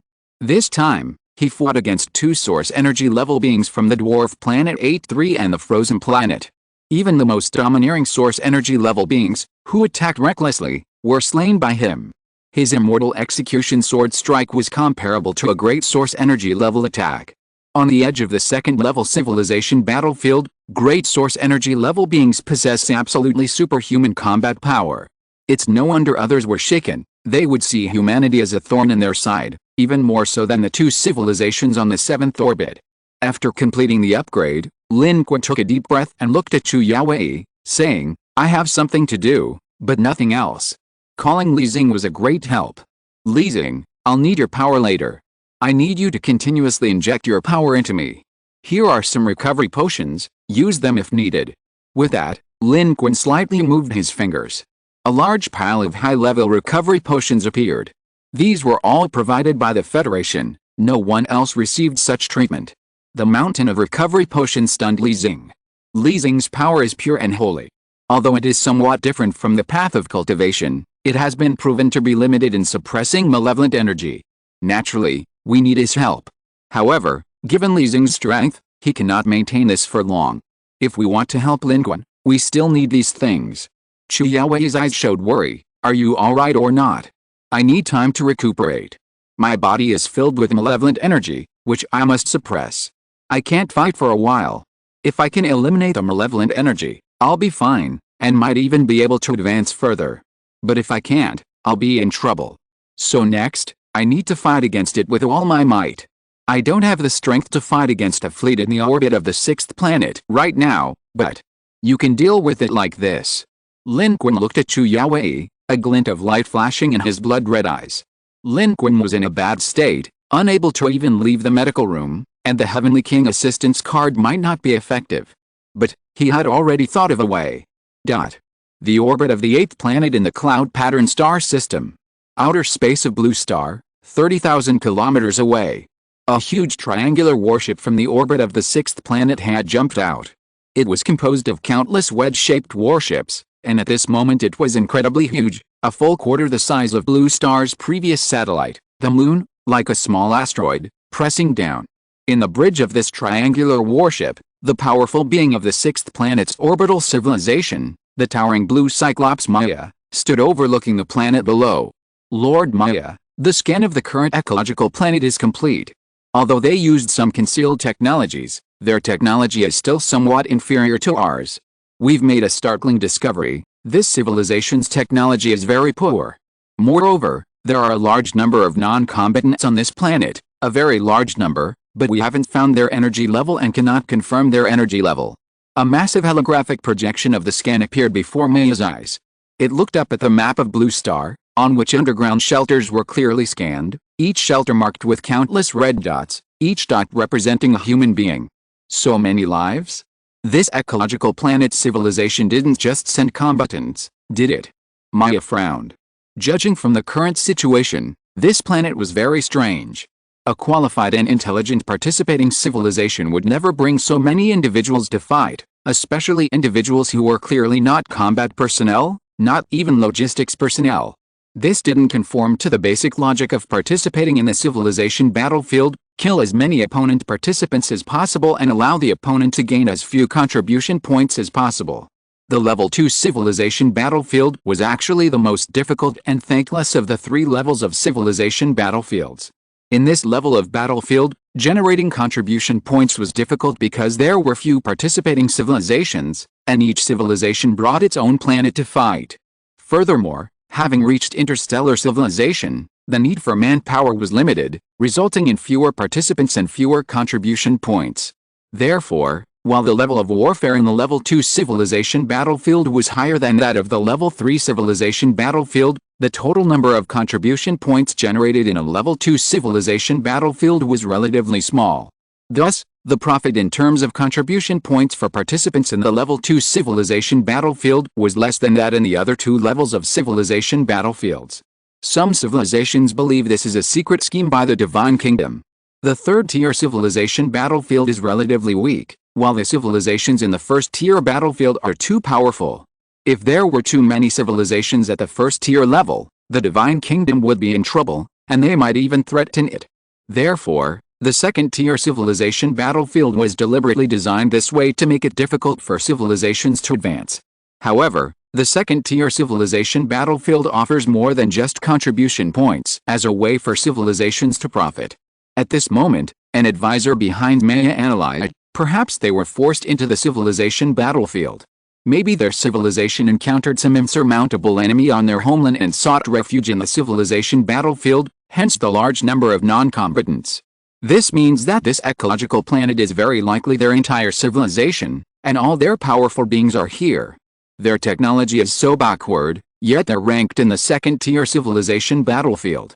This further suggests they might have top-tier experts. Listening to everyone's analysis, Maya also reached her own judgment, taking a deep breath, her expression growing increasingly solemn. The other creatures of her kind, upon hearing this, all showed fear in their eyes. She was also a source energy level being, a source energy level 3 powerhouse. The top-tier expert she spoke of wasn't an evolver, or someone at source energy level 1 or 2, it was someone at source energy level 4 or higher, even a great source energy level powerhouse. If this ecological planet truly had a great source energy level being, even if injured, they would likely be powerless to fight. Just then, from in front of their triangular behemoth, on the human planet Blue Star, a spaceship flew out, moving at high speed, rapidly advancing. A lone warship, it charged directly towards them. It's a warship from this planetary civilization. Its technology is decent, but weaker than ours. There seems to be an evolver inside. What? Do they intend to challenge our warship with a single spaceship and an evolver? Lord Maya, should we attack? Perhaps their source energy level is hidden in this ship, the distance is still relatively safe. This planet doesn't seem to have a decent fleet. To fight us, they can only field source energy level experts. Wait, they sent a message. It was sent by an evolved being on that ship. Maya frowned and said, "What did they say?" The life form that received the message showed a twisted look of terror on its face, trembling as it said, "That evolved being asked us." As it spoke, it shared the message on the central screen of the bridge. It was only one sentence. Extremely simple. Comma, do you have a large source energy level? Chapter 511 Retreat quickly. The triangular behemoth of the sixth planet's orbiting civilization hovered 30,000 kilometers away from Earth in space. Against the dark backdrop of the starry sky, the massive warship appeared eerily sharp, its multifaceted surfaces smooth and its edges sharply defined, like a man-made, sculpted mountain peak, exuding a suffocating sense of technology and oppressive power. Compared to it, the human spaceship seemed exceptionally small. It flew in from afar, stopping less than 15 kilometers from the triangular behemoth, a remarkably close distance in space, within firing range, and a rapid crossing would take little time. It was a dangerous distance. Yet, the triangular behemoth hesitated to fire. The tiny human spaceship, on the other hand, was extremely arrogant, seemingly utterly unafraid. Not only did it hover so close, but its hatch opened, and a figure flew out. It was a slender female figure, an evolved being. She flew to the front of the warship she was aboard and asked the same question a second time, "Do you possess great source energy?" The starry sky was cold and deathly silent. Her question traveled through radio signals into the triangular behemoth, where it was translated into language the blue, one-eyed giants could understand. Yet, it stirred up a huge uproar on the bridge of the triangular behemoth. "What does this mean? She asked us if we have a great source energy level? Is that how she asks it? And she asked it twice. Should we reply? Does her asking this mean they have a great source energy level? That's why they were asking if we have one? Otherwise, why would they ask this? Only a great source energy level can pose a threat. They want to know if we have a great source energy level. It could also be a bluff. If they really had a great source energy level, why don't they just attack directly? Even if a great source energy level attack can't destroy our warships, it would still make us suffer a crushing defeat. Perhaps their great source energy level is injured. In the battle outside Planet 8-2, their methods were comparable to a great source energy level, but the source energy level on the dwarf Planet 8-3 that displayed its power still died. What else could that be but a great source energy level attack? This civilization probably possesses great source energy. Did the faint fluctuations we detected earlier also reveal a hint of great source energy or on methods for a mere second? We absolutely cannot wage war against a civilization possessing great source energy. That would be suicide, a one-way trip. Could such a weak civilization with such backward technology truly possess great source energy? Even if they do, the fact that they haven't attacked immediately suggests they were indeed injured in the previous battle. Isn't this our best opportunity? I don't think it's a one-way trip. How is that possible? They only sent one warship and one evolved being to face our giant ship. They clearly have victory in their grasp and aren't afraid of us at all. This is a questioning between great source energy levels. They're not afraid of our warship, they're afraid we also possess great source energy. If we can't answer, their great source energy level will intervene. It's also possible they were intentionally leading us to believe they possess great source energy, when in reality they don't, and are all bark and no bite. What should we do? How should we answer? Should we open fire? Should we launch an attack now? How about we try a probing attack? What a joke. A probing attack is still an attack. It doesn't matter what kind of attack it is. If they have a great source energy level, and they ask us a question, and we don't answer, but attack directly, their great source energy level will definitely retaliate. What they're worried about is whether we have a great source energy level that can rival theirs. Great source energy level battles are fights to the death. They don't know our strength and are afraid we might have a great source energy level, so they're being polite first, not wanting to fight us to the death. But where do we have a great source energy level? I suggest we retreat immediately and observe further. The civilization on this ecological planet just swept through this orbit. Do you want us to follow in the footsteps of those 2 8-orbit planets? Inside the triangular giant ship, these blue giant beings argued, each holding their own opinion, all analyzing and thinking with all their might. Human civilization, a lone warship, a lone evolved being, 2 identical questions, yet these people were endlessly conflicted. One group was quite certain, firmly believing that humanity's question was extremely arrogant. Behind this arrogance lay overwhelming power, with at least a great source energy level 7 expert present, making them fearless and unafraid. Their only concern was not knowing their true strength, hence the question, a polite approach before resorting to force to avoid a direct confrontation with a great source energy level expert. The other group, however, believed that humanity lacked such strength, let alone a great source energy level expert. They thought the current situation was more like a bluff to scare them away, and that humanity should attack immediately. Once attacked, the truth would be revealed. Meanwhile, Maya was also deeply conflicted and thoughtful, gazing intently at the scene before her, lost in thought. If human civilization had directly attacked or launched a full-scale defense, it wouldn't have been so bad. But the current situation, sending a warship and evolved beings clearly lacking the capability to challenge or defend against their massive ships to ask questions, was chillingly unsettling. The more she thought about it, the more something seemed amiss. Maya's gaze was heavy. It actually felt that both groups behind it had valid points, but it leaned more towards the belief that humanity truly possessed a great source energy level. After all, the opposing side had just swept through the entire orbit of the 8th planet with lightning speed, slaying at least 2 source energy level powerhouses. This was an undeniable fact. It knew it couldn't achieve such a feat, and it had indeed detected a fleeting great source energy level fluctuation during the previous 8-2 battle. Moreover, this ecological planet was clearly seeking refuge in the second-level civilization battlefield. Although its technology appeared backward, the more backward the technology, the more likely it was to have top-tier powerhouses. To be ranked in the second-level civilization battlefield, one must possess some strength, otherwise, why would they come to the second-level civilization battlefield instead of the third level? Civilizations that couldn't reach the third-level civilization battlefield came to the second level. This further indicated that this ecological planet indeed possessed an exceptionally powerful individual.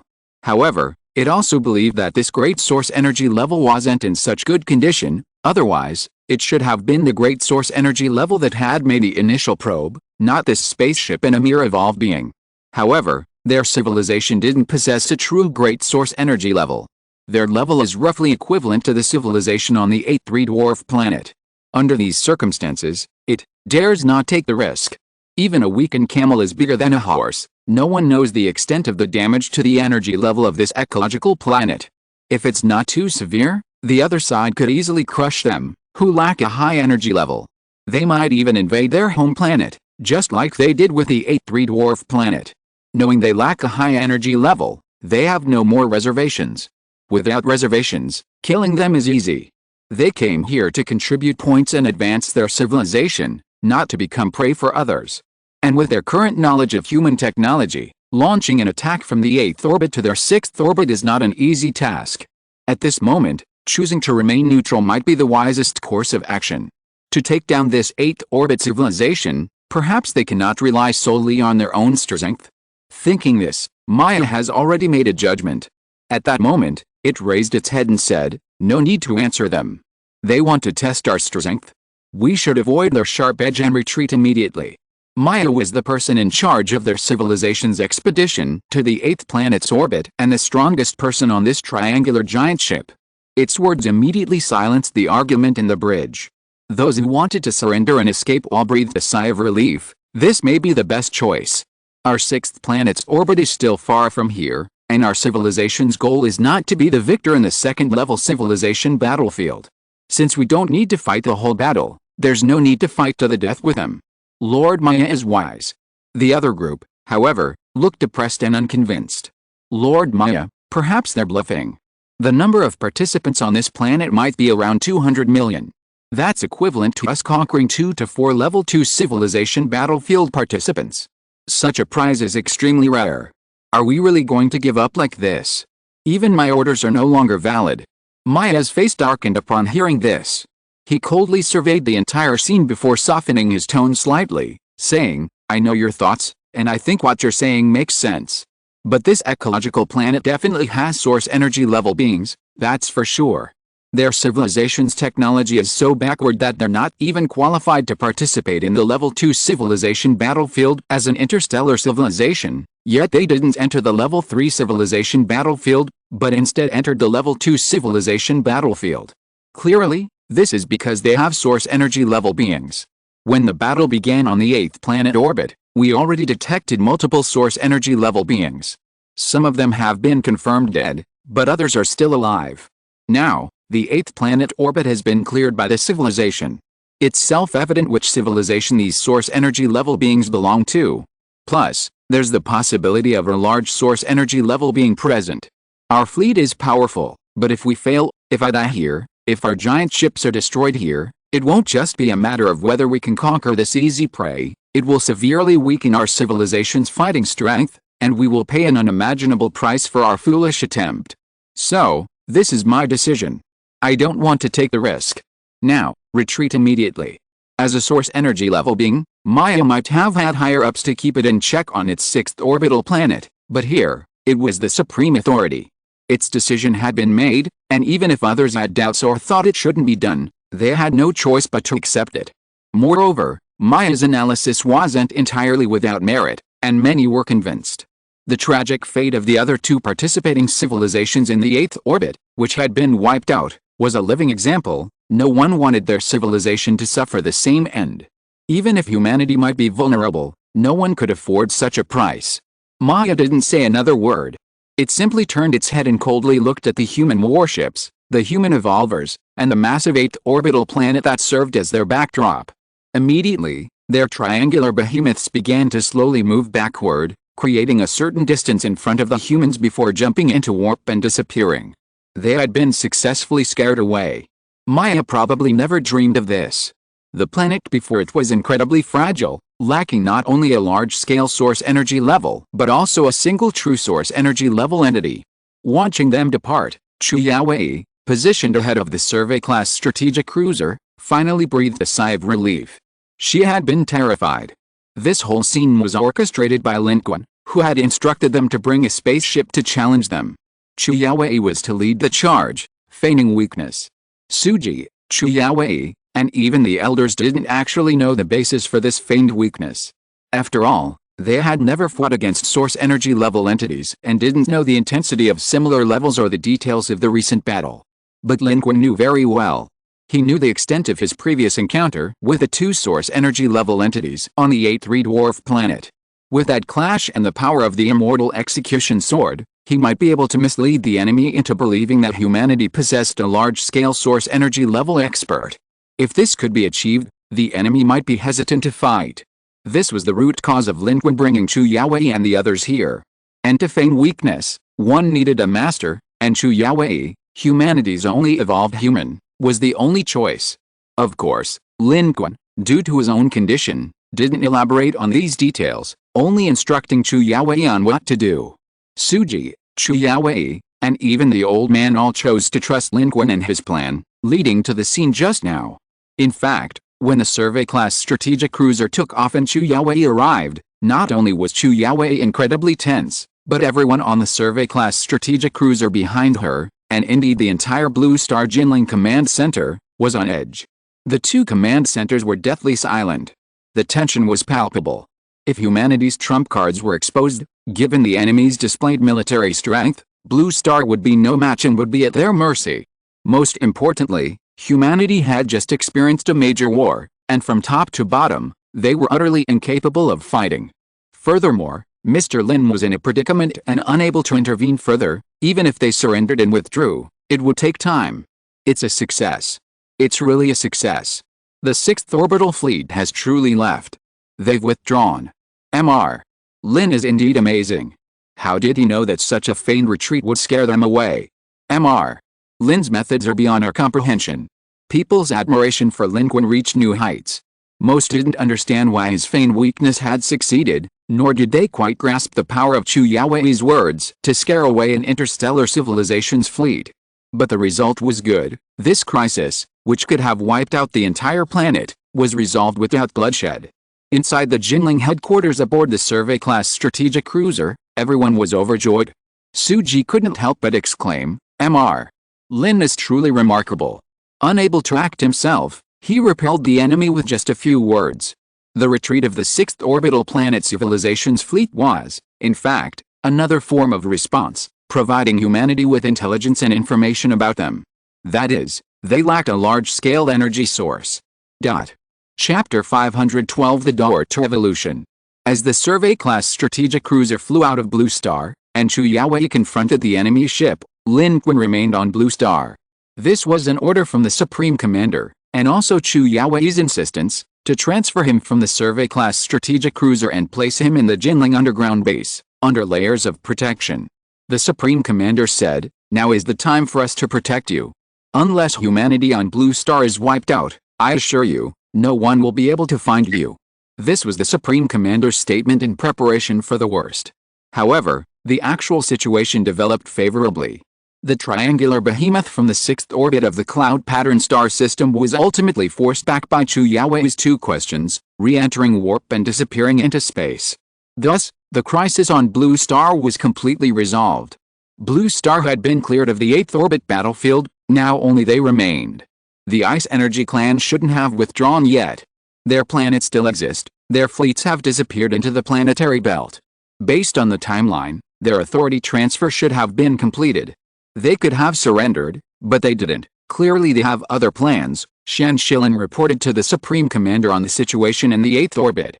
The crisis was briefly averted, but humanity remained vigilant. They refuse to leave, they want revenge. The elderly Supreme Commander, having just recovered from the tension of confronting the 6th orbital planet civilization fleet, quickly switched gears and threw himself into his work, saying, "The Ice Energy Clan on the frozen planet no longer has any top-tier experts, and judging from the current situation, the Level 2 civilization battlefield is clearly different from the Level 3 battlefield. The Level 3 battlefield has a large number of participating civilizations, varying greatly in quality. Those with evolved beings are top-tier civilizations. But on the level 2 civilization battlefield, those who can become participants here generally possess some strength, and each civilization has at least one source energy level participant.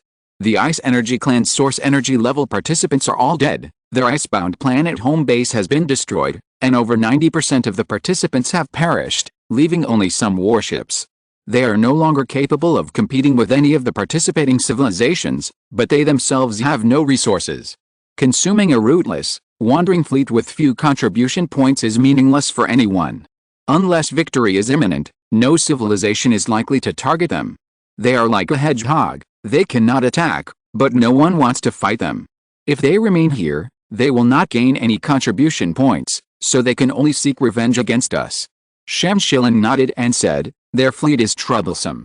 In the final battle of the icebound planet, we missed the opportunity to intercept and kill them within the icebound planet because we were dealing with the civilization of the 8th dwarf planet. They escaped from the icebound planet, and their fleet is larger and more powerful than ours. Once they hide at the edge of the star system, it will be difficult for us to pursue them. There's no need to chase them. If their target is us, they'll come out on their own sooner or later. Besides, they think we have a source energy level, which is a serious misjudgment. Their actions are based on this misjudgment. As long as we're on guard, they won't pose much of a threat. We can just wait for them to make a mistake, the elderly Supreme Commander said. We must be wary of them, and even more so of the frozen planet in its nearby orbit. If the Ice Energy Clan refuses to surrender, this planet still has the potential to collide with us. Immediately organize an expert team to continue analyzing the frozen planet's current orbit. The elderly Supreme Commander looked up. His pupils reflected the holographic projection of the cloud pattern star system at the center of the Jinling Command Center.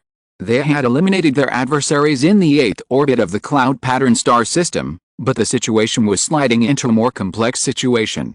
The remnants of the frozen planet, the attention drawn by the dwarf planet civilization's full-scale attack, all of these were like raging fires, scorching humanity's current civilization. A slight misstep could still lead to its collapse. However, human civilization has taken a solid step forward in the level 2 civilization battlefield, clearing its path, establishing a firm foothold, and gaining contribution points, which is equivalent to boosting the development of civilization.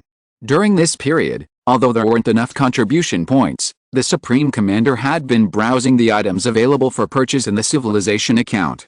He already had some items he liked, which were cost-effective and might bring significant benefits to humanity. These items didn't all seem to be war-related, a large portion involved various fundamental fields, capable of promoting the overall development of humanity across all domains. Looking at these, the Supreme Commander realized why the participating civilizations were so eager to participate in the civilization battlefield. The advancement of civilization is not solely driven by the development of weapons of war, nor can the development of weapons of war be driven by the development of weapons alone. It requires the collective progress of many fields.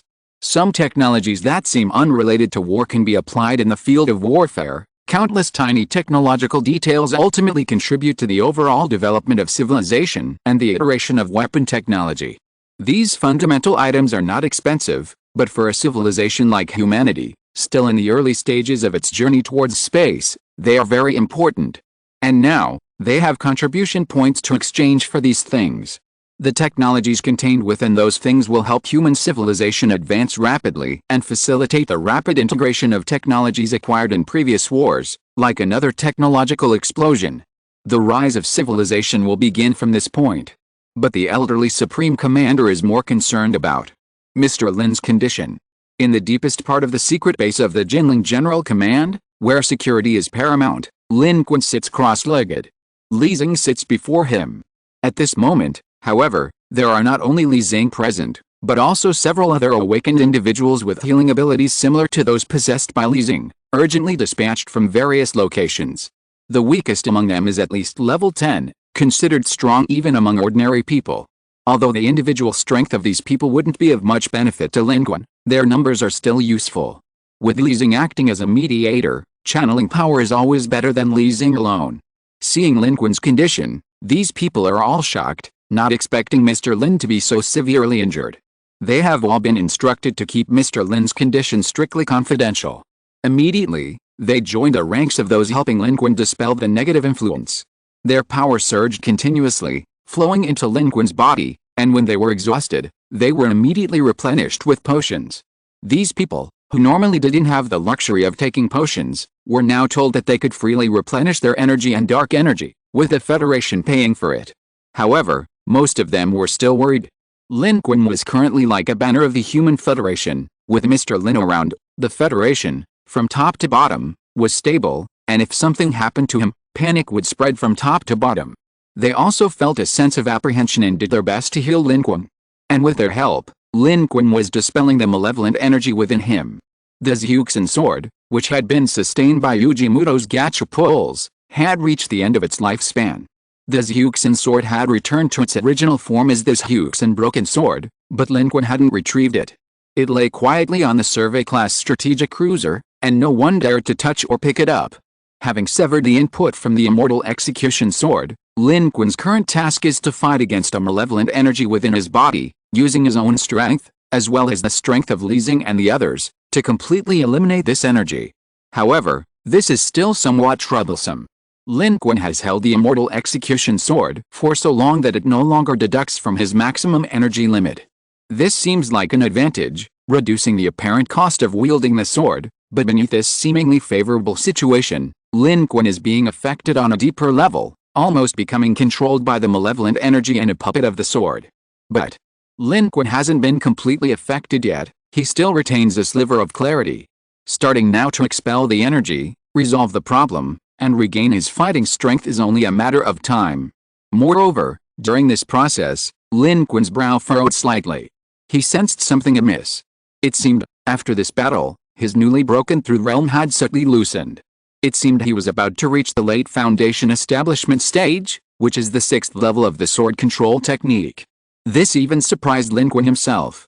A surge of excitement welled up within him. If he cultivated normally and reached the 6th level of the sword control technique, he would have a high chance of directly ascending to the realm of an evolver. Using the methods of cultivators, he might be able to bypass the hurdles on the path from a top-tier life form with all attributes exceeding 999 to an evolver, allowing Lin Qun to achieve the evolver realm in one fell swoop. However, Lin Qun's momentary lapse in concentration nearly caused him to lose control of the ferocious energy within him, allowing it to run rampant once more. Fortunately, Lin Qun managed to regain his composure and successfully suppress it. He took a deep breath, and though his eyes were closed, he seemed to see the door to becoming an evolver already before him. As the only Earthling in the Blue Star human civilization, possessing the ability to draw cards infinitely, what kind of alternate dimension would he unlock upon becoming an evolver? Lin Qun was filled with anticipation. However, all of this still required time. Expelling the malevolent energy takes time. Even if Lin Qun could use contribution points to cheat his way through the final step, he would still have to wait until he digested the malevolent energy. If he forced a breakthrough now, who knew what kind of situation he would reach? Feeling the boiling malevolent energy within his body, Lin Qun knew that this time would not be short. He was in very poor condition, unable to move much, let alone draw cards. Any random movement could cause the malevolent energy to completely spiral out of control and backfire on him. Therefore, although he had a large amount of contribution points, he had no opportunity to draw cards. Everything had to be done after stabilizing his condition. Right now, he could only sit cross-legged, his thoughts racing, his aura surging, but his body was like wood or stone, unable to move an inch. Lin Qun was in seclusion deep underground in Jinling. Outside, however, Blue Star was filled with cheers. After confirming that the 6th planet orbital fleet had left, the Supreme Commander, the Old Man, was working on multiple fronts. On one hand, he arranged for the human soldiers who had been evacuated from the frozen planet to rest and recuperate, and on the other hand, he officially announced the news of the war to all departments and shelters around Blue Star. This battle was unknown to the vast majority of people on Earth. Not only those hiding in shelters, but also lower-ranking officers and soldiers were unaware of it. This was because the battle on the front lines was constantly changing, and even the Nanjing Command sometimes received delayed information. Furthermore, improper dissemination of this information could lead to demoralization within the human army. Now, however, it could finally be made public. Driven by the Federation, the news spread rapidly across the globe. Shelters were practically in an uproar. This battle deserved the cheers and excitement of all human civilization. This was a long-awaited victory for humanity. Simultaneously, riding this wave of momentum, the Supreme Commander, an elderly man, launched several key projects, using the vast amount of contribution points in the civilization account to exchange for large quantities of technology, materials, and finished products across various fields. Many items were inexpensive, but the key was not the items themselves, but the technology they contained. Multiple national laboratories were restarted. Countless projects were put into progress. Humanity was developing at an unstoppable pace.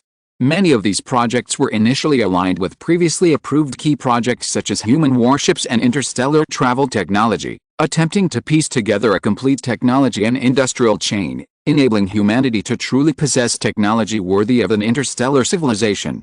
In this regard, humanity actually already possesses many top-tier technologies, advanced warships, both those extracted by Lin Qun and those captured from various civilizations. What's lacking is the technology to connect with humanity's current capabilities. Perhaps humanity once hoped to linger longer in the Type II civilization battlefield, but now the situation has changed. Human civilization is being propelled forward by an overwhelming force and must acquire the strength of an interstellar civilization, otherwise, not only will they face the fleet of the Third Arm Overlord still waiting for them in their star system, but humanity will also find it difficult to continue surviving here. The Supreme Commander, the old man, wanted to seize this opportunity to develop civilization as quickly as possible. With victory as a foundation, the humans on Blue Star were also highly motivated, pushing forward the progress of civilization with all their might. 3 months after the 6th Orbit civilization fleet withdrew, while continuing to keep a close watch on the stars, humanity attempted to restart its shipbuilding program on Blue Star, where the natural environment was increasingly harsh. Lin Qun is still recovering and hasn't appeared in public for a long time. However, the Federation only states publicly that Mr. Lin is in seclusion, which is not unprecedented and has earned humanity's trust. Under the Supreme Commander's leadership, the Federation responded effectively, quickly digesting the gains and seizing opportunities while minimizing negative impacts. This demonstrates a balanced approach, both internally and externally. The title of Commander is truly fitting for the elderly Supreme Commander. This also shows the wise division of labor between Lin Qun and the Supreme Commander. Each fulfills their duties without interfering with the other.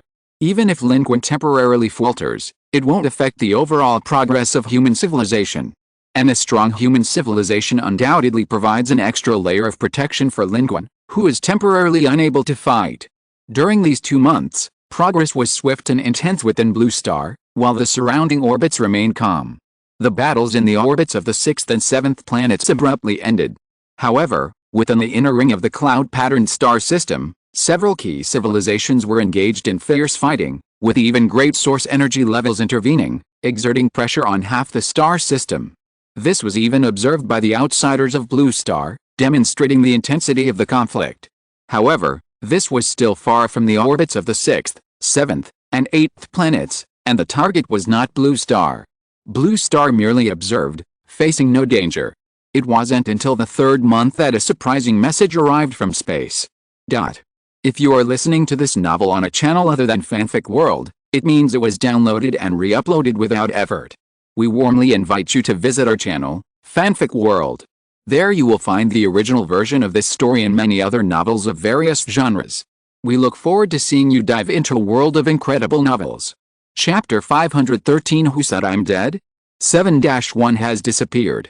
Outside Jinling City, the elderly Supreme Commander was observing the latest test of an artificial sun, built using weather control equipment and controlled nuclear fusion technology provided by Lin Qun, when he heard the news. This was an attempt by human civilization to terraform its own planet, and a necessary step given the current conditions.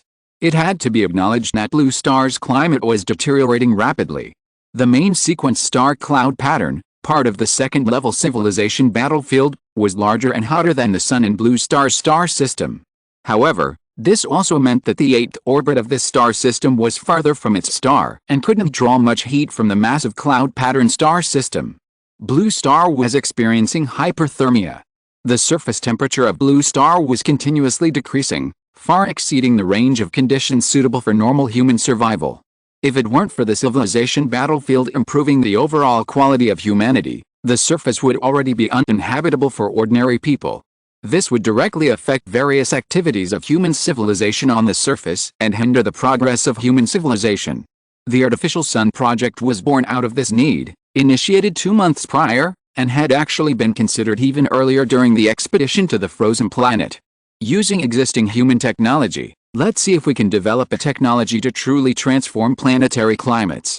If humanity can light an artificial sun on our planet, then Earth will be warm year-round, marking a historic step towards interstellar civilization.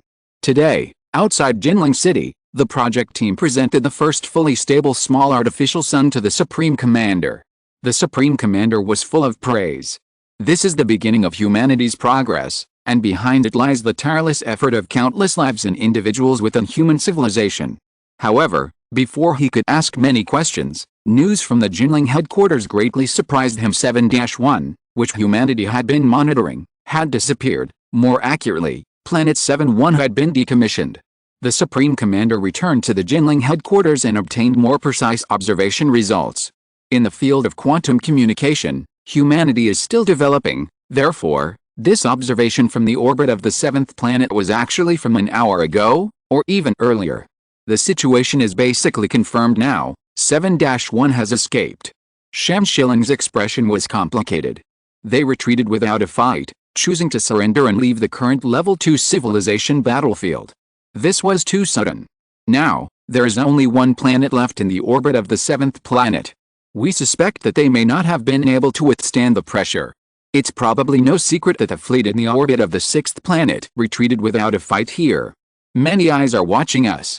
The civilization in the 7th orbit is caught between the 6th orbit and us, which is equivalent to being attacked from both sides. They think we are very powerful. Under such circumstances, once we start fighting, it will be a very disadvantageous situation for them. To avoid unnecessary losses, their choice to leave now is perhaps understandable. At this moment, the entire star system seemed to be returning to normal. At least for now, there was only one planet left in both the 6th and 7th orbits. The old Supreme Commander stared intently at the star map, remaining silent for a long time, and said, "I don't think it's that simple. If they wanted to leave, why didn't they do it 2 months ago? We used the empty city strategy to scare away the fleet of the 6th orbit planet 2 months ago. If they wanted to leave, that would have been the best choice. Leaving now seems to have another reason. Perhaps they wanted to observe at the time. Surrendering and leaving the battlefield of civilization requires paying a large amount of contribution points. They were observing then, so why are they suddenly not observing now? There must be a reason. Find out why." The old Supreme Commander stared intently at the star map, remaining silent. He felt that something must have happened in the starry sky. This information was quickly passed on to Chen Wiang, who made almost the same judgment. Something must have happened. Our technology is limited. We can't observe the starry sky in real time, nor do we have the ability to observe every corner of the entire star system. We must have missed something. The orbits of the 7th planet, the 6th planet, and the 5th planet, tracing back upwards, something must have changed, but the Supreme Commander's troubles were far from over. After the anomaly in the 7th orbit, the weasels of the Yunbei civilization reappeared. However, the Supreme Commander had no time to deal with these weasels. In the past 2 months, several key human projects had been launched. Some of them didn't require much attention, but others needed close monitoring. For example, the Blue Star Homeland Defense Project, which involved building a powerful defensive orbital cannon in Blue Star's orbit, and the Star Shift Project, prepared to resolve the collision between the frozen planet and Blue Star, etc.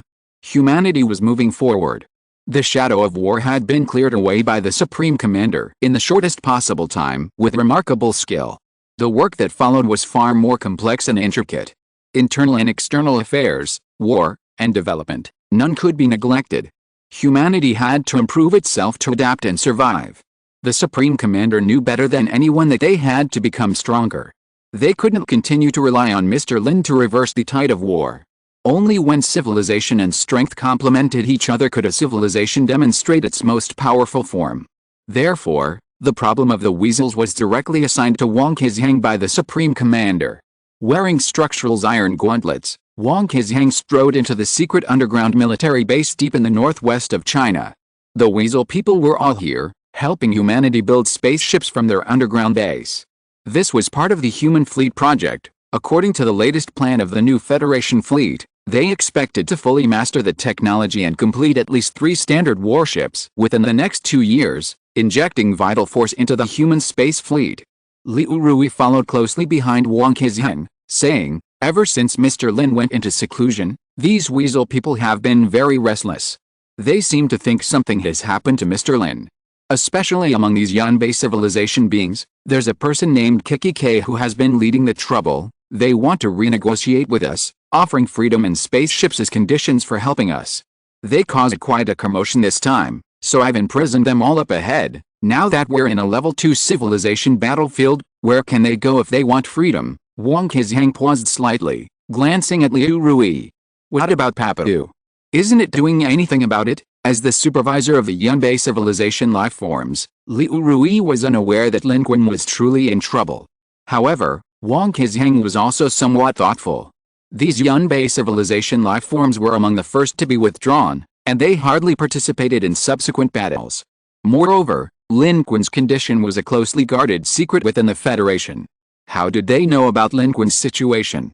In fact, even Wang Qizheng only learned about this later. Liu Rui continued his introduction, saying, "Actually, after the last Icebound planet war, our attitude towards the Yanbei civilization's life forms improved considerably, and we treated them the same as our own people. Everything was going well initially. Although these weasel men also had their own ulterior motives, they had been helping us all along. However, this Kiki K somehow instigated a group of weasel men to support him, and even sidelined Papadu, claiming that Papadu had been captured by Mr. Lin and that his mind had been controlled. Now, he and Papadu are divided into 2 factions, each vying for supremacy. Good heavens, I remember these Yanbei civilization's life forms, altogether, only number 30 or 40, right? Besides having some technology in their heads, their combat power isn't that great either. And they can still be divided into 2 factions, each vying for supremacy." Wang Qizheng couldn't help but raise an eyebrow upon hearing this, quite astonished. 37 in total, Liu Rui, dutiful and knowledgeable about these weasel men, said, "They are intelligent, but also cunning. Infighting happens from time to time, and Papadu isn't the absolute leader. In this respect, they are quite similar to us humans. However, there's another possibility. This Kikuk and Papadu are conspiring together, putting on a show for us. Very well, I'd like to see what this Kikuk is capable of, and what makes him say that Lin Qun is dead." Wang Qizheng narrowed his eyes. These Yanbei civilization beings, though now behaving themselves, hadn't forgotten their alien origins and past human abductions. If they hadn't been discovered in time, the fate of those stolen humans would likely have been dire. If it weren't for the need to use the technology in their heads to strengthen humanity, Wang Qizheng would have preferred to wipe them all out long ago. With that, the 2 entered the room where the rioting Yanbei civilization beings were being held. Upon entering, Wang Qizheng immediately noticed that the 37 Yanbei civilization beings were indeed divided into 2 groups. Papadu, leading a dozen or so weasel wolf men, and Kiki K, a Yanbei civilization being on the other side, also leading a dozen or so weasel wolf men, were on opposite sides of the same confinement room, separated by what seemed like an invisible river. Wang Qizheng recognized Papadu but not Kiki K, so he immediately addressed Papadu, saying, "What's going on? Haven't we already given you enough treatment? Although Lin Qun is currently in seclusion, if you pose a threat to us, we can still execute you." Papadu looked at Wang Qizheng, its eyes showing no panic, only a darting gaze, and said, "I have never been uncooperative, nor have I posed a threat to you. I am now the most loyal servant of the great and sacred son of civilization. I faithfully follow him, but my people are not very obedient to me now." Although it was speaking, its body was shrinking back, its gaze shifting between Wang Qizheng and the other humans, and the weasel wolf Kikuk and the others opposite. From Wang Qizheng's perspective, all these weasel wolves looked the same, only Papadu, who is always around Lin Qun, could be distinguished by his appearance. But as soon as Papadu spoke, the weasel wolf Kikuk's expression immediately changed, and he said, "Your behavior is unworthy of being a life of the Yanbei civilization. Do you want us to stay here and serve other civilizations forever? Humans, don't think we don't know. Your chosen one of civilization died in the Great War against the source energy level. You have no more powerful beings left.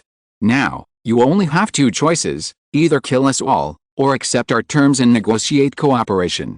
Otherwise, Given your strength and the speed of your technological advancement, whether here or outside, you are doomed. Once those civilizations discover your true strength, you are finished. As Kikki spoke, the weasels behind him rose from their seats, glaring menacingly at Wang Qizheng, showing no fear of the humans before them. Their analysis was indeed logical. If Lin Qun was truly dead, then perhaps the Yunbei civilization, possessing advanced technology, was humanity's last hope for survival. If that were the case, then the Yunbei civilization would truly have to be revered. Hearing this, Wang Qizheng understood. This was the real reason why Kikki and the others dared to cause trouble at this time. They judged Lin Qun to be dead and wanted to use this opportunity to turn the tables, to break their current relationship with humans. After Kikki spoke, Papadu shrank back to the side, remaining silent, only watching quietly. How do you know Lin Qun is dead? I might as well send you to your death first. If it were anyone else, they might be wary upon hearing this, but Wang Qizheng is a reckless person. He stepped forward, clenched his iron fist, and a sinister smile appeared on his face. He said, when you go down there, if you can't find Lin Qun, you'll naturally realize that your information was terribly wrong. But Kikki was also fearless, and sneered, stop bluffing. Your chosen one of civilization is already finished. If you want to kill, then kill. I want to see what will happen to your civilization after you kill us all. Anyway, your civilization is going to perish anyway. Being killed by you or by other civilizations makes no difference. It's just a matter of dying sooner or later. The other weasel wolf behind it quickly exchanged glances, also sneering and jeering. If he's really not dead, let him out. Let your chosen one of civilizations out. What seclusion? I think he's already dead. Kill us all if you want. If you want our help for your civilization, you need to show sufficient sincerity. We want 1,000 human slaves, and promise to give us your resources to help us build a spaceship. When we leave, we want to take 100,000 humans with us, otherwise, you can just wait to die here. Kikki stood at the front, sneering, forcefully stating his conditions, seemingly confident of victory, believing that these humans couldn't refuse. Wang Qizheng and the others' expressions changed instantly. However, at this moment, a voice suddenly rang out from outside the crowd, causing the expressions of the Yunbei civilization's inhabitants to change drastically, while the humans showed surprise and delight. Who said I'm dead? Chapter 514 770, 000 Contribution Points. Although Wang Qizheng had received authorization from the Supreme Commander to kill a few weasel wolf men as a warning if necessary, he found it difficult to act due to the clamor from more than half of the Yunbei civilization's inhabitants, leaving him in a predicament. The more this happened, the more arrogant Kikki and his group became, confident of victory and increasingly boastful. Until this moment, a voice rang out from outside the door. Everyone turned around and discovered that the corridor leading to the confinement room had fallen silent, with Federation soldiers standing guard every 3 steps, all saluting. A figure was walking from the end of the long underground passage. It was Lin Qun, who had disappeared for almost 3 months. The moment he appeared, the entire room fell silent. This time, not only Kikki and his group stood up, but Papadu and his group also stood up. Papadu no longer shrank back, leaping to his feet and staring intently at Lin Qun. Wang Qizheng, Liu Rui, and the others also looked at Lin Qun. Seeing him appear here, they all felt relieved. Liu Rui and the others were unfazed, they hadn't known Lin Qun was in trouble. Seeing him here, they assumed he had simply emerged from seclusion.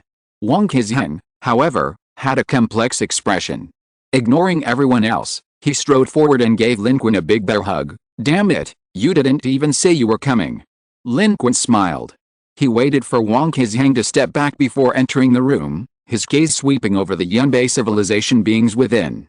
His figure was upright, and he remained silent, yet boundless malevolent energy seemed to boil within him, surging forth and sweeping across the entire area.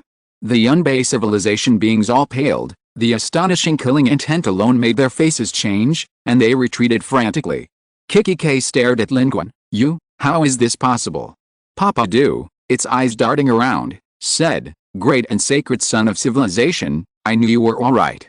With your power, those civilizations and so-called strongmen are no match for you. They could only be reduced to ashes before you. As it spoke, it tried to pounce on Lin Qun's feet as usual, but today, the killing intent emanating from Lin Qun was too overwhelming, making it feel terrified. After taking 2 steps, It couldn't go any further. Lin Qun, however, was unusually cold today, only looking at Kikki and the group of weasel wolves behind it, and said, "How did you know I was going to die?" Since the great battle, Lin Qun had disappeared for nearly 3 months, focusing entirely on recovery. However, he had always claimed to be in seclusion, and very few people knew his true condition. Kikki's confident assertion, as if certain he was dead, was certainly not unfounded. Because Lin Qun had also gone into seclusion before, why didn't they jump out then? Such a statement was definitely not baseless. Kikki took a half step back, a hint of terror surfacing in the deepest recesses of its eyes. It said, "If you're not dead, we'll withdraw our conditions. It's not that we don't want to live, but if we're going to perish with humanity, we're always humanity's last resort. Making some conditions isn't." Its words were cut short. A fierce glint flashed in Lin Qun's eyes. Then, with a bang, its head exploded, blood splattering everywhere. Completely sudden, Kikki died on the spot. Everyone was shocked. Lin Qun's gaze swept over the other weasel wolf men behind Kikki, who just said they wanted to die with it. At this moment, those weasel wolf men who had been jeering all showed expressions of terror, retreating hastily. Their earlier jeering words seemed as if they hadn't even come from their mouths. Lin Qun's gaze, however, was cold as it swept across the entire area. Although he wanted to know how these weasel wolves knew about him, Kikki's attitude was clear. It couldn't say anything, so there was no need to waste time. These Yunbei civilization beings appeared to serve humanity, but few were truly sincere. They were forced into it. This incident showed that given the chance, they would definitely want to turn the tables, and they hadn't forgotten their original intention of selling humans for money. Therefore, why be soft-hearted?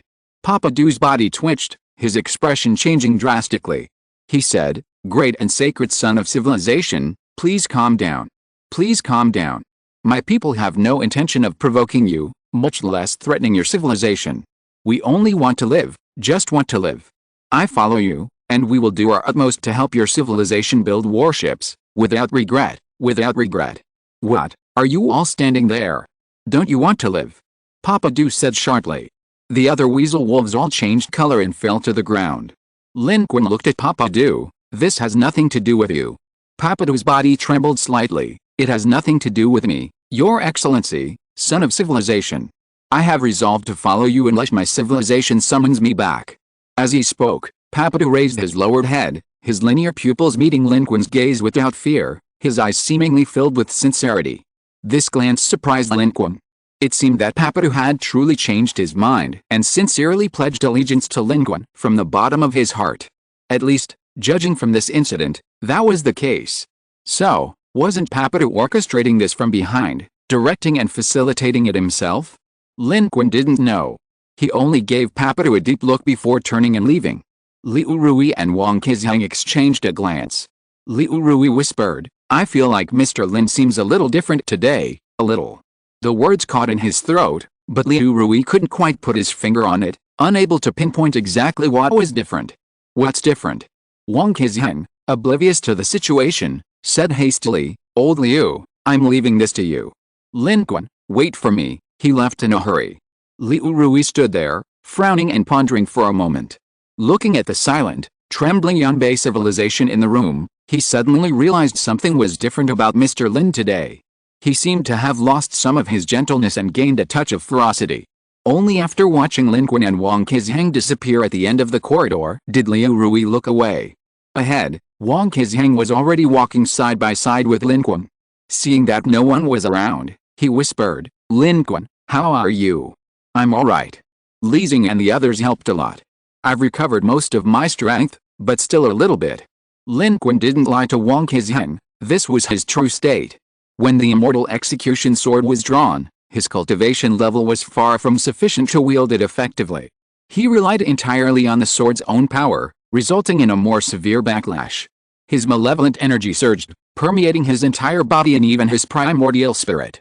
This time, there was no immortal's touch to calm him. Lin Qun had to rely on himself, with the assistance of Li Xing and others, to gradually expel the malevolent energy.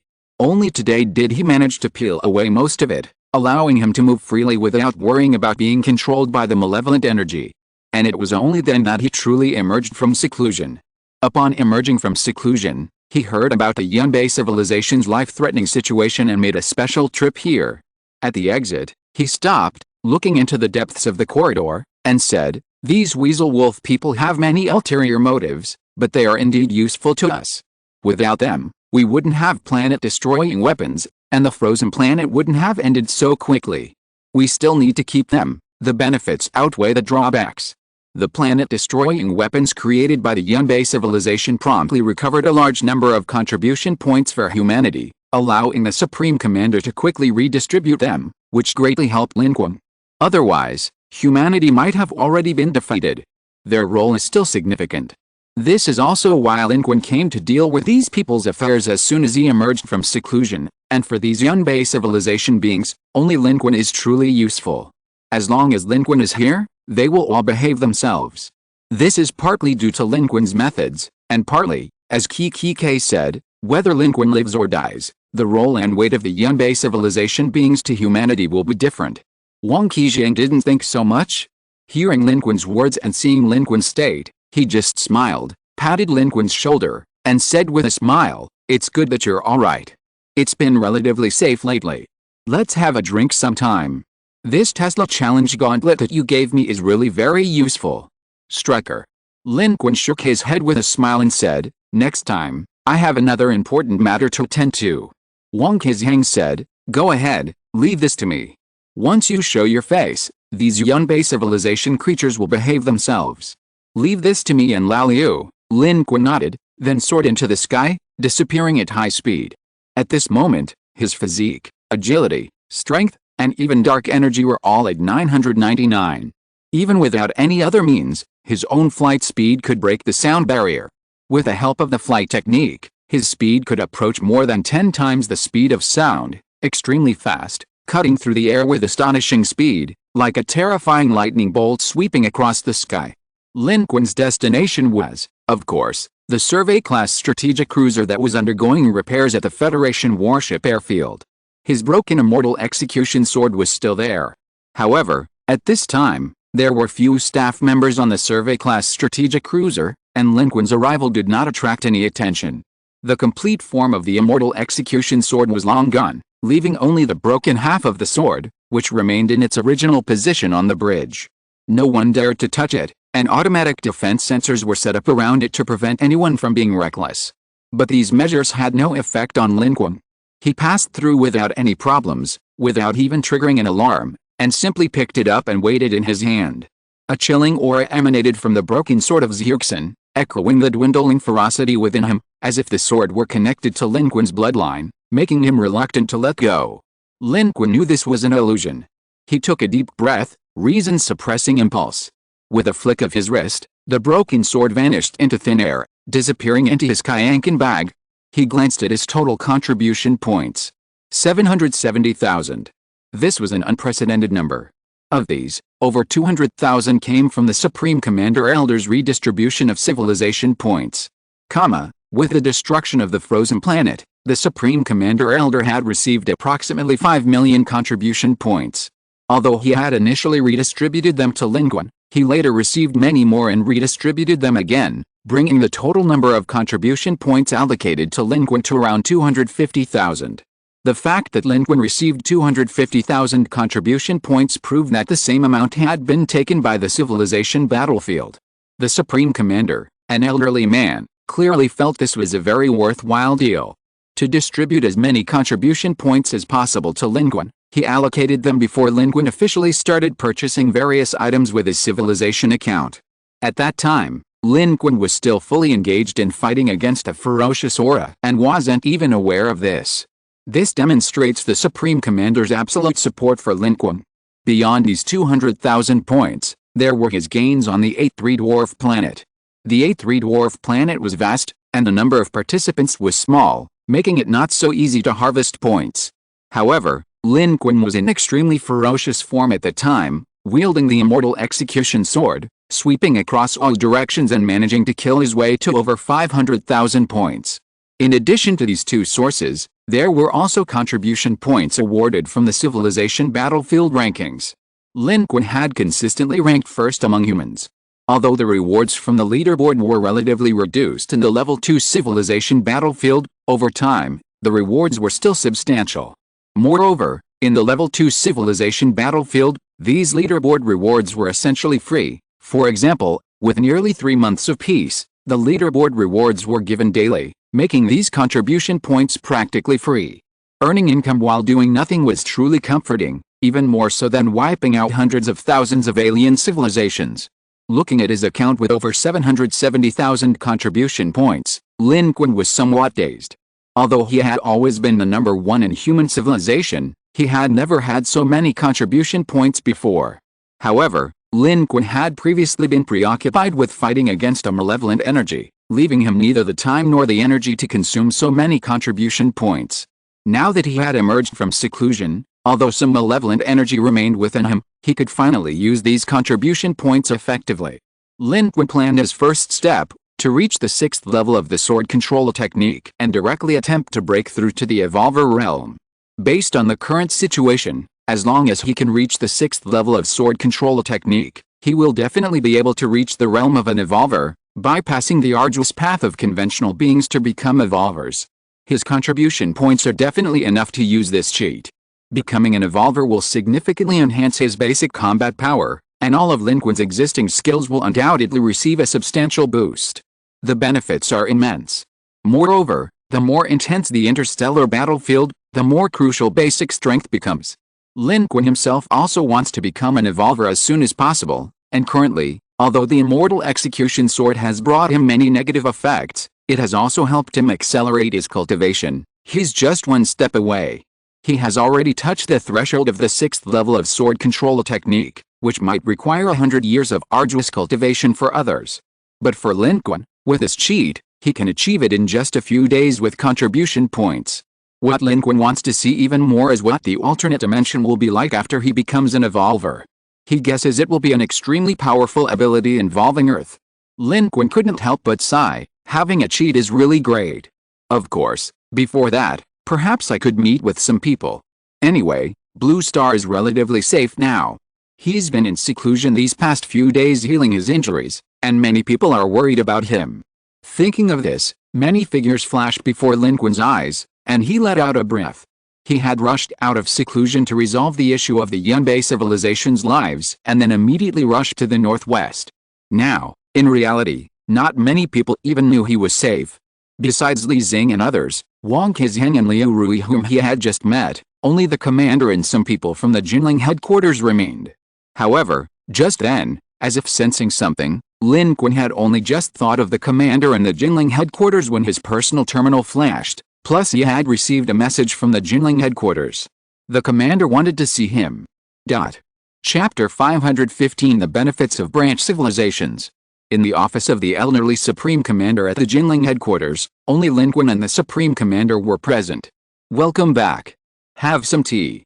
This is newly cultivated tea, truly possessing medicinal properties. The elderly Supreme Commander personally poured Lin Qun a cup. Lin Qun looked at him and said, "You transferred over 200,000 contribution points to my account so early. Aren't you afraid I might really die? If I hadn't given it to you sooner, I would have spent them, and then I wouldn't have had as many contribution points to give you."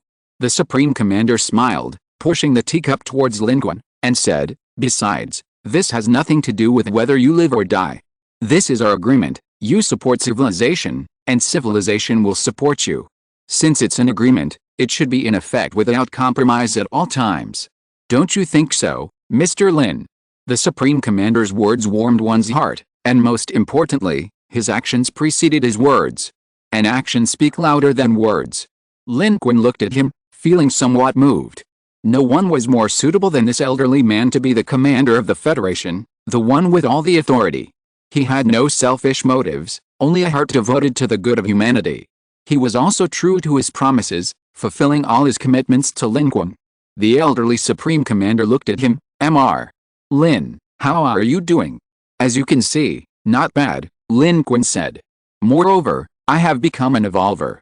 Hearing this, the elderly Supreme Commander glanced at him, his expression somewhat strange, as if he had been taken aback for a moment, before saying, "That's wonderful. Now we have two true evolvers. This is absolutely great news." Lin Qun picked up his teacup and took a sip. I noticed that many places are under construction, all the reactors are activated. Lin Qun's trip had been short, but he had passed through many places and seen many scenes. Beneath and above the ice and snow, large numbers of humans were busy. He could understand some of it, but much more he couldn't. But he knew that it was humanity at work, that the Federation was launching one project after another. And all of this had changed in the past few months. In fact, Lin Qun hadn't returned to Blue Star for a long time. From the start of his expedition on the frozen planet until now, he had been away, and even after returning, he had remained in seclusion. Some projects have been underway for some time now, the elderly Supreme Commander said. How is the tea? I called you here precisely to discuss the current situation. Not bad, Lin Qun replied, though he couldn't really tell the difference between the two. He wasn't good at that. He said, that's exactly what I wanted to know. Currently, the orbit of the 8th planet, where Blue Star is located, has been largely cleared, and the battle can be considered temporarily over. The civilizations in the Level 2 civilization battlefield are far more ferocious and threatening than those in the Level 3 civilization battlefield, but the Level 2 civilization battlefield itself brings limitations. In such a vast area, it takes time for civilizations in the same planetary orbit to fight each other, let alone those in adjacent orbits. Even if jumps are possible, it is very difficult for either side to attack the other. And now, the distance between Blue Star's current position in the 8th orbit and the nearest 7th orbit is at least 30 astronomical units, and the distance between the celestial bodies in the two orbits is even greater. The elderly Supreme Commander exhaled and slowly began to recount to Lin Qun the recent changes in humanity on Blue Star, as well as the changes in the outside world. This was not something the Supreme Commander should be doing, given his precious time, but Lin Qun's special status allowed him to speak at length. The Supreme Commander not only shared much but also offered his views on certain situations, such as the future development of humanity. He said, our civilization is ushering in a new opportunity for development. We have contribution points, which we can exchange for necessities from the marketplace. Technology is expensive, but we don't necessarily need it. We have the potential to acquire it in large quantities. Our medical, materials, biological, and so on fields are all rapidly developing, but it will still take a long time to truly achieve a technological explosion. However, in the near future, we are attempting to build more warships, create an artificial sun that can alter Blue Star's environment, and implement a large-scale talent development and training program to scientifically and rationally enhance people's combat capabilities. We are making rapid progress. As he spoke, the Supreme Commander's eyes shone brightly, filled with pride and longing. He longed for the day when all of this would gradually mature and pave the way for a bright future for humanity. But Lin Qun noticed that the wrinkles between the Supreme Commander's brows had deepened. In less than a year since arriving at the Level 2 civilization battlefield, he seemed to have aged several years. As the head of the Federation and the helmsman of humanity, he had far more to worry about and think about than Lin Qun could imagine. While Lin Qun fought on the front lines, the Supreme Commander was also giving his all on his own battlefield. While Lin Qun diligently cultivated and improved, the Supreme Commander was also tirelessly working to enhance humanity's overall survival capabilities and strength. Until today, until this very moment. After a long pause, Lin Qun simply said, take care of yourself. Don't worry, I'm fine. I also have innate abilities, and they're no weaker than yours. It's an A-level talent too. I can live a long time. The elderly Supreme Commander smiled and said, you probably guessed it. I specifically brought you here not just to talk to you about this. Lin Qun nodded slightly. He had, of course, expected this. Sir, please speak freely. Actually, it's nothing much. I just wanted to discuss with you what we should do next. Should we stay here or return to our homeland? The elderly Supreme Commander looked at Lin Qun and said, after all, the war around us is over now. These words made Lin Qun slightly taken aback. He had just finished his seclusion and hadn't thought about this question yet, but in fact, it was indeed an important issue that couldn't be avoided at present. How should human civilization choose its next path? Should it continue to remain on the second-level civilization battlefield, or return home? Returning home, to the star system where Blue Star resides, is now tantamount to surrender, which will require paying reparations. Furthermore, the fleet of the Third Arm Overlord awaits in Blue Star's star system, ready to attack upon their return. Continuing to remain in the Level 2 civilization battlefield offers humanity the opportunity to develop and acquire contribution points. By utilizing the rules of the Divine Kingdom in the civilization battlefield, humanity can continuously strengthen itself. This benefits not only all of humanity but also allows Lin Qun to achieve a level of advancement impossible outside the civilization battlefield. However, opportunity and risk go hand in hand. While humanity can strengthen itself by eliminating other participating civilizations, it also risks being annihilated by them. Although humanity won the war in the 8th planet's orbit and defeated 2 other civilizations, this is not a Level 3 civilization battlefield. Humanity is no match for the civilizations in the core area of the Level 2 civilization battlefield in the Cloud Pattern star system. Encountering them would be certain death. Therefore, humanity cannot continue to emerge victorious as it did in the Level 3 civilization battlefield.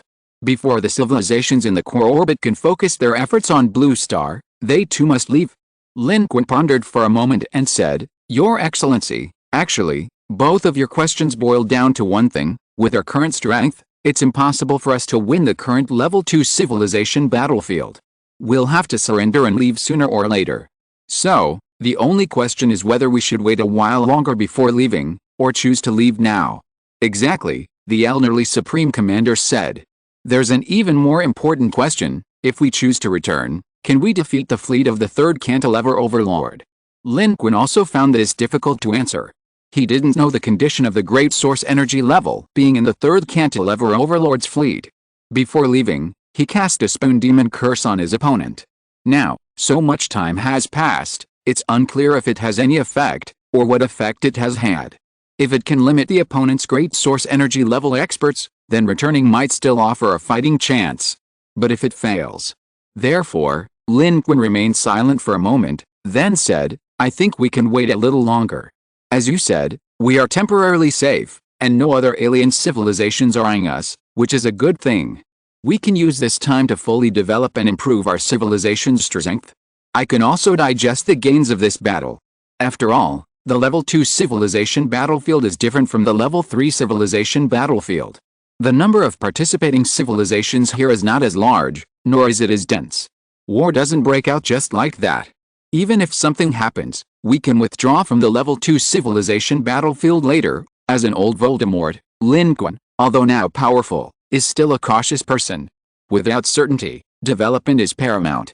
Since he's come here and has won the war, choosing to use the space and time here to develop himself before the situation worsens is a good option.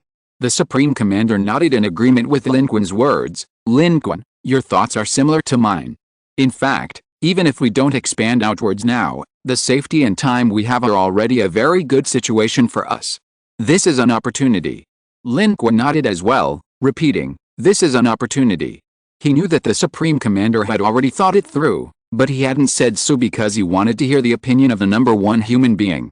He clearly valued Lin Qun's opinions and ideas quite a bit.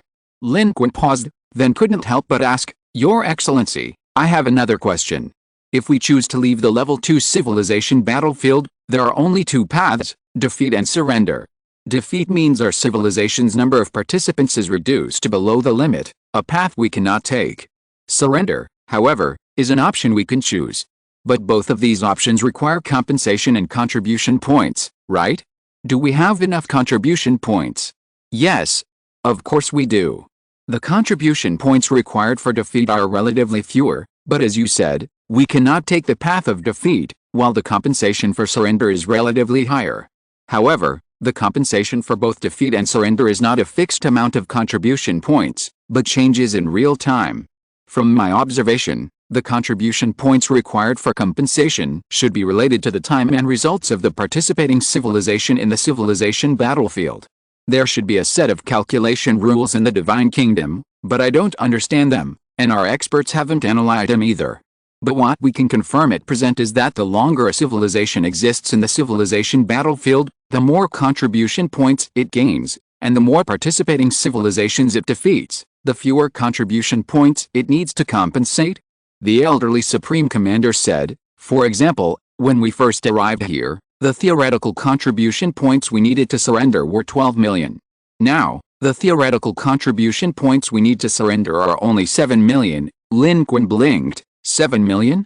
That doesn't seem like something we can afford, does it? We can't surrender even if we wanted to. Humanity has no savings. And the rules for reparations, like the percentage of contribution points redistributed, are the same rules that have existed in the civilization battlefield since the beginning. The elderly Supreme Commander looked at Lin Qun's expression, but smiled and shook his head, saying, "You're wrong, Mr. Lin. I was talking about theoretical contribution points. Don't forget, we are a branch civilization. Although we have lost many rights of the main branch civilization, branch civilizations also have advantages. Branch civilizations need fewer contribution points to surrender, and they also receive additional discounts for winning contribution points or defeating alien civilizations in the civilization battlefield. Currently, our discount is 40%. In other words, we only need 2.8 million to leave the civilization battlefield." Lin Qun's eyes widened. This is too good to be true. The difference between the outside and inside was a full 4.2 million. A net profit of 4.2 million. He remembered the Supreme Commander mentioning that branch civilizations had such discounts, but he had forgotten about it until now. Being a branch civilization not only had disadvantages, but also advantages. Branch civilizations were not the main branch, so while their participation was restricted, they would also receive leniency if they gained an advantage or chose to surrender and leave the battlefield because of their branch civilization status. After all, they were not the main force of the civilization. This could be considered one of the benefits of being a branch civilization. This time, Lin Qun was even more determined. He said, wait one day at a time. This is net profit and contribution points. Thinking of this, a thought struck him. He had forced the civilization of 8-3 Dwarf Planet to surrender and leave the battlefield. How many contribution points would they have to pay? Tisk, truly a double loss. The Supreme Commander, seeing Lin Qun's eyes light up at the mention of contribution points, shook his head and chuckled, saying, "Good. Mr. Lin, then let's wait a little longer. The position of the 8th planet's orbit is favorable to us. We can observe the situation here and make further plans. This is our opportunity." "This is our opportunity," Lin Qun nodded. He also needed time. He was just one step away from becoming an evolver, and he needed to seize the time to go into seclusion and improve, and also use up all his contribution points. However, this time, upgrading to evolver using a cheat code would require 6 times the contribution points needed for previous cheat codes, which would consume a large number of contribution points. Of course, Lin Qun currently had enough contribution points to pay for it. After paying, there would still be enough for card draws. Chapter 516 Evolvers? Evolvers. Emerging from the old commander's office and standing in the snow-covered city of Jinling, Lin Qun saw the sky brighten, like the rising sun. This was impossible from Blue Star's current orbital position. It was humanity's artificial sun, a successful trial. It successfully illuminated an area of 20,000 kilometers. But it only operated for about half an hour before landing. Illuminating 20,000 kilometers wasn't the goal. The artificial sun team's objective was to use this technology to transform the entire Blue Star's low-temperature conditions. This meant that the artificial sun must be able to heat the entire Blue Star, replacing the distant sun as Blue Star's heat source. This was still a long road. Lin Qun watched this scene, but the old commander's last words echoed in his mind. To continue staying here, other participating civilizations may be a problem, perhaps even future enemies, but the most important problem we face right now is, the frozen planet and Blue Star will collide in at most 2 months. Blue Star and the frozen planet are moving in the same direction, in a state of near static motion. Of course, this relative stillness is also relative. Although both planets are listed in the 8th orbit, their orbits do not completely overlap. Previously, while the 2 planets were close, the distance was gradually decreasing due to the aforementioned reasons. The icy planet, being larger, is even invading the orbit of the 7th planet. Whether it would collide with Earth has been difficult to determine, but based on observations over the past 2 months, a collision is now possible. In the Battle of the Icy Planet, it suffered a dual impact of a planet-destroying weapon and the full force of a domineering energy source. The planet lost a significant amount of mass and deviated severely from its original orbit, tilting towards Earth. It won't be long before the 2 celestial bodies collide under their gravitational pull. If this isn't resolved quickly, the distance between the 2 planets will become extremely dangerous in 2 months. 2 months is a long time, but also a short one. This matter deeply worries the old commander. Human civilization cannot currently leave Earth, nor can it lose Earth. The Human Federation has no ability to transport 200 million humans from Earth into space for survival. Even if they could, they lack the resources to sustain 200 million people in space for an extended period. Earth cannot be abandoned. But currently, there seems to be no solution. This appears to be a gift left to humanity by the Ice Energy Clan, who refuse to surrender. A massive, frozen planet is an inanimate object, yet it can still pose a significant threat. Threats in the universe don't only come from other intelligent life forms. Papadu has provided humanity with a solution: launch another planet-destroying weapon to completely shatter it. However, humanity no longer has the authority to launch another planet-destroying weapon. Doing so would require spending a large amount of contribution points, making it a losing proposition. Now, this problem has been shared with Lin Qun. Lin Qun is also pondering it. He strolls through the frozen city of Jinling, entering through another underground city entrance, where he sees the long-lost little mudfish. The little mud skipper is quite a sight now. Under the care of federal professionals, it has grown incredibly fast, now the size of a semi-trailer truck, fully displaying the form of a kun, a mythical fish. Its soaring through the skies of the underground city is one of the wonders of this part of Jinling, underground city. Everyone knows it's Mr. Lin's pet, and they all marvel at it, but after a while, they've become accustomed to it. Lin Qun, standing in the underground city, looked up at it swimming beneath the city's dome, and felt a sense of disorientation. It was as if a scene from a mythological tale had been recorded. The kun roamed the sky, free and unrestrained. However, this was the underground city, not the sky. As Lin Qun's summoned creature, the little mudskipper's affection for him was natural. Sensing Lin Qun's presence, it immediately swooped down from the sky, circling around him affectionately. It could even speak, though its voice was still childish compared to its enormous size. "You've come." Judging by its age, it was still a juvenile. Lin Qun stroked its head. It was smooth and pleasant to touch. "You've grown so much," he said. "Next time we go on an expedition, you'll come with me." The little mudskipper excitedly spun around. It was tired of staying in the underground city and longed to leave. Lin Qun took the little mudskipper for a walk in the underground city. Suddenly, as if sensing something, he turned his head to the side. There, standing, was Chu Yaowei. Lin Qun smiled and beckoned to her. The little mudskipper rose into the air and rolled around. Lin Qun and Chu Yaowei strolled forward. "The mountain opening seal is very useful. I've almost mastered it," Chu Yaowei said first, without asking about Lin Qun's progress. Lin Qun was somewhat surprised. Chu Yaowei's learning ability was indeed quite strong. He thought for a moment and said, "There's also the overturning sea seal. I'll teach you later." Chu Yaowei tilted her head to look at him. "Old Wang wants to gather everyone for a meal. He probably wants to have a few drinks with you." "Sure, but we'll have to wait a bit." "Why?" "Wait until I become an evolver."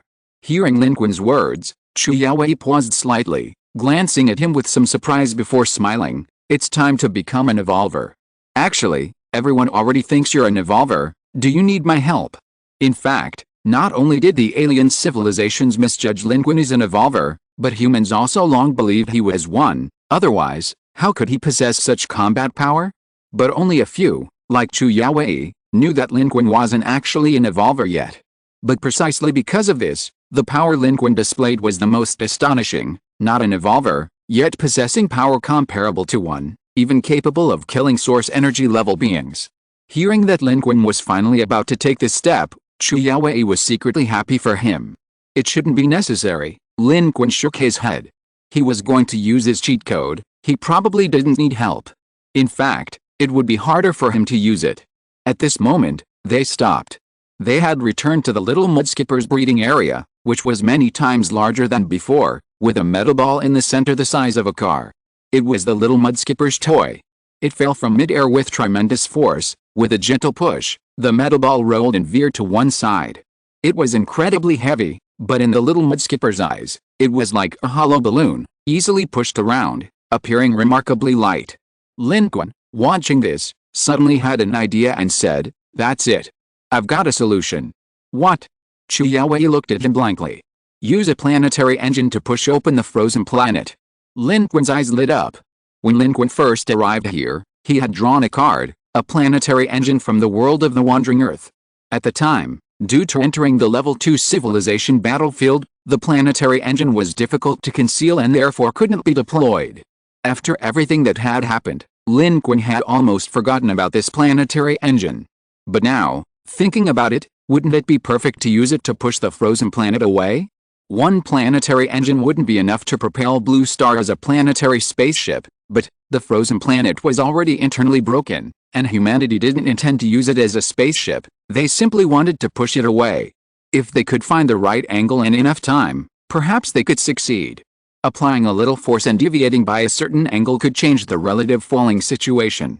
Moreover, the planetary engine hadn't been used yet and was currently in Lin Qun's possession as a card, meaning he could use it anywhere, making it very convenient to deploy directly on the frozen planet. Chu Yaowei was still somewhat bewildered. The threat posed by the frozen planet was one of the things the Federation's high command kept secret. Not everyone knew about it. Such a thing is not something an ordinary person could think of. After all, most humans on Earth still think like planetary beings, unaware that a frozen planet might collide with Earth.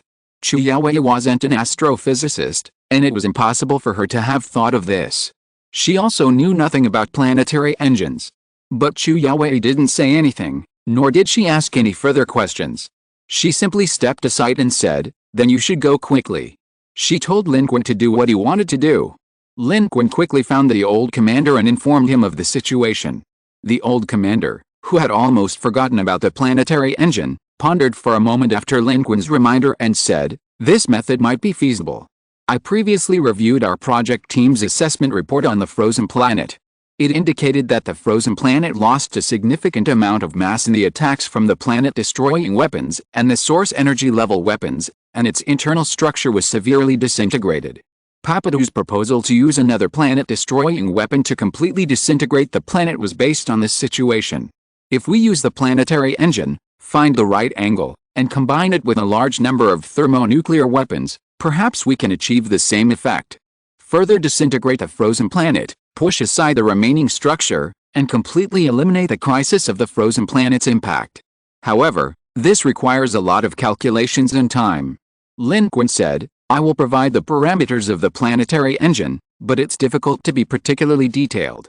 Before its official deployment, the parameters of the planetary engine were only described on the card.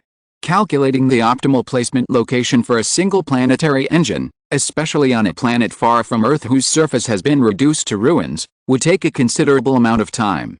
Lin Qun quickly contacted the project team and learned that it would require at least 3 to 7 days. Related personnel would also need to conduct on-site investigations on the frozen planet. Lin Qun decided not to wait any longer and prepared to focus on breaking through to the 6th level of his sword control technique.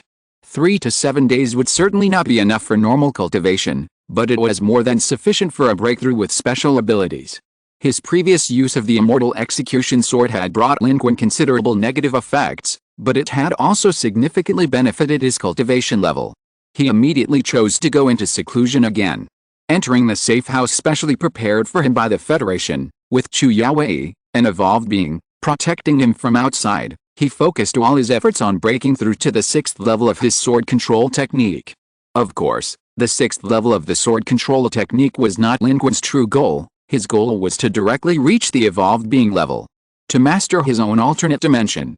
With his condition optimized, energy and dark energy fully restored, Lin Qun, not forgetting to seek the fairy's good fortune, had 770,000 contribution points ready.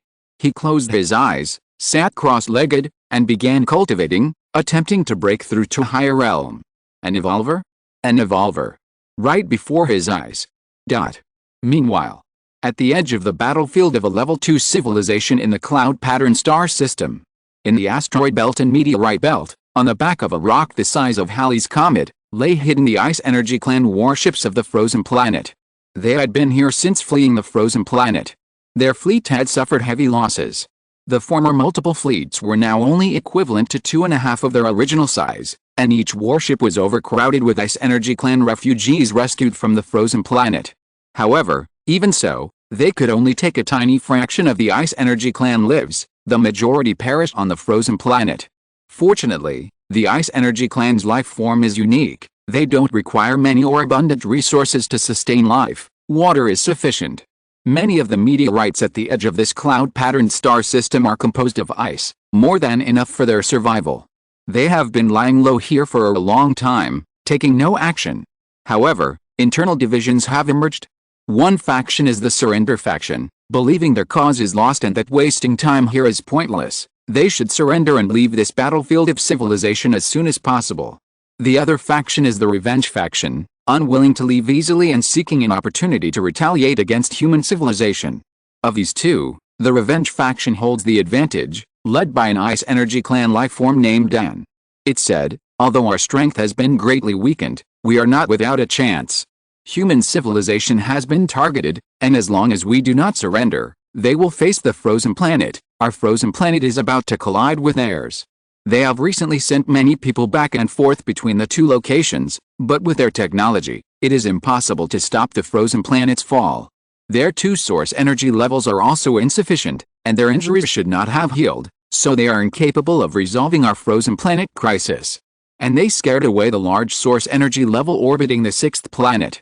Although the civilization in the sixth planet orbiting does not believe our warnings, we know very well that that large source energy level does not exist. This will be the first step in our counterattack. If they destroy our planet, their planet must also pay the price. Actually, when the sixth planet orbiting fleet jumped to Blue Star, they sent an anonymous message informing them that Blue Star did not have a large-scale energy source. However, fearing discovery and being located and killed, this message was very well concealed, and their identities were not revealed. Therefore, it was not believed by the civilization of the sixth planet orbiting. Dan gained a lot of support. The frozen planet was severely damaged. Even if they surrendered and took it back to their home planet, it would be a problem. Leaving it here, with the possibility of killing enemies, was undoubtedly the most cost-effective option. These ice energy beings also hoped to see humanity pay the price, and they eagerly anticipated and waited. Chapter 517 Heavenly Court. Lin Qun's sword control technique had already reached the 5th level back on the frozen planet. At that time, he used a cheat code, spending 6 times the contribution points required previously, a full 108,000 contribution points. This time, he's using a cheat code to break through from the 5th level to the 6th, again requiring 6 times the contribution points, or 648,000. The path of cultivation is fraught with difficulties. The higher the realm, the greater the hurdle.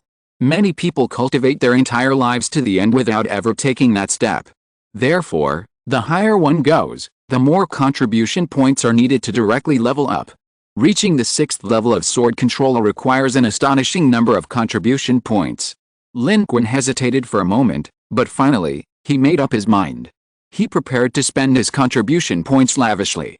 As his combat power grows stronger, acquiring contribution points will only become easier. This amount of contribution points, seemingly large, is actually just the result of Lin Qun's battle with humanity. With increasing strength, Lin Qun's efficiency in harvesting contribution points will also increase, far surpassing what it was before.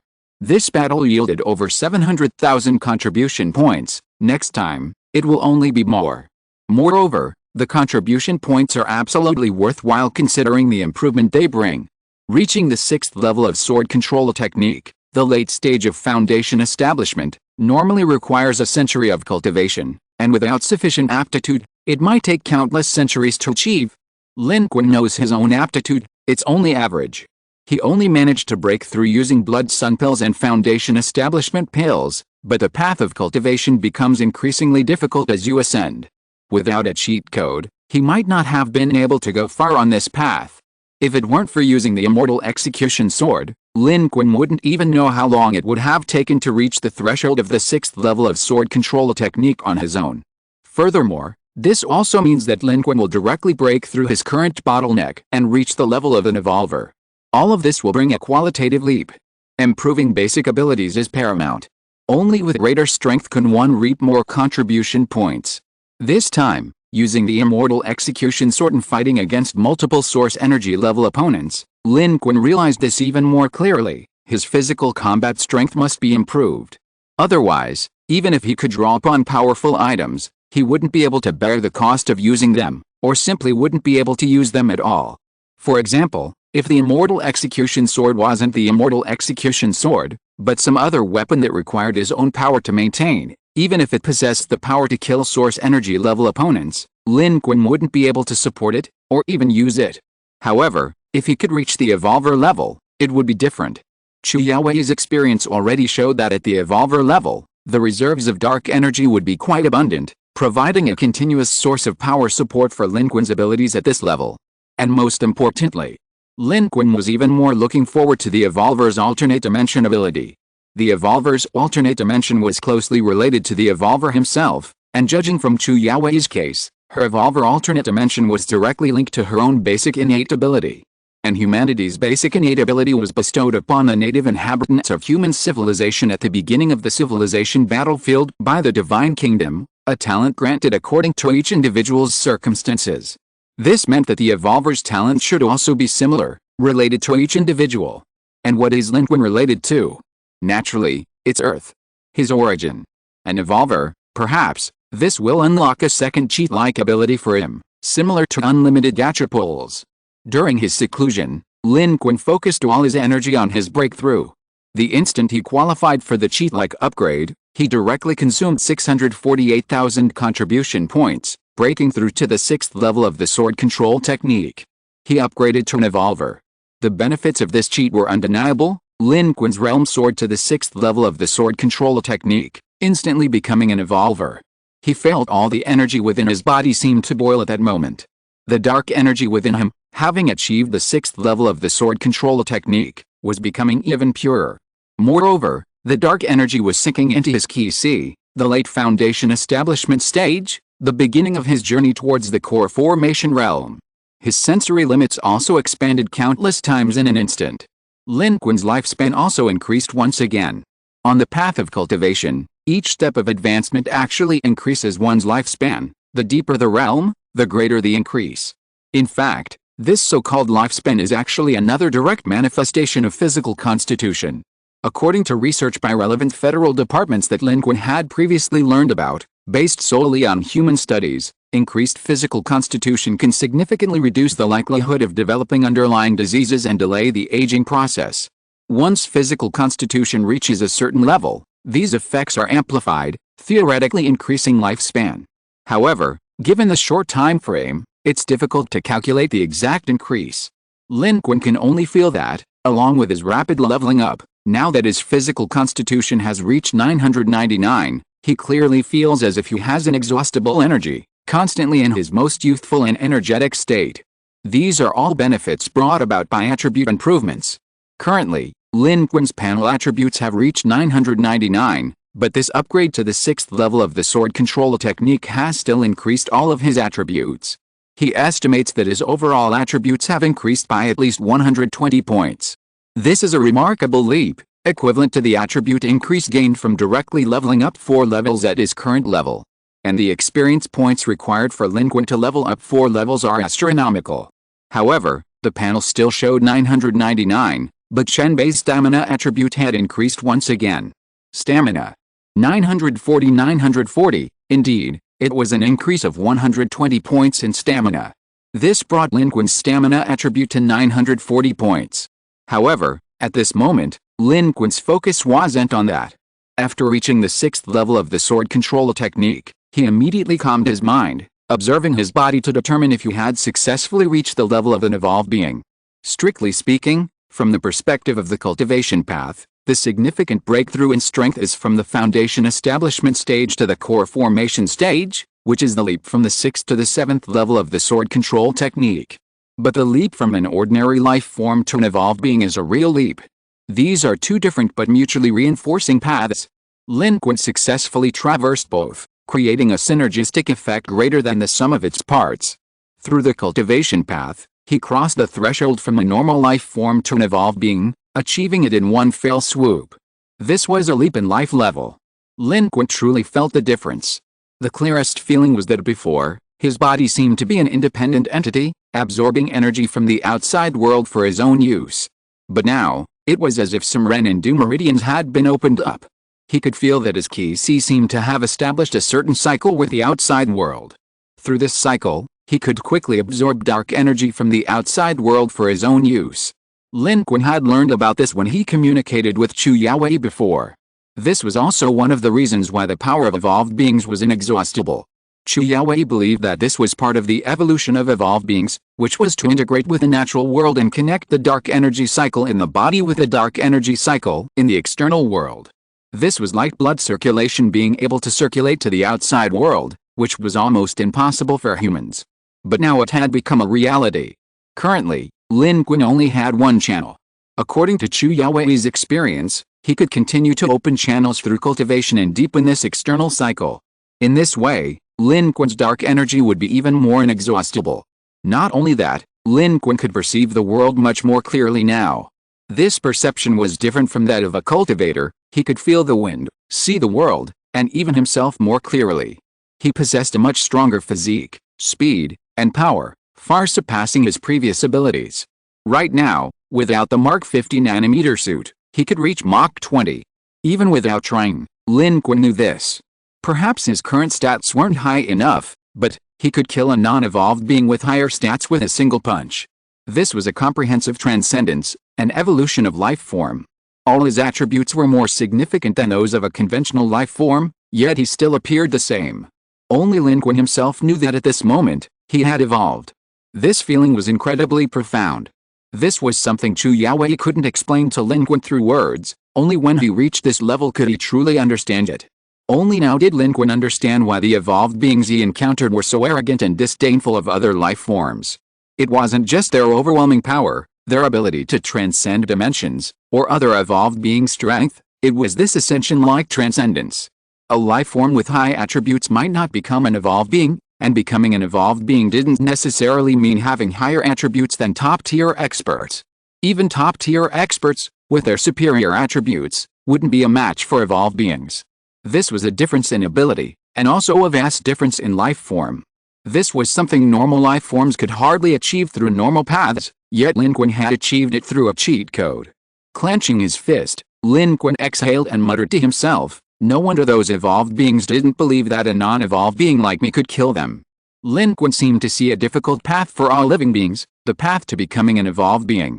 Attributes of 999 were merely a threshold. Becoming an evolved being wasn't determined by the level of one's attributes, and even 999 might not be a hard requirement. For example, Lin Qun's energy attribute hadn't even exceeded 999 yet, but he had still become an evolved being. It should be that high enough attributes were sufficient.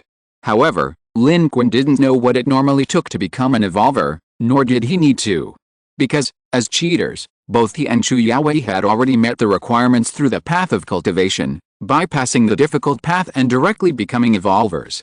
Since they were already evolvers, why bother researching those things? Chu Yaowei at least took the demon pill, while Lin Qun directly used contribution points to pave the way, cheating all the way. He didn't experience any of the hardships of becoming an evolver. And having become an evolver and felt the changes, Lin Qun already felt that the contribution points used for this cheat were worthwhile. But this wasn't Lin Qun's biggest concern. From these changes, Lin Qun confirmed that he had indeed succeeded, taking a shortcut to become an evolver. However, after sensing for a long time, he didn't feel any new abilities from the alternate dimension. Could it be because I cheated and didn't follow the normal path to becoming an evolved being, so I got a castrated version of an evolved being without an alternate dimension? No, this doesn't make sense. Chu Yaowei took the demon pill, which is also considered cheating, and she has an alternate dimension. Why don't I? Is it because my cheat is even more extreme than hers? Or is it because my energy level isn't at 999, or I haven't met the standard? Lin Qun was dumbfounded. According to Chu Yaowei's experience, after becoming an evolved being, the ability of an alternate dimension would naturally awaken, and learning and using it would be like a human learning to use their arm, an extension of their body and organs. But Lin Qun hadn't felt anything. Sitting in the safe house deep in the Jinling underground city, Lin Qun was somewhat lost. He couldn't discuss this with anyone. His only experience was with Chu Yaowei, but that was an isolated case and not representative. As Lin Qun pondered, a light flashed before his eyes. It was the flash of his talent ability card draw activated under normal circumstances. But Lin Qun hadn't drawn a card.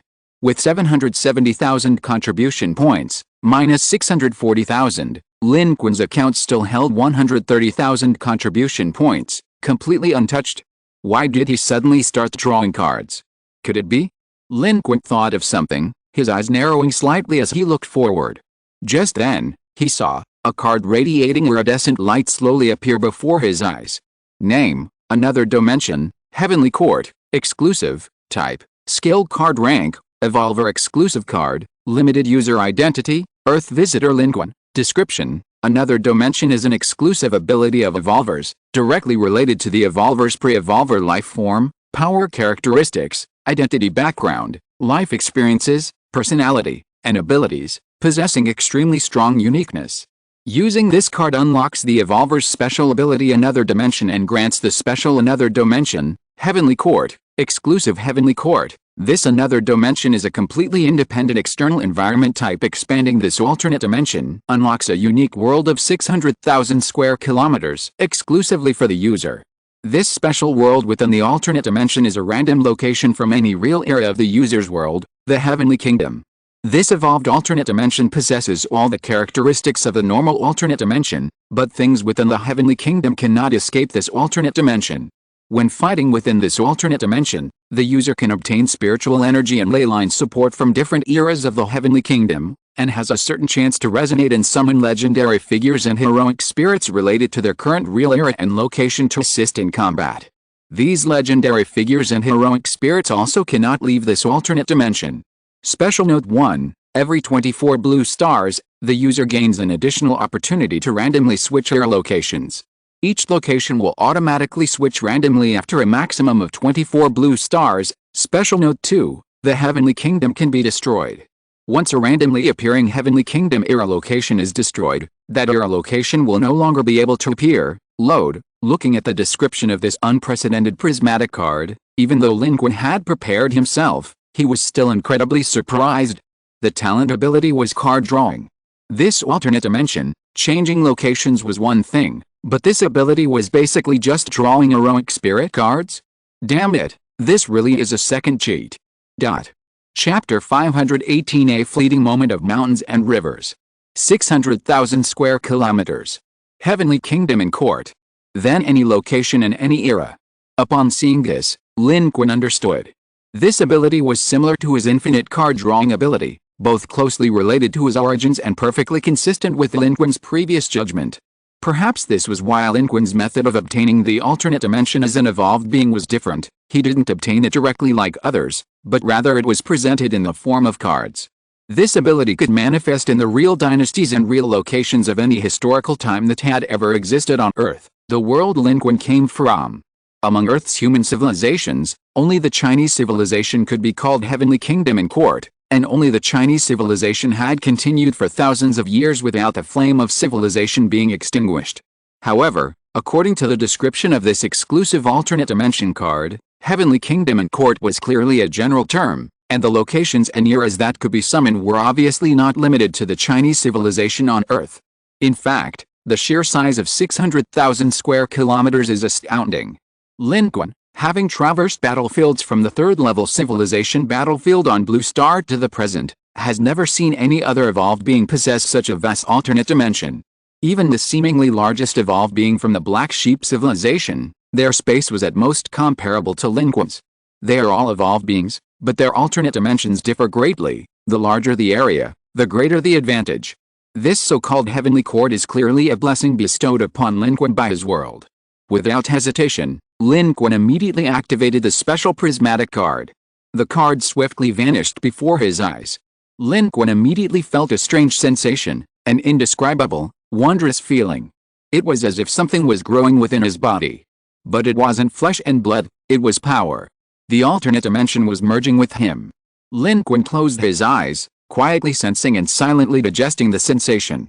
After a moment, he suddenly opened his eyes, his gaze gleaming with divine light, as if electric snakes were coiling within them. He had mastered the power of this alternate dimension. The Heavenly Court can be activated at will.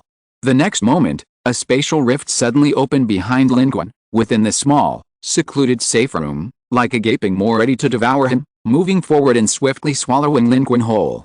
Lin Qun's figure vanished into thin air. He found himself in his own alternate dimension, high in the sky. For a moment, Lin Qun felt a sense of disorientation. It was as if he had suddenly arrived in a real world. This place was very similar to the alternate dimension shown by the evolved beings of the divine and ghost civilization, seemingly a replica of the real world. However, the world of the evolved beings of the divine and ghost civilization was cold and eerie, while Lin Qun's own alternate dimension was filled with blue skies and white clouds. Looking down, he saw lush green grass covering the land, and further away, cities of steel and concrete rising from the ground.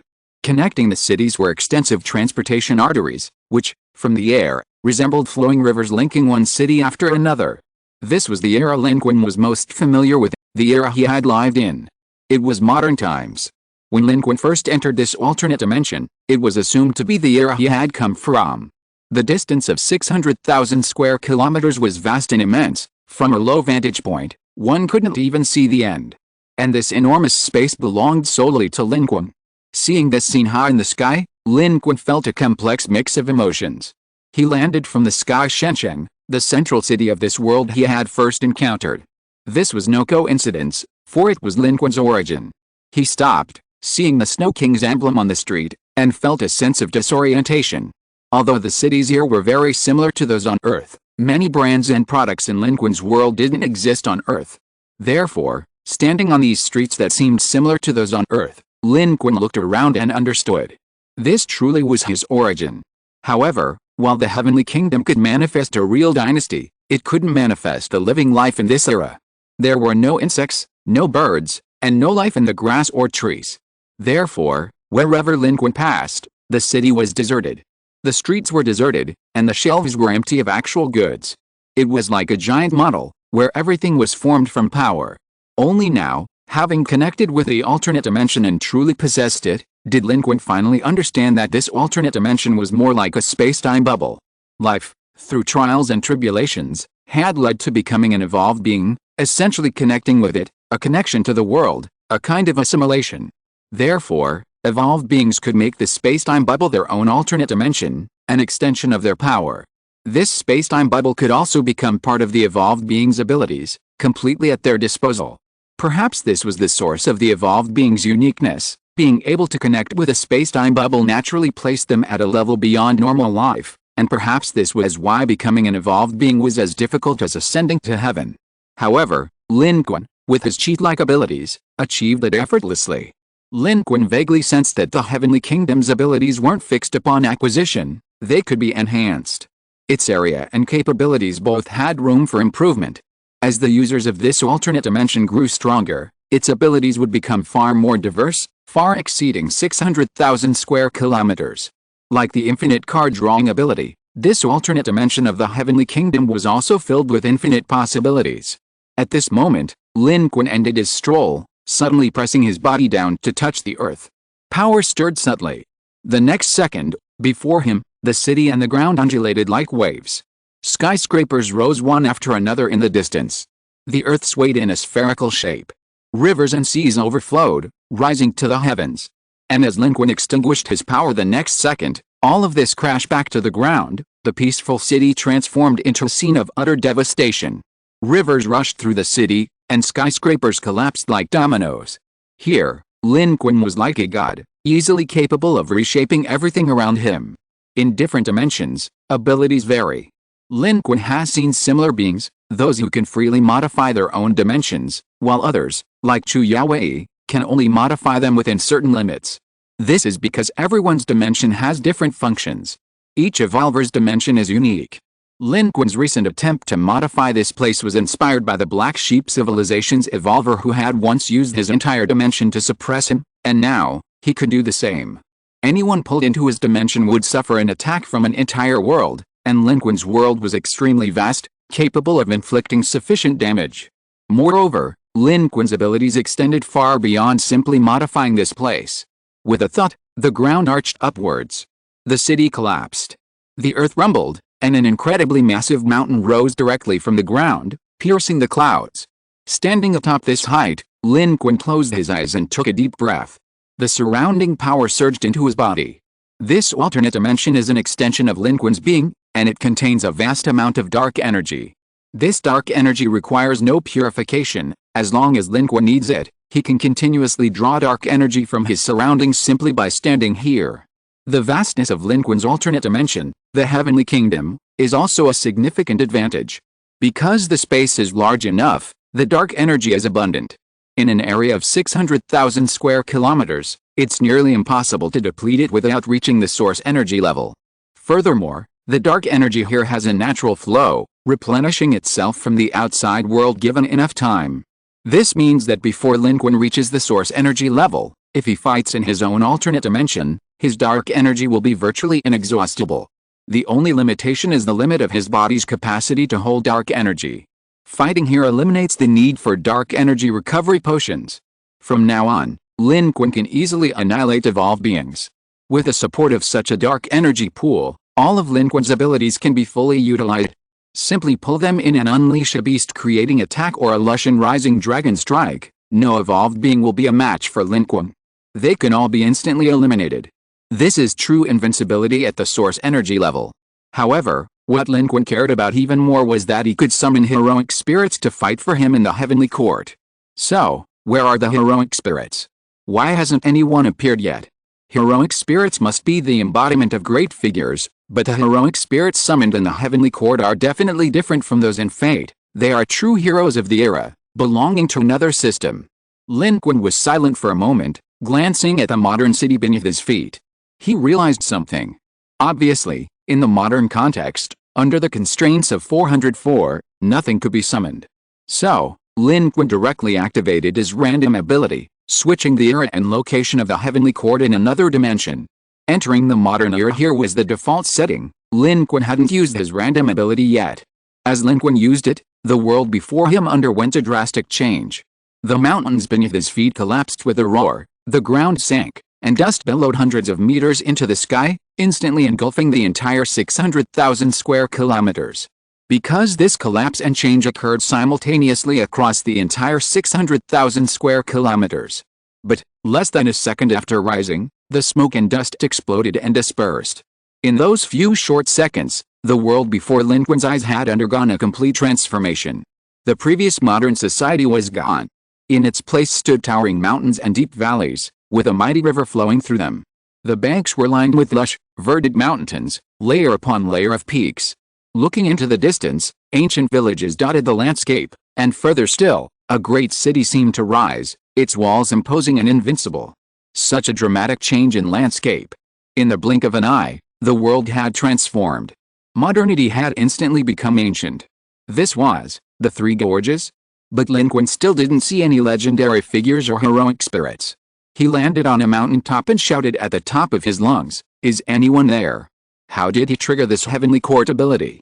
Lin Qun felt that this ability was the key, an ability he had never seen among all the evolved beings he had ever encountered. He had never seen any evolved being able to summon helpers from their own alternate dimension. This was a special ability Lin Qun had acquired as an earthling.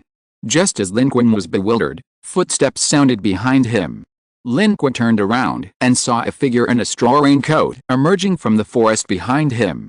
The man had brown skin, yet was handsome and dashing, in the prime of his life.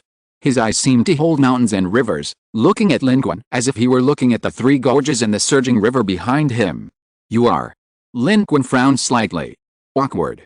He didn't recognize this person. "You don't recognize me? My surname is Li, and my given name is Shancheng." The man slowly emerged from the forest, passing Lin Qun, and stood atop the mountain, overlooking the mountains and rivers below. He said, "What a coincidence, I don't recognize you either, but you should know where you are, just like me, right? You're Li Daoin. I'm Lin Qun. Did you just appear? How come I didn't notice you?" Lin Qun turned to look at him. Of course he knew Li Daoin, but how could he know what the real Li Daoin looked like? Only now did it finally dawn on him. The Three Gorges, Li Daoin, so that's how it is.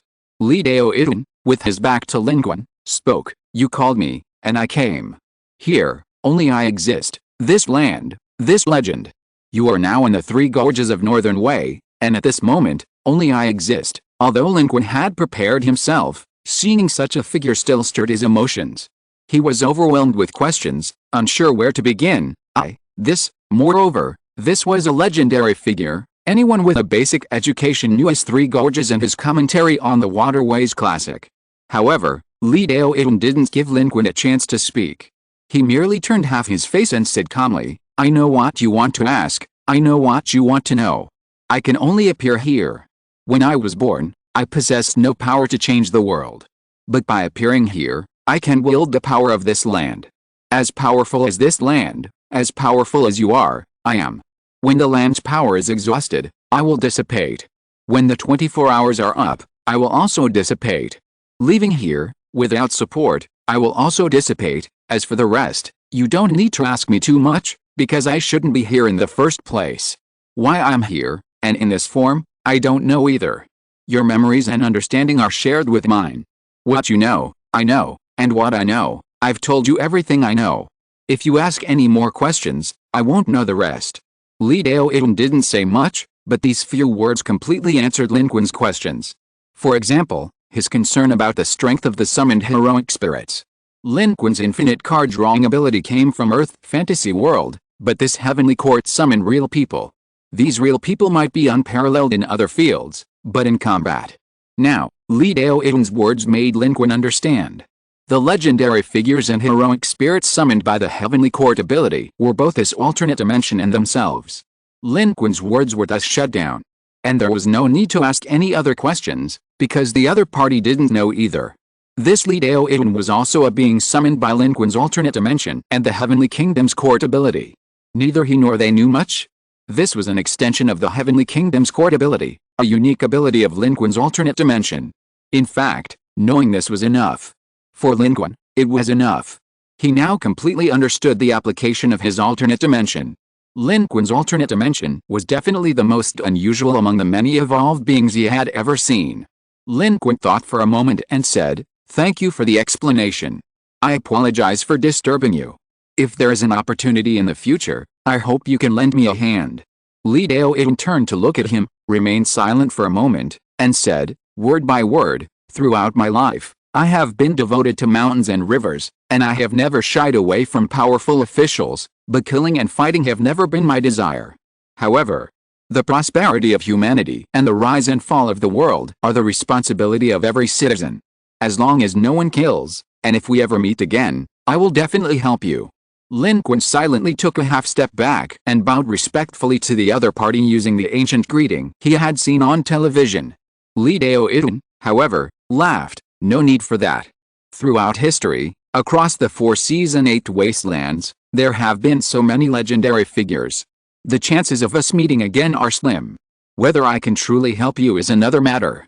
If possible, I would prefer you to find Qin Shi Huang, Emperor Wu of Han, and Emperor Qi Yu.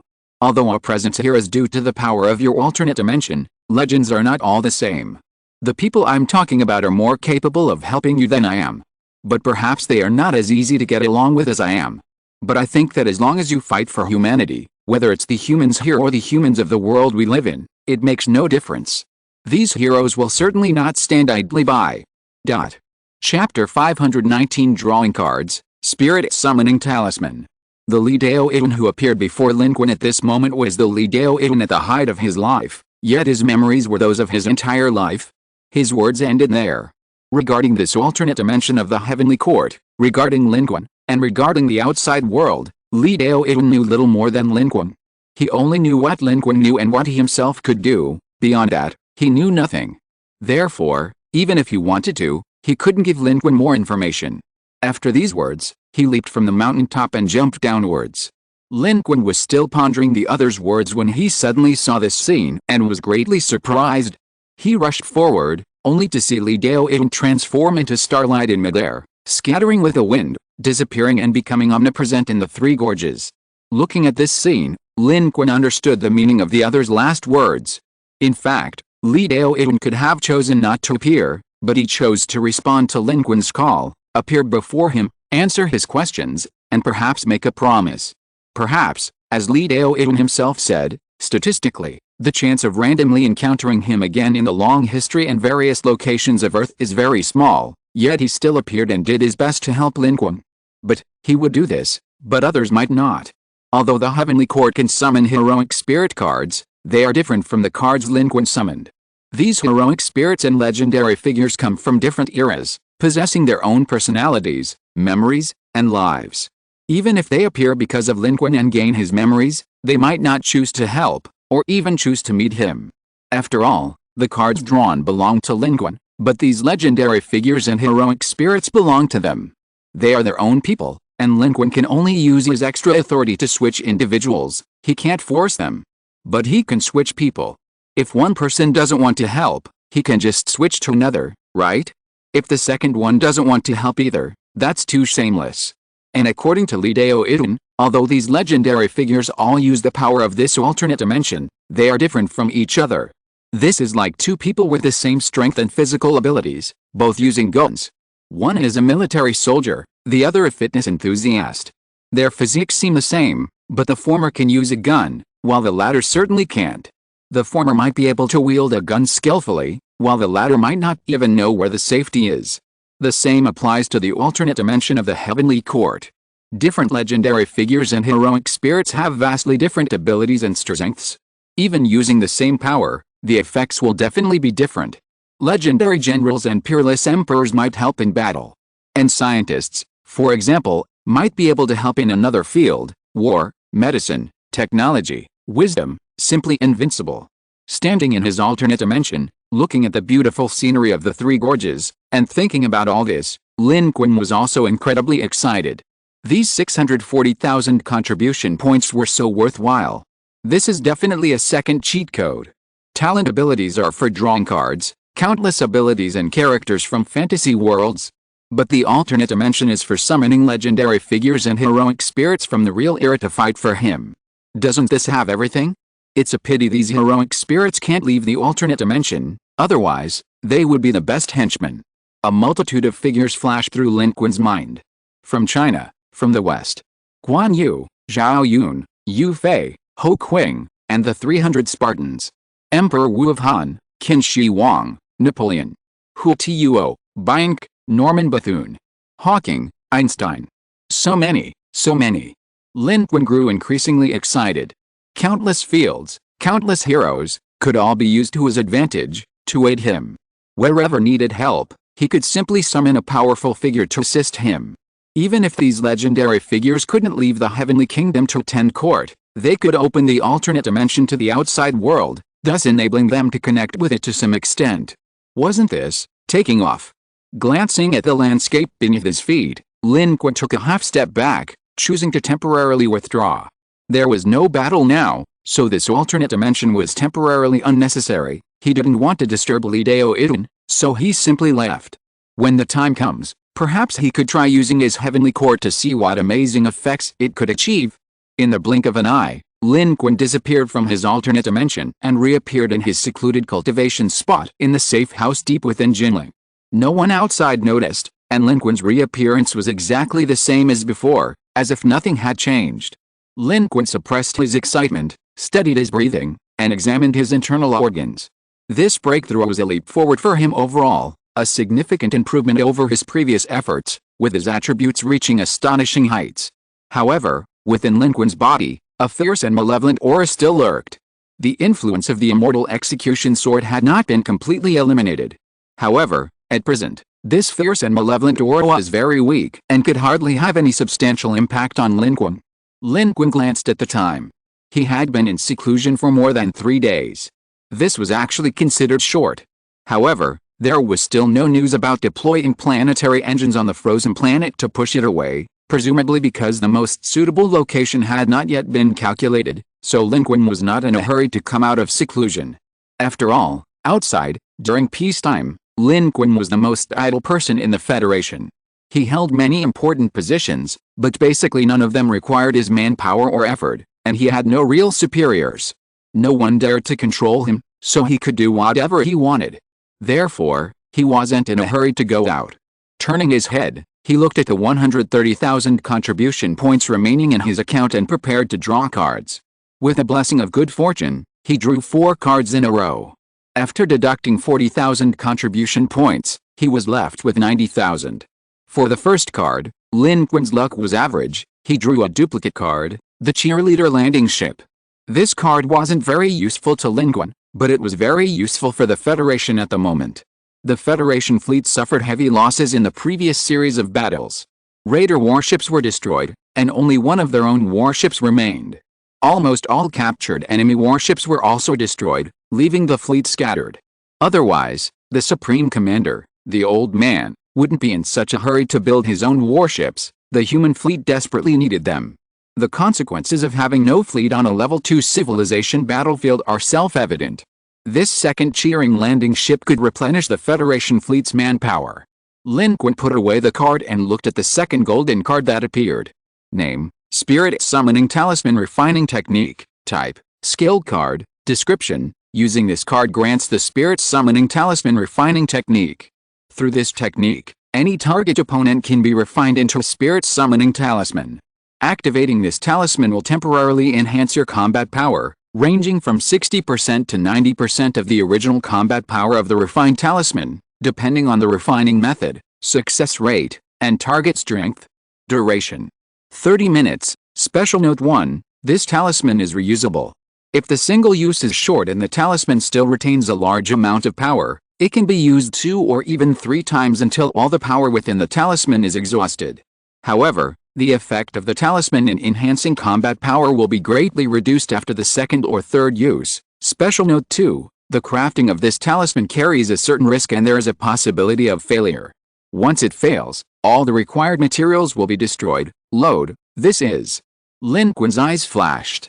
He was familiar with this talisman. It was something from the novel A Record of a Mortal's Journey to Immortality. The protagonist, Han Li, once used this to enhance his combat power, even advancing from the early nascent soul stage to the mid-nascent soul stage. It was a master at rapidly increasing combat power and challenging opponents of higher levels. The best feature of this talisman is that its power comes from the outside. That is, the strength of the materials used to craft it determines the amount of feedback it will provide. The crafting of this Spirit Summoning Talisman doesn't require a living opponent, a dead corpse. Its inner core, essence, or vital energy should suffice. Lin Qun's eyes lit up at this thought. If he could craft this talisman using a source energy level weapon, wouldn't it mean? If the source energy level he used to craft the talisman was strong enough, he might even briefly reach source energy level combat power. However, Lin Qun pondered for a moment, then suddenly realized that he didn't have any source energy level weapons to craft it. From the star system where Blue Star was located to the battlefield of the second level civilization, Lin Qun had killed 4 source energy level enemies, but none of them had left a corpse. This was because source energy level enemies were difficult to kill. To ensure a kill, Lin Qun basically tore their bodies apart. Twunkus was shattered with a single punch, Ice Lord was torn apart by Lin Qun's electromagnetic cannon and Excalibur, and the domineering source energy level enemy and the cold source energy level enemy were torn apart by the immortal slaughtering sword formation. All were reduced to ashes.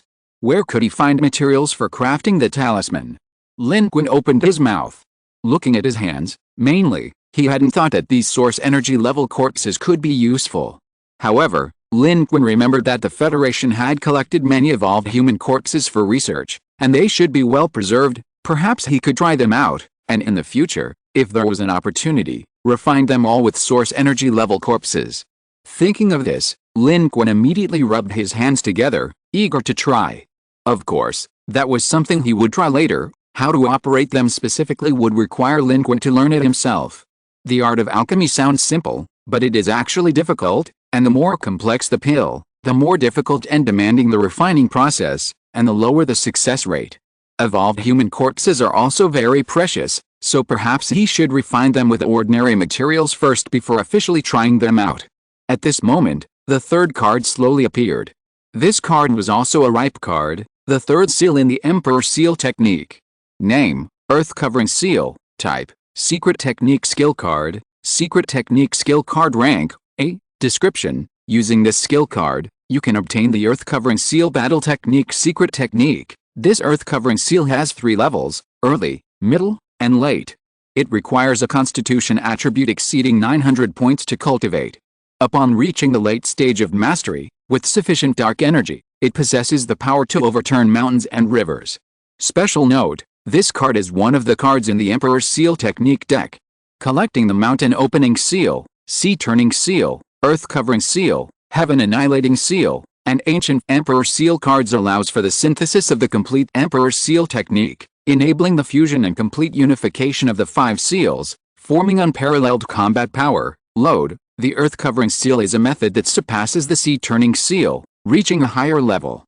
At this point, Lin Qun has mastered 3 of the 4 seals of the Emperor's Seal technique. Only 2 remain to be fully mastered. These mountain-splitting seal, sea-turning seal, and earth-covering seal are all incredibly powerful combat techniques, requiring a large amount of dark energy to be effective. Previously, for Lin Qun, they were merely backup plans to suppress opponents, as they required rapid replenishment of dark energy after only a few uses. But now, things are different. Lin Qun has become an evolved being. His own dark energy circulates with the external environment, and with the support of the Heavenly Kingdom in the alternate dimension, he can unleash these 3 seals freely on the battlefield. Becoming an evolved being is, for others, the opening of an alternate dimension, a double leap in combat power and life form. It's the same for Lin Qun, only his leap is somewhat exaggerated. The skills he possesses are equivalent to ultimate moves for others, even ordinary evolved beings. Previously, Lin Qun was limited by his own dark energy limit and couldn't unleash them, but now, most of his ultimate moves can be used as basic attacks. Of course, the earth-covering seal and the spirit-subduing talisman he drew earlier also require learning and study. And at this moment, the last card of this 4-card draw appeared before Lin Qun. Name, Void Assault Type, Skill Card Description. Using this card grants the skill Void Assault. Consuming 1000 dark energy allows the user to briefly enter a ghostly invisibility state for 2 seconds, instantly doubling their speed before entering invisibility. In this ghostly invisibility state, the user's body becomes invisible and void, able to pass through most conventional matter and even biological bodies, shielding them from conventional electronic and sensory detection. Only those with special true vision abilities can detect them. After the skill is first activated, it can be activated twice more within 2 minutes. Cooldown. 12 hours. Special note, this skill's acceleration ignores the limits of biological endurance load, another skill card. And the skill is the invisibility type skill card that Lin Qun has never drawn before. Moreover, it's a very powerful invisibility type skill card. Paying a high amount of dark energy allows for 3 consecutive invisibility states within 2 minutes, making the user undetectable by conventional means. Furthermore, judging from the description, it allows the user to pass directly through objects and even living beings, like a spirit. This isn't a primordial spirit, but a physical body that can move directly through the material world like a ghost. It also grants additional speed. If the speed before entering stealth is Mach 1, entering stealth will instantly boost it to Mach 2. If it's Mach 20, it can reach Mach 40. A burst of instantaneous acceleration. 3 opportunities, a total of 6 seconds, are enough to cover a considerable distance. Combined with stealth, this is practically a miracle of surprise attack, incredibly significant for someone like Lin Qun who needs to engage in close combat. Perhaps, he can approach source-level life forms undetected. Such a skill is far more practical than simply enhancing attack methods, since Lin Qun already has plenty of ways to increase his attack power. However, looking at the name and description of this void attack skill, Lin Qun suddenly said, "Wait, isn't this the Mantis's ultimate move?" If you are listening to this novel on a channel other than Fanfic World, it means it was downloaded and re-uploaded without effort. We warmly invite you to visit our channel, Fanfic World. There you will find the original version of this story and many other novels of various genres. We look forward to seeing you dive into a world of incredible novels. Chapter 520 The Star Shift Project. 8-2 Outer Space of the Frozen Planet. The cheerleader landing craft jumped out of its warp and appeared here. Its cold hull reflected a chilling light in the darkness, exuding a sense of coldness and desolation. But compared to the entire planet, it lay dormant in the shadows, utterly inconspicuous. Lin Qun immediately flew out from it, heading towards the massive planet beneath his feet. This was Lin Qun's first return to the frozen planet since the Great War, and the planet's current appearance was almost unrecognizable to him. On the side of the frozen planet, in the eastern hemisphere, a massive crater, clearly visible even from space, had appeared. It was enormous, and along with the crater, many terrifying scars spread outwards, also visible from the stars. The entire frozen planet was no longer a uniform white, but rather a dark gray. Not only that, this planet's current appearance is also strange, somewhat tilted and off course, seemingly deviating from its orbit, head down. Its shape is also no longer consistent with the original. The attacks on the Eastern Hemisphere and the impact of the battles in the Southern Hemisphere caused it to lose a large amount of planetary material. Land masses rose from beneath the surface, floating into space. Initially enormous, they gradually crumbled under the pull of gravity, now forming a belt of debris surrounding the frozen planet. As a result, the planet now exhibits a somewhat elliptical structure, resembling a peeled and mushy egg. This planet's appearance speaks volumes about the cruelty of interstellar warfare. Even in a Type II civilization battlefield, even if a civilization were to wage nuclear war across its own planet, it might not achieve such an effect. Previously on Earth, the fighting was fierce, but Earth itself wasn't significantly affected. However, here, it suffered almost annihilation. But the destruction has been over for far too long. The 8-2 frozen planet has passed the initial stage of destruction, and everything within it has now stabilized. Right now, Lin Qun is entering a frozen planet. This planet has no atmosphere. Lin Qun has just broken through to become an evolved being, and relying on his own strength, he can exceed 20 times the speed of sound. This is a good opportunity to adapt to his abilities.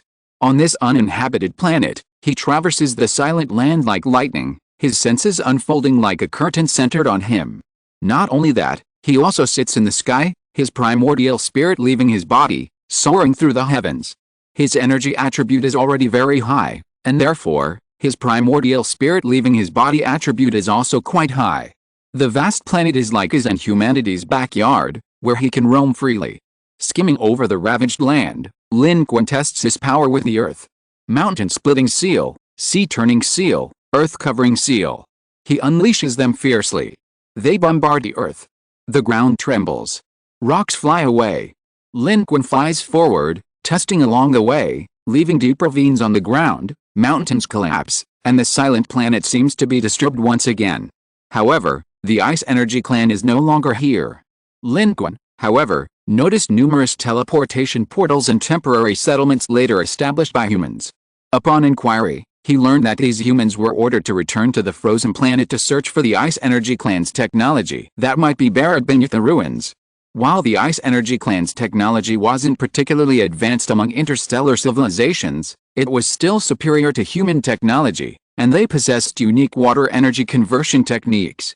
Now that the frozen planet was almost entirely under human control, humans naturally wouldn't let this opportunity pass. They built teleportation portals whenever possible to see if they could find anything beneath the ruins. During this time, they made some discoveries, collecting considerable remnants of Ice Energy Clan technology and resources from the frozen planet. However, they were now beginning their withdrawal. The planetary relocation project was about to begin, and remaining there would be dangerous. In fact, with humanity's defeat of the Ice Energy Clan, they finally realized another unique benefit of the Level 2 civilization battlefield beyond contribution points, resources. Defeating an opposing civilization, if the opposing civilization didn't withdraw, would grant an additional planet's worth of resources. On the battlefield of Level 2 civilizations, participating civilizations all bring planets to the war. Even if they aren't their home planets, the planets they bring are more or less resource-rich, facilitating on-site replenishment for the war effort.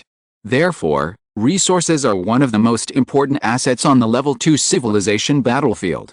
Lin Qun has his own responsibility here, to complete the planetary relocation project. 13 hours after Lin Qun broke through to the Evolver realm, he finally received orders from the Supreme Commander. The technical team has completed the calculations, and it's time to begin.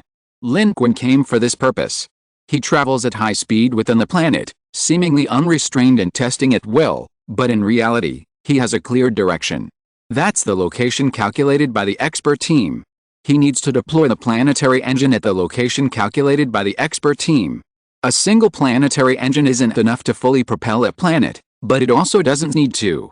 The expert team's plan is to use Lin Qun's planetary engine to deflect the icy planet at a certain angle and slow it down.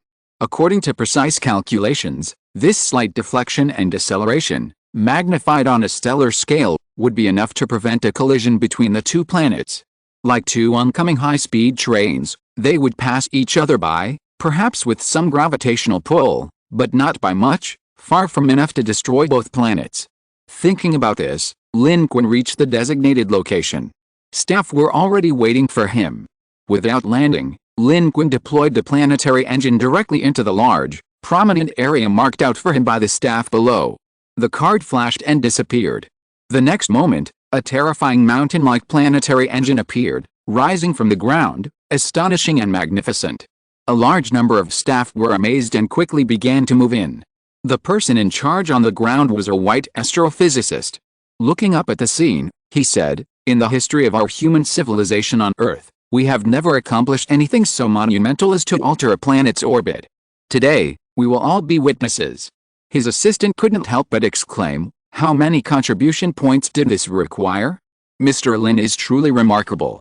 Before arriving, they already knew of the planetary engine's existence and naturally assumed it was provided by Mr. Lin Qun from his own contribution points. In reality, the planetary engine hadn't cost many contribution points at all, only 10,000. Entering the planetary engine, everyone was amazed, especially by the stone-burning technology, which far surpassed the current technology of human civilization on Earth. Lin Qun didn't leave but returned to the cheering landing ship. He remained high in orbit, silently waiting for the planetary engine to start. It would take some time for the experts to enter the planetary engine, familiarize themselves with it, and activate it. However, the distance between Earth and the frozen planet was rapidly approaching, and everyone was racing against time. According to the plan, the planetary engine should start within 12 hours of Lin Qun deploying it. As long as the planetary engines could start, fuel was plentiful, the frozen planet had plenty of rocks. The activities of Earth's humans on the frozen planet were almost entirely unknown, with only one exception, the remnants of the Ice Energy clan. They hid on the edge of the battlefield of the cloud-patterned star system's level 2 civilization, eagerly anticipating a collision between the frozen planet and Earth, inflicting a devastating blow on human civilization. Therefore, they had been observing the frozen planet, and since it was originally their territory, observation was much easier. Thus, when the planetary engines landed, their observers noticed the anomaly and reported it back. Its current leader, Dan, was even more astonished. "What are humans trying to do? They've built such a huge thing. Are they trying to install an engine to propel this frozen planet away?" Other Ice Energy clan lifeforms nearby worriedly asked, "Sir, should we intervene? The human who killed the source energy level expert seems to be there too." One of the more agitated Ice Energy clan lifeforms exclaimed, "We absolutely cannot let them succeed." Dan remained silent for a moment, then shook his head, saying, "We don't need to act rashly. Perhaps they're trying to trick us into intervening. Where would these human civilizations get so many contribution points? Even if they've exchanged for a planetary engine, it shouldn't be technologically advanced. Even if they can start it temporarily, it won't last long. Where would they get so many materials to power something that propels a planet like this? It's all in vain for them. We don't need to act rashly." After Dan finished speaking, a deep sense of fear flashed through its observation organs.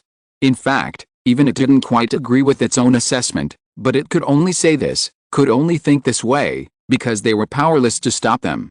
To intervene now would only lead to certain death. Lord Dan is right.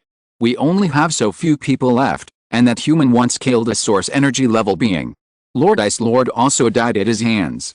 With him around, even if we want to do something, it's futile, just a pointless loss of our few remaining manpower and warships.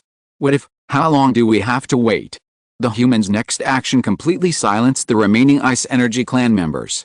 At 12 Blue Star time, approximately 1.5 Ice Energy clan time units later, the planetary engines officially started. Huge jet flames shot into the sky, reaching a height of thousands of meters. From space, it looked like an incredibly grand torch rising from the ground. The frozen planet trembled. Its position began to shift. Humanity has really succeeded. The latest news from the observers indicates that this human planetary engine seems to have the technology to burn rocks, providing a continuous source of energy.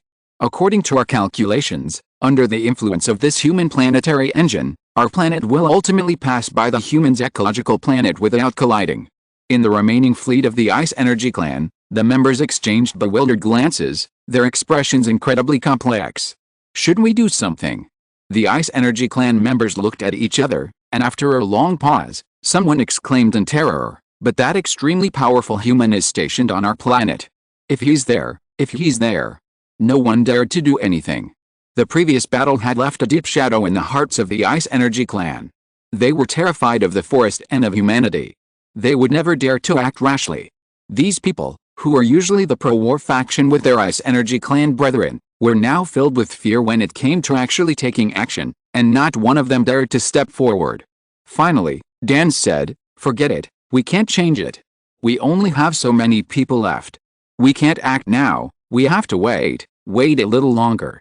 Looking at the images transmitted from the front, Dan felt a sense of frustration and helplessness. Turning to look at his compatriots, Dan suddenly realized that, without knowing when it started, their proud Ice Energy clan seemed to have completely degenerated into weaklings and clowns. In contrast to the mournful cries of the unfortunate remnants of the Ice Energy clan, the entire planetary engine technical team on the frozen planet cheered with joy as the planetary engine successfully started. Everything was as calculated and planned. The planet-shifting project had begun in earnest. Lin Qun remained stationed on the frozen planet, ensuring its safety. Humanity only had one planetary engine, ensuring its safety was paramount. It would be too humiliating for humanity to be destroyed by a natural planetary collision. For Lin Qun now, it didn't really matter where he was cultivating on Blue Star, and he was cultivating on the frozen planet. He was simultaneously cultivating his numerous spells and researching spirit summoning talismans. As a high-level talisman, this thing is different from the fire talisman. It needs to be crafted. After Lin Qun entered the crafting technique, he also found that this spirit summoning talisman was much more difficult to operate than the fire talisman. However, fortunately, he had the support of the Federation, and he had all the materials he needed, so he could keep practicing. Not only that, Lin Qun was also drawing cards. More than 90,000 contribution points. He could draw cards continuously, 4 times a day. And after the planetary engine stabilized, Lin Qun continued to draw cards, another round. This time, the first card. Impeccable. Lin Qun's eyes widened. Name, Impeccable 3, type, consumable effect card grade, A. Description, using this card, you can ignore the opponent's strength and specify to negate any one ability or effect attack. The negated ability or effect attack can be launched by the opponent, or by yourself or anyone else. It can be a continuous effect or an instantaneous temporary effect. Each of these cards can only negate one ability or effect attack and is consumed upon use. Manifest. The card then appeared, depicting the classic invincible card from the Three Kingdoms Kill and Hero Kill series. It looked strangely familiar. This invincible card could negate the opponent's strength, meaning it would be effective regardless of the opponent's power. Lin Qun had previously drawn other nullifying abilities, such as the Great Cold Wave. Invincible was similar to Great Cold Wave, but while Great Cold Wave had a wide area of effect, Invincible targeted a single skill, making it more specific. It could not only negate the opponent's effects but also those of himself and other targets. This ability could be used to negate negative effects on oneself, or it could be used on the opponent to negate their buffs. Its usage was incredibly flexible.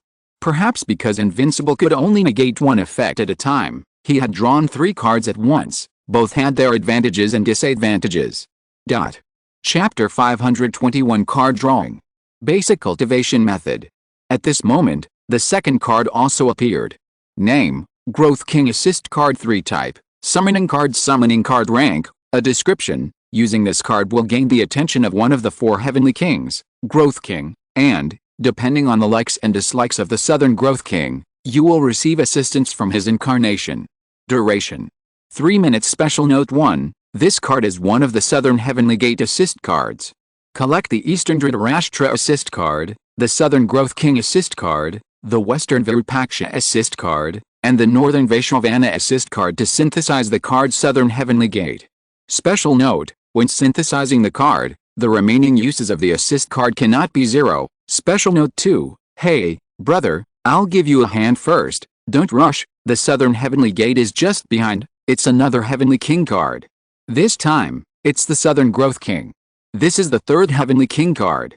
Lin Qun hadn't thought much of the Special Note 2 before, but this time, he truly felt it. The Southern Heavenly Gate seemed to be just around the corner.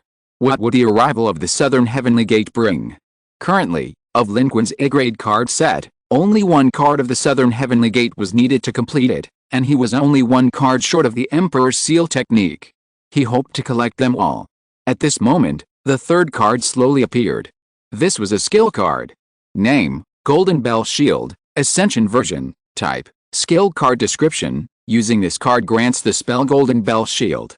This skill has 6 tiers. Tier 1, Physical Training, impervious to blades and spears. Tier 2, Ability to deflect ordinary power. Tier 3, Golden Light protecting the body. Tier 4, Immovable as a mountain, the initial formation of the Golden Bell Shield. Tier 5, the Golden Bell Shield reaches the intermediate level, internal and external strength combined, indestructible. Tier 6, the Golden Bell Shield is fully formed. Special note, loading this skill implies that Tier 1 has already been achieved. Load, this is a defensive growth skill card, specifically the Golden Bell Shield.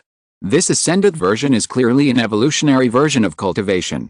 Aside from the first stage, which is a familiar external martial arts technique to Lin Qun, the remaining stages are progressively more complex. The first 3 stages seem to be just the beginning, while the latter 3 represent gradual progress. The 6th stage is described very little, only mentioning the Golden Bell Shield's mastery. However, Lin Qun is still very interested in this skill. Currently, Lin Qun is strong in offense but weak in defense. Being able to withstand attacks is a crucial ability for him. The Golden Bell Shield is already at the first stage of mastery. As for the later stages, Lin Qun could use contribution points to accelerate his progress. Reaching the 6th stage quickly might be unrealistic, but reaching the 3rd or 4th stage shouldn't be a problem, right? Thinking this, Lin Qun felt a surge of excitement. At this moment, the last card of this round of 4 draws also appeared. This card was a secret manual card. Name, Basic Cultivation Method. Type, Secret Manual Item Card Grade, A. Description, using this card grants you a copy of the Secret Manual Basic Cultivation Method. This basic cultivation method records the methods for tempering and cultivating ki, blood, and bones. It allows ordinary people to cultivate diligently, and with some success, they may experience significant improvement. Condense, this card is a secret manual item card. It's a book, not a method directly loaded into Lin Qun's mind. However, looking at this thing, Lin Qun felt it looked somewhat familiar. This seems to be something from a high-level martial arts novel. This card is useless to Lin Qun, but it's quite useful to the Federation. Because this is a basic cultivation method, anyone can use it. Moreover, it likely originates from a high martial arts world where everyone cultivates. Lin Qun exchanged for it, flipped through it, and became increasingly certain of this. This thing isn't suitable for those who have already reached a certain level of strength, because the paths are different. However, for those who haven't cultivated before, it undoubtedly opens up another possibility. Even if they can't reach the pinnacle level depicted in fantasy novels, its significance and value lie in its ability to comprehensively enhance the power of all humanity on Earth. The materialized form is also a small booklet. The cultivation methods within are quite detailed. Lin Qun flipped through it and felt a pang of shame. Compared to the sword control techniques he had previously handwritten, it was on a completely different level. What he wrote based on his own thoughts and feelings was a simplified version within a simplified version. While this manual itself is extremely detailed, truly the best choice for beginners in high martial arts cultivation. Improving the combat power of the entire population might be possible. He'll hand it over to the Federation later. In human civilization, the strength of one individual is meaningless. Lin Qun also hopes to cultivate more powerful individuals, like the Ice Energy Clan, where everyone from top to bottom possesses combat power.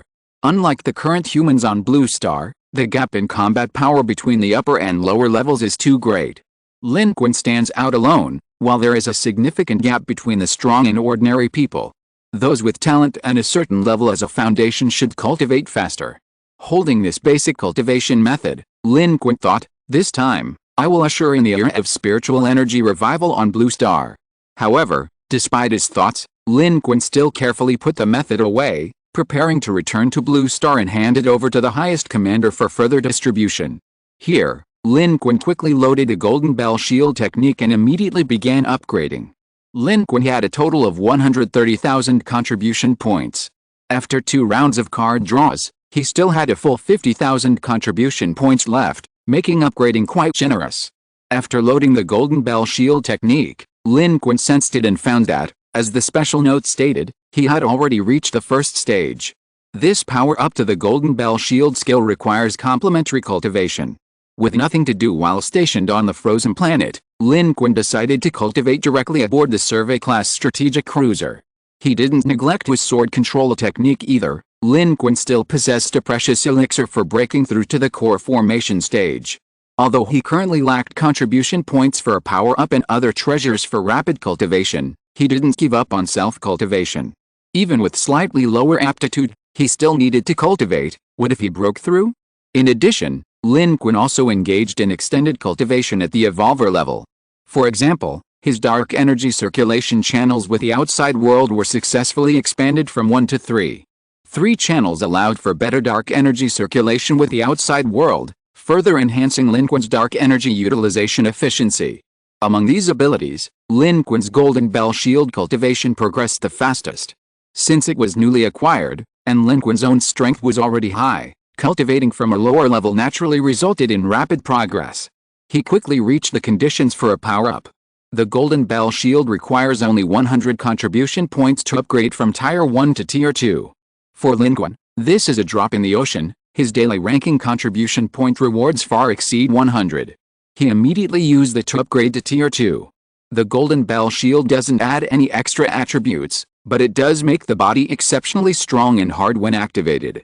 However, this is useless to Lin Qun. His physique is already over 999, and he's as hard as iron even without the Golden Bell Shield. What he truly values is the advanced version of the Golden Bell Shield. As a defensive skill, the Golden Bell Shield might be able to withstand attacks from evolved beings or even source energy level beings in the future. At Tier 2, there's a noticeable change. When Lin Qun activates the Golden Bell Shield, his body is enveloped in a faint golden light. Further cultivation, from Tier 2 to Tier 3, requires 1,000 contribution points. Lin Qun boldly placed the order. With 1,000 contribution points, Lin Qun's Golden Bell Shield reached the 3rd tier, advancing to the next level. This time, it wasn't just a faint golden light surrounding him, it was a true layer of protective aura, a golden radiance that followed him everywhere, enveloping his entire body. Quite remarkable. Good heavens, the visual effect of my ability looks almost the same as old Wang's, Lin Qun muttered, but upon closer inspection, he discovered that reaching the 3rd tier of the Golden Bell Shield represented a significant qualitative change. The 1st tier Golden Bell Shield was internal, lacking any external divine light, and its effect was at most to resist attacks from weapons like knives and axes. Bullets at a distance might get stuck in the muscles, unable to harm vital organs. What was more remarkable was that this tier of the Golden Bell Shield could be activated without dark energy to achieve its protective function. Lin Qun estimated that this tier of the Golden Bell Shield was essentially a skill version of a constitution boosting ability, roughly equivalent to a defensive strength of 30 points of constitution. The 2nd tier Golden Bell Shield is more powerful, emitting a faint golden glow. Ordinary methods, like artillery shells and grenades, cannot harm it, but it consumes dark energy. Lin Qun estimates that the defensive capability of this tier is roughly between 150 and 300 points of constitution. The 3rd tier, however, is a leap forward. Lin Qun sensed the golden light protecting him. He could continuously strengthen it by inputting dark energy. At its limit, Lin Qun felt as if he were bathed in golden light, possessing a golden aura that exuded an imposing aura. However, the dark energy consumption of the Golden Bell Shield activated at this limit seemed to be several times that of the normal state. It seems that extreme defense consumes a lot of energy. The normal 3rd tier Golden Bell Shield is roughly equivalent to 500 to 700 points of constitution. At its limit, it's the defensive capability of a top-tier expert. Of course, at this stage, the Golden Bell Shield is no longer comparable to physical constitution, because it no longer relies on physical defense, but on the protective golden light generated by the Golden Bell Shield. Traveling with a shield is a different story. With this, combined with Lin Qun's own constitution and defensive strength, his ability to withstand attacks is directly enhanced. At the 3rd tier of the Golden Bell Shield, this thing truly begins to be useful. And Lin Qun didn't stop. He continued cultivating. He had realized that the contribution points required for each upgrade of the Golden Bell Shield were 10 times higher than the previous ones. The upgrade from 3rd to 4th tier required 10,000 contribution points, which he could afford. So why not continue upgrading? Indeed, Lin Qun's progress was rapid. He focused on cultivation and quickly reached the threshold for unlocking the upgrade, immediately leaping from 3rd to 4th tier. Sure enough, it also required 10,000 contribution points. Lin Qun paid 10,000 contribution points. directly upgraded to 4th tier. Below the 4th tier, the golden light surrounding Lin Qun was even thicker and heavier than before, and faint Sanskrit characters seemed to flow on the golden shield, making Lin Qun, protected by the golden bell shield, appear even more invincible, like a Vajra descending to earth. Golden lightning shot from Lin Qun's eyes. The 4th tier golden bell shield, under normal activation, was already equivalent to the extreme activation state of the previous 3rd tier golden bell shield, capable of blocking attacks from top tier experts, while the 4th tier golden bell shield could withstand attacks from evolved beings. Traveling with a shield on hand had become a reality. Lin Qun opened his eyes. His cultivation had temporarily reached this point. Moving up to the 5th tier would require 100,000 contribution points. Lin Qun currently had 40,000 contribution points left, which he couldn't afford. However, using 11,100 contribution points to achieve the 4th tier golden bell shield was quite cost-effective. At this moment, a month had passed since Lin Qun arrived on the frozen planet. The past month has passed uneventfully. Both Blue Star and the frozen planet remain safe. The orbit of the 8th planet seems to have been forgotten. However, within the cloud pattern star system, conflict continues, and the great battle rages on. During this month, Lin Qun also used a teleportation portal to send his basic cultivation method back to the Federation. In addition, he transcribed part of the Golden Bell Shield technique. Although his own transcription was not as detailed as a proper manual, the first few stages of the Golden Bell Shield were much simpler than techniques like sword control, making them usable by others. The basic cultivation method and parts of the Golden Bell Shield technique that Lin Qun presented once again shook the Federation, igniting a cultivation frenzy throughout the entire Federation. The Supreme Commander was highly efficient. After having experts evaluate and analyze Lin Qun's manual, he directly pushed for its widespread distribution to enhance the strength of the entire population. The Supreme Commander, an elderly man, was also surprised by what Lin Qun had presented. This time, the basic cultivation method Lin Qun presented was not only clearer in content than the sword control technique and dragon elephant prajna skill he had previously shown, but its cultivation method was also relatively basic and simple, lowering the threshold for cultivation and truly making it possible for everyone to try. Beside him, Shan Shilin couldn't help but exclaim, "Mr. Lin is simply amazing. Where did he get all this? His treasures seem endless. We thought we'd seen a lot, but when he brought out something even more incredible, we realized he had even more powerful things." This basic cultivation method may not be as advanced as the sword control technique Mr. Lin presented before, but it's more suitable for the general public of the Federation.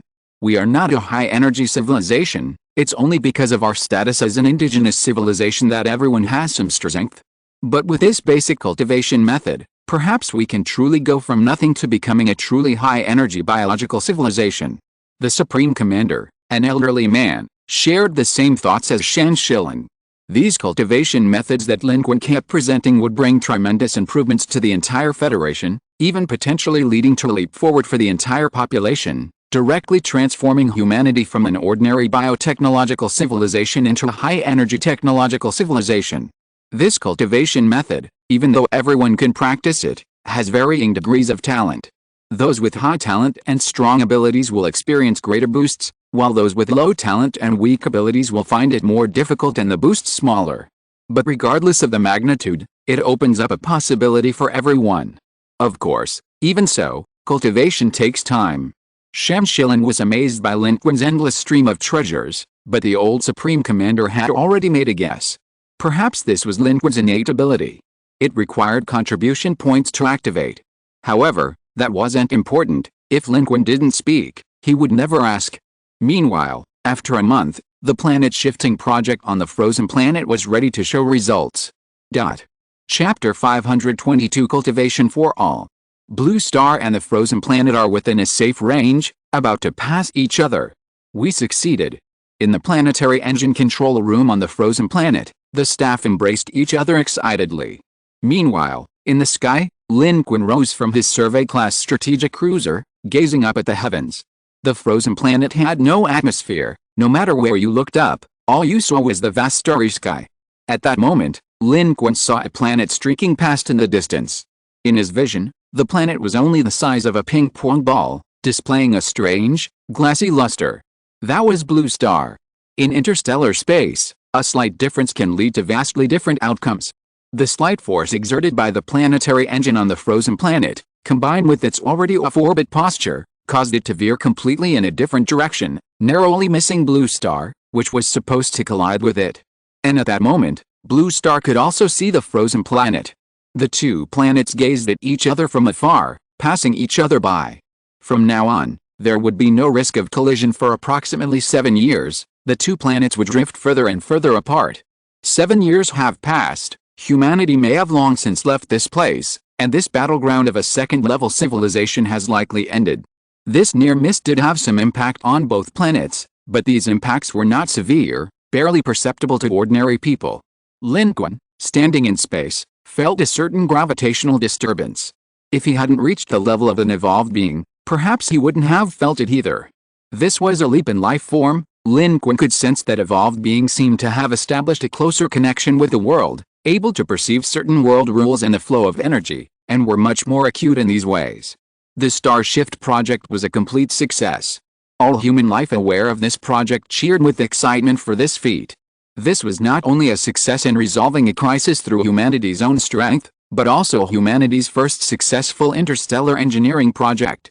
Of course, the most crucial element was actually the planetary engine powered by Lin Qun. Strictly speaking, it wasn't entirely accomplished by Earth's humans alone.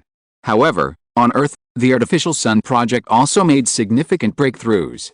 In the key human settlements and major engineering projects of the eastern and western hemispheres of Blue Star, two artificial suns rose, providing a continuous supply of light and heat to the frigid planet, causing the frozen Earth to begin melting, and some cities even starting to revive. This was humanity's achievement, a successful modification of its own planet's climate. In contrast to humanity's jubilation, the Ice Energy Clan, hiding like stray dogs on the edge of the cloud-patterned star system, were utterly dejected. Out of fear, they ultimately did nothing. Of course, this was also a matter of reason. Given their current situation, with Lin Qun in command, anything they did would be futile. While the Ice Energy Clan's fleet was more powerful than humanity's, it lacked planet-destroying weapons. Their planet-destroying weapon systems had long since been destroyed along with the frozen planet. They could only wait for other civilizations to attack humanity, or wait until there was no chance left, and then they would leave with regret. Inside his warship, Dan watched the transmitted images, seeing Blue Star successfully avert the crisis, remaining silent for a long time, not appearing before any Ice Energy Clan member. Of course, they were defeated civilizations, their presence negligible. Aside from humans still searching for their traces, no one cared about their joys and sorrows. On the frozen planet, although the Star Shift project was complete, he didn't leave immediately, but stayed for about half a month. The orbit of the eighth planet was exceptionally quiet. The explosive war phase of the entire cloud-patterned star system seemed to have temporarily ceased, and other orbits gradually quieted down, seemingly entering a period of stagnation. This was exactly what human civilization desired, and Lin Qun could take this opportunity to cultivate on the frozen planet. The environment of the frozen planet was unfriendly to most humans, but for Lin Qun, he could freely roam here, testing and practicing his various abilities and techniques at will. For the past month, he had been diligently cultivating, spending most of his time in seclusion. Now was the perfect time to practice various methods. For example, the 3 seals of the Emperor's Seal technique, and the Spirit Summoning Talisman. Lin Qun prepared a lot of materials and tried them out. Some succeeded, some failed.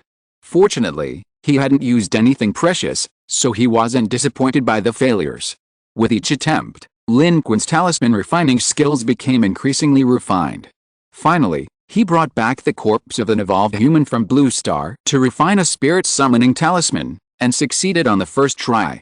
The spirit summoning talisman seemed to possess sentience, floating before Lin Qun. Then, its radiance subsided, and its aura completely vanished. Lin Qun reached out and grasped it. Sure enough, even an evolved human's corpse could be successfully used. Lin Qun extended his senses to investigate and discovered that this spirit summoning talisman sealed approximately 60% of an evolved human's power.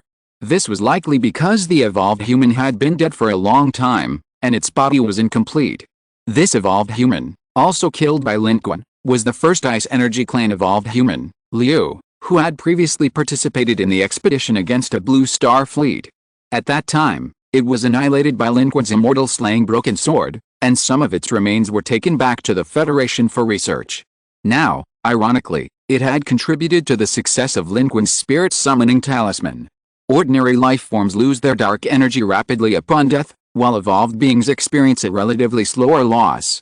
Lin Qun looked at the spirit summoning talisman in his hand. This was another trump card, capable of rapidly boosting his combat power. He wondered how much this talisman would increase his strength, and whether it could allow him to cross the threshold of the core formation stage. Perhaps it was possible. Although the talisman only sealed less than 60% of Liu's power, Liu was still the strongest evolved being of the Ice Energy clan, the most likely to become a source energy level expert. His strength was extraordinary, even 60% of his power was not to be underestimated. Of course, Lin Qun couldn't try it now. The spirit summoning talisman was a consumable. Each use significantly reduced its power, making it less effective for future uses. He could only try it in battle. However, looking at the talisman, Lin Qun felt a surge of excitement, still wanting to seal a source energy level talisman. Perhaps then, he could leap directly to the source energy level. After completing all this, Lin Qun finally returned to Blue Star from the frozen planet via the portal. The Survey-class strategic cruiser remained on the frozen planet as an escort. A large number of humans were still collecting various resources there, including personnel on the planetary engines, attempting to crack the core technologies, especially the heavy fusion technology that burns rocks. Given that humanity had mastered controlled nuclear fusion, it was only a matter of time. However, time was also a critical factor. Currently, the frozen planet was rapidly receding from Blue Star, and once the distance reached its limit, the portal would no longer be able to connect the two.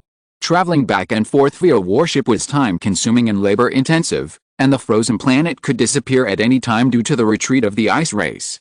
Therefore, it was essential to seize every second and take advantage of the current favorable conditions to extract as much remaining value from the planet as possible. The progress of Blue Star and the advancement of human civilization were built upon the tireless efforts of countless people in various fields and positions. Upon returning to Blue Star, Lin Qun saw the sun high in the sky. The artificial sun hung in the sky, bathed in sunshine and gentle breezes, appearing almost indistinguishable from the sun that once illuminated the human world. But the success of the artificial sun had brought about a dramatic transformation to Blue Star in just a month and a half. A third of the functions of Jinling City on the ground had begun to recover, and large numbers of humans returned to the surface, including soldiers, technicians, and a large number of workers. Lin Qun felt as if he had returned from another world. The ice and snow on the ground were gone. The city had revived, and large numbers of people were busy on the ground. Transport vehicles moved back and forth on the ground and in the sky, and in the distance, there seemed to be a huge, heavy-duty space transport aircraft flying. Has it really only been a month? Lin Qun turned to Wang Keziang beside him and asked. This time, Wang Keziang was the one who picked him up upon his return. This wasn't because he had any missions to complete, rather, it was because Lin Qun had become completely idle after his return, and Wang Keziang had invited him to dinner. Currently, the Federation was at peace and in a phase of rapid development, so Lin Qun had nothing to worry about and was naturally a free man. Wang Keziang, much like him, cheerfully said, come on, I've already chosen the place. I've prepared hot pot and good wine, but you'll have to wait a bit. Everyone else is quite busy right now, so we'll have to wait until they're done. This wine I'm offering is something special. I asked an expert to get me some genetically engineered food, specifically genetically engineered wine. Wang Keziang's offering was likely just a simple, easy-to-make hot pot. With a successful cultivation of vegetables in the human underground base, the 200 million people no longer lacked food.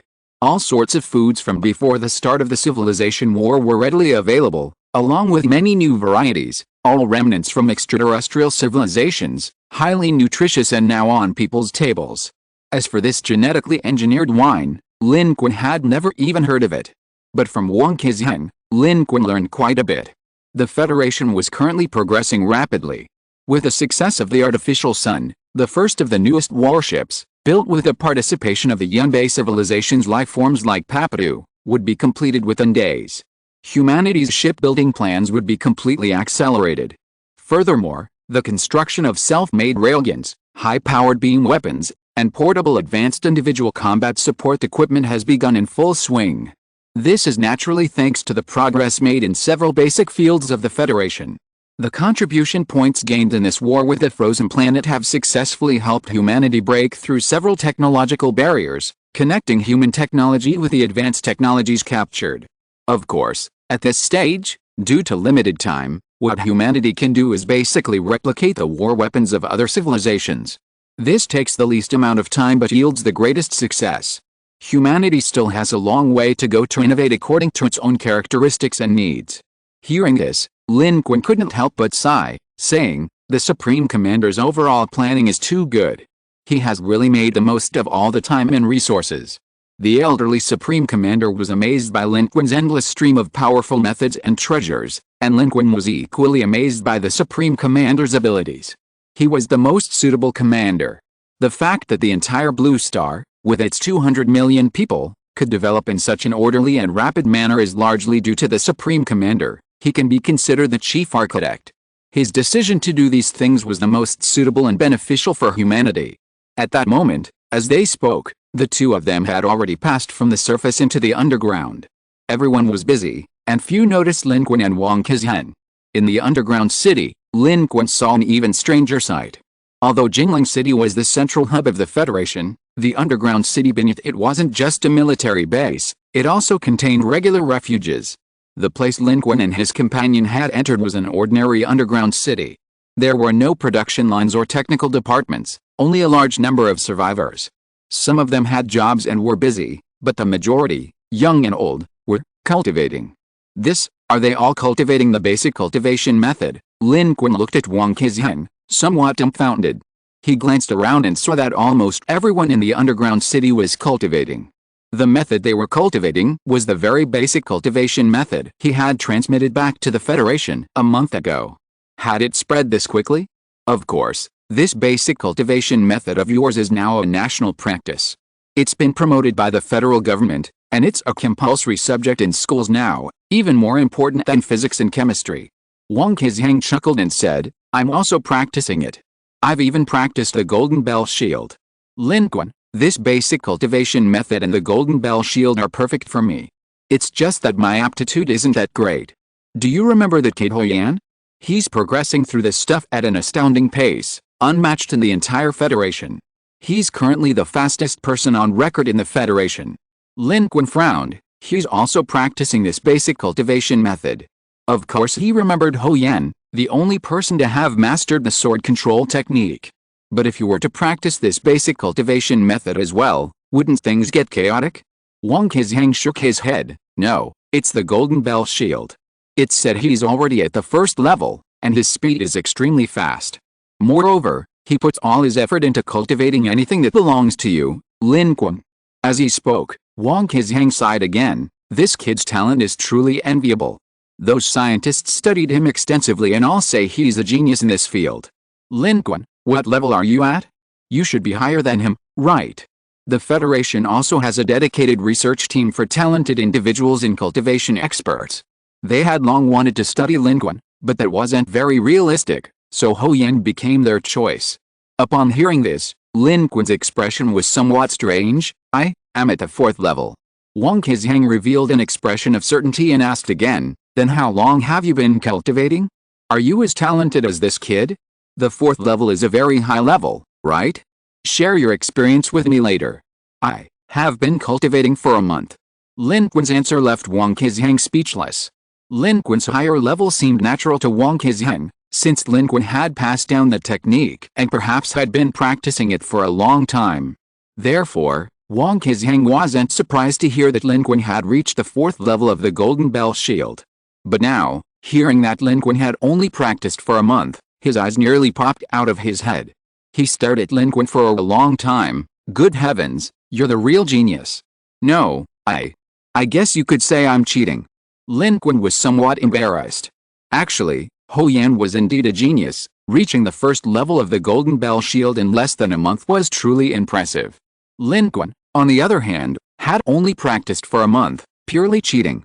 Normally, reaching the 4th level of the Golden Bell Shield would take at least several decades, and even those with exceptional talent might only need a few years. But Lin Qun, Looking at Wang Qizhang's astonished expression, Lin Qun silently sighed inwardly. Indeed, cheating is the ultimate talent. Chapter 523 Card Draw. The Great Evolution Technique. Under the influence of the artificial sun, Blue Star regained its normal sunrise and sunset, perfectly synchronized with the normal blue star time of its former star system. Although this world also had sunlight, it was barely noticeable on Blue Star, not much different from night. Lin Qun and Wang Qizhang waited there for quite a while, talking a lot, before the others gradually finished their work and arrived.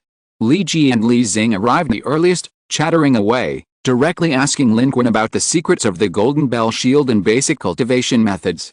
Li Xing's eyes lit up. Where did this technique come from? From Brother Lin.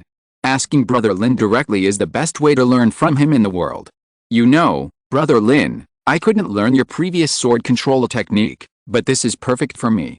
You know my abilities, my offensive capabilities are very limited. With this basic cultivation method and the Golden Bell Shield, I'll be a tanky and powerful healer. Li Ji was the same, constantly talking about Lin Qun's two techniques. Hearing their discussion and combining it with what he had just witnessed, Lin Qun realized just how much of a cultivation frenzy his two techniques had stirred up among all of humanity on Blue Star.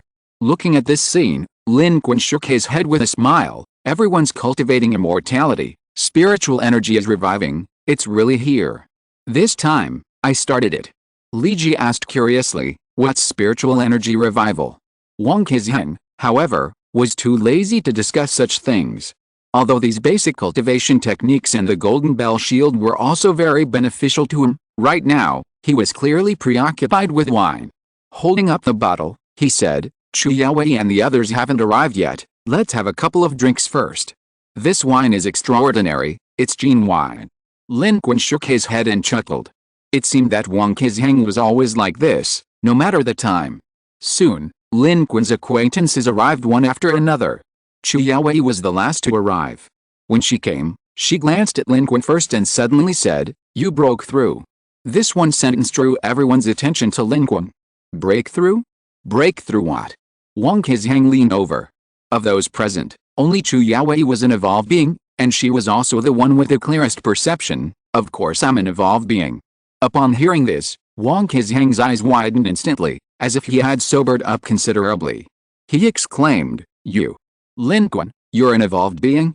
No, shouldn't you have been an evolved being a long time ago? The others also looked over.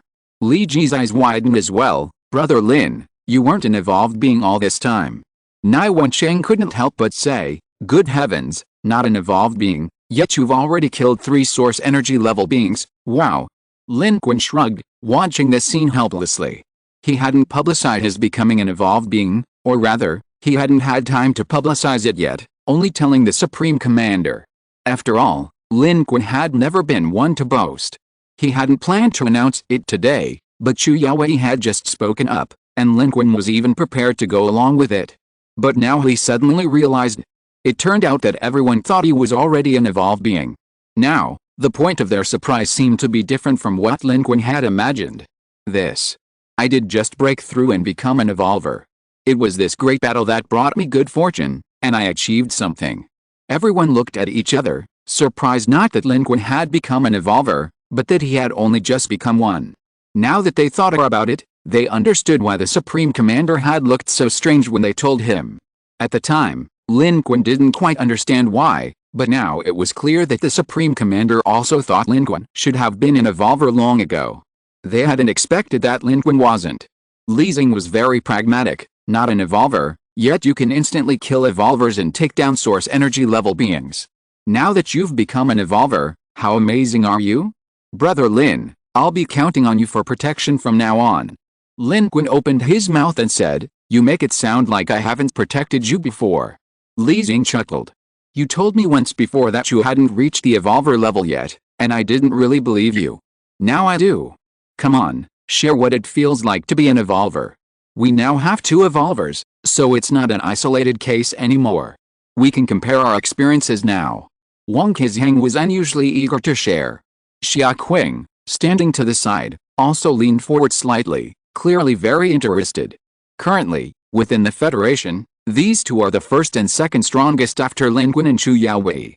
Especially Wang Qizhang, who has made significant progress in this great battle. His level has increased considerably, and he is currently recognized within the Federation as the most likely person to become an evolver after Lin Qun and Chu Yaowei.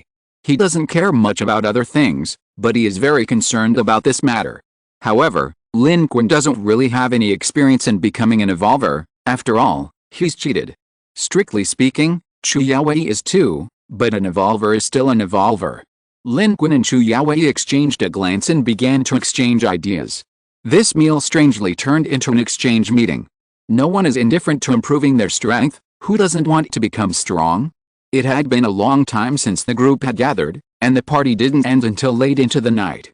Wang Qizhang was completely drunk and had to be carried back by Tongzin. It was a genuine carry. Tongzin was quite strong, her strength attributes were considerable, and she easily carried Wang Qizhang away on her small shoulders. She's drunk too, Chu Yaowei said with a smile, shaking her head as she stood up. Congratulations. Lin Qun joked, so, in everyone's hearts, I'm already an evolved being. There's no need for congratulations, no need for congratulations. Hearing Lin Qun's words, Chu Yaowei laughed, waved, and left with Xia Qing. She seemed to have something to do tomorrow. Lin Qun also left and returned to his room at the Jinling headquarters. This was a single suite specially reserved for him by the Federation, of a very high standard, but Lin Qun hadn't actually stayed there much. He would rest there tonight. He dozed off for a while, and when he woke up, he was completely sober. He stared at the ceiling for a moment, enjoying the long-lost tranquility free from war and pressure, before sitting up, exhaling, setting up his formation, and preparing to draw cards. The fairy card's cooldown time had ended. Lin Qun currently had a full 40,000 contribution points. So many contribution points were naturally meant for drawing cards. The card drawing process was also smooth, and Lin Qun quickly initiated a 4-draw. The first golden card quickly appeared. Name, Qi Yuan / type, skill card description. Using this card grants the skill Qi Yuan /. Using the skill, one can utilize dark energy to form a high-speed dark energy vortex disc, extremely sharp, capable of slicing through targets like a blade. Special note, hey, if you don't have regenerative abilities, it's best not to try and catch this disc load, Qi Yuan /. Lin Qun narrowed his eyes. This is a classic move from the Dragon Ball world, created by Krillin, the strongest earthling. It's an incredibly unreasonable skill. It looks ordinary, but in reality, almost nothing can withstand its attack. In the original work, the Destructo Slash is effective against almost any target, demonstrating the powerful and sharp armor-piercing ability of the flying disc formed by the Destructo Slash. It's also a divine skill for instantly killing opponents of higher levels, because in high-level battles, this attack may seem unremarkable at first glance. But unless you have regenerative abilities, no matter what kind of life form you are, it can cut you in two with a single blow. Lin Qun was thinking about the trackable Destructo Slash developed in the later stages of Dragon Ball. As a skill card, Lin Qun could learn the Destructo Slash simply by using it, but to give it a tracking function, he would need to develop it himself. At this moment, the second card also appeared. Name, Mystique Gene Serum type, item card rank, a description. Using this card grants you a unique Mystique Gene Serum. This serum is indispensable and cannot be replicated. Losing any part of it will render it ineffective. It must be injected within 1 minute of opening. Using the serum grants you all of Mystique's abilities, including but not limited to slowing aging, altering organ position, and transforming into other life forms. Special note 1, Mystique's transformation can achieve highly precise simulation of the target being copied, including iris, fingerprints, skin texture, and even gender. Special note 2, Mystique can change her body size, strength, hardness, flexibility, etc., but matter is conserved. If the user attempts to transform themselves into Paramecium or a colossal giant, they may kill themselves on the spot. Condense. This card represents the abilities of Mystique from the X-Men. Mystique is a classic character with an extremely long lifespan, and her unique abilities possess powerful functionality, giving her unparalleled advantages in infiltration and espionage. However, this ability was useless to Lin Qun. He had no need to transform into other life forms, and after a moment's thought, he put the card away. Perhaps he could give it to a suitable person later. At this moment, golden light flashed, and the third card appeared. This is the Great Evolution Technique. Lin Qun's eyes widened. At this moment, The third card slowly appearing in front of him was the Great Evolution Technique, a method from the mortal world that specializes in cultivating divine sense. Name: Great Evolution Technique. Type: Secret Technique card. Description: Using this card, you can directly obtain the Great Evolution Technique secret manual in your mind. This technique is divided into 7 levels and is a divine sense technique. It can be cultivated by those who have reached at least the foundation establishment stage. Cultivation can directly enhance the cultivator's divine sense strength and improve all abilities related to divine sense. This technique can directly increase energy. The first level increases the maximum energy by 50 points, the second level by 100 points, the third level by 200 points, the fourth level by 400 points, the fifth level by 800 points, the sixth level by 1,600 points, and the seventh level, reaching great perfection, doubles the current maximum energy. Load? The description of this Great Evolution Technique was somewhat vague in the first half, but the latter half became instantly clear. Good heavens, it directly increases the maximum energy. At lower levels, it's not much, but later, it's an increase of hundreds or even thousands. At great perfection, energy is directly doubled. If the maximum energy is 10,000, doubling it would be 20,000. The cost effectiveness is off the charts. This skill is directly related to energy, which means that Lin Qun's divine soaring spirit will also directly benefit. The power of the divine soaring spirit is directly linked to energy. If the energy is ridiculously high, the powerful divine soaring spirit might even be stronger than the original body. If the primordial spirit is even more ruthless than the physical body, wouldn't that be incredible? Lin Qun remembered that Han Li used this technique and was once invincible among his peers. How could he lose if his spiritual sense was twice as strong as others? Lin Qun was somewhat impressed. This time, there were quite a few techniques. The sword control technique was mainly for cultivation. The Great Evolution Technique was for training spiritual sense. There were also methods like the Golden Bell Shield, which provided both defense and offense, covering all aspects of cultivation. What about the need for inheritance in the path of immortality? He didn't need inheritance, he directly extracted an entire cultivation system. What about the need for aptitude in cultivation? He didn't need aptitude, he just used cheat codes. And this kind of technique that enhances energy is exactly what Lin Qun needs right now. He needs to consume energy when using the immortal execution sword. With this Great Evolution Technique, he might be able to make up for it to some extent. The strengthening of spiritual sense and energy might be able to resist the erosion caused by using the immortal execution sword. If he could solve this problem, Lin Qun immediately imagined himself carrying the broken immortal execution sword and using cheat codes everywhere. However, this is unrealistic. The Great Evolution Technique's nourishment of the primordial spirit is one aspect, while the impact of the immortal slaughtering sword's remnant sword on the spirit is another. But with the Great Evolution Technique, it's certain that using the immortal slaughtering sword's remnant sword can reduce its effects on oneself. Perhaps, relying on the Great Evolution Technique, one can completely expel the lingering, malevolent energy within one's body. Thinking of this, Lin Qun's heart stirred. 90% of the malevolent energy within him had been removed, but the last time he used the complete immortal slaughtering sword for too long, even activating its ultimate form, the backlash was severe, penetrating deep into his limbs and bones, making it difficult to completely remove. Now, he seems fine, but the presence of the malevolent energy is like a time bomb. It might not directly kill Lin Qun, but it could turn him into a monster puppet controlled by this malevolent energy, making his life no different from death. This Great Evolution Technique can also be used to cheat. As long as Lin Qun cultivates it on his own and reaches the initial threshold, he can spend contribution points to directly upgrade. At this moment, a golden light flashed before Lin Qun's eyes. The final card of this round of card draws has now appeared. This card is Name: Lightweight Fruit. Type: Item card rank A. Description: Using this item card grants you 1 lightweight fruit. Consuming this fruit grants the special ability weight manipulation, which allows you to easily change your weight between 1 gram and 10,000 kilograms. Special note: hey, watch out. When you become 1 gram, you might get blown away by a north wind. Conjure. Horizontal ellipsis. Chapter 524 Cartoon Q1/. The golden card depicted a devil fruit. It was from the world of One Piece. A paramecia-type devil fruit. This was Lin Qun's second devil fruit card. Compared to his previous, relatively weak Lin fruit, This card was undoubtedly more powerful, capable of crushing up to 10,000 kilograms, truly a crushing weight. Lin Qun held the card, pondered for a moment, but didn't intend to use it himself.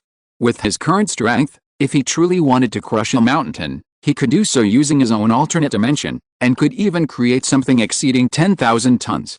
Therefore, like the Mystique Gene card, Lin Qun could use this card, but there was no need. In his hands, this card was almost useless, or perhaps it could be given to a more suitable person. As his own strength grew, so did his trump cards. Lin Qun hoped to use cards like this to help others become stronger.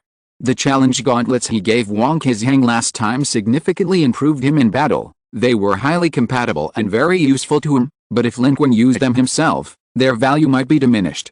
These relatively ordinary A-grade cards, in the hands of Lin Qun, who possesses a host of bug-level abilities, are merely icing on the cake, not playing a decisive role in battle. However, for others, they would be an absolute game-changer. Lin Qun didn't have many good options for the Mystique Gene card, but looking at the lightness weight fruit in his hand, a suitable candidate appeared before him. Lin Qun weighed the cards in his hand, not acting immediately, but first loading Qi Yuan Slash and Great Evolution Technique. These two cards were powerful cards he desperately needed. Lin Qun's mind exploded with a flood of information about Great Evolution Technique. Compared to this, the amount of information about how to use Qi Yuan Slash was insignificant. As a result, he could quickly master Qi Yuan Slash, and as a standalone skill card, he didn't need to learn it on his own. Loading it meant he had already learned it, at most not being proficient enough or having its derivative abilities yet to be developed. Therefore, in his room, Lin Qun slowly raised his finger, pointed to the sky, and made a rather arrogant gesture. Immediately, dark energy surged, and a white vortex-like disc composed entirely of dark energy appeared in Lin Qun's hand, growing larger as he infused it with more dark energy. This was the form of the Qi Yuan Slash. In the original work, it was composed of the unique key of the Dragon Ball world. Here, however, it was replaced by dark energy. But the effect was the same. The shimmering disc looked thinner than a piece of paper, as if it were a two-dimensional image drawn on by someone, but it was composed of pure, high-speed rotating dark energy, thus possessing terrifying power that could cut through anything. If you didn't have the ability to regenerate and try to withstand it head-on, even a source energy level being could be severed by this strike. The seemingly simple and unremarkable attack possessed astonishing destructive power, and the energy consumption of the Qi Yuan Slash was not significant for Lin Qun, completely acceptable. With a wave of Lin Qun's hand, the light of the Qi Yuan Slash dissipated. Lin Qun's heart stirred, and he suddenly opened up another dimension. His figure disappeared, and the next second, he appeared on a desert. Today, his alternate dimension seemed to be somewhere in Egypt. However, Lin Qun wasn't here to disturb the heroic spirits, he was there to conduct a test. Performing the Qi Yuan Slash in cartoon power mode might unleash a different kind of power.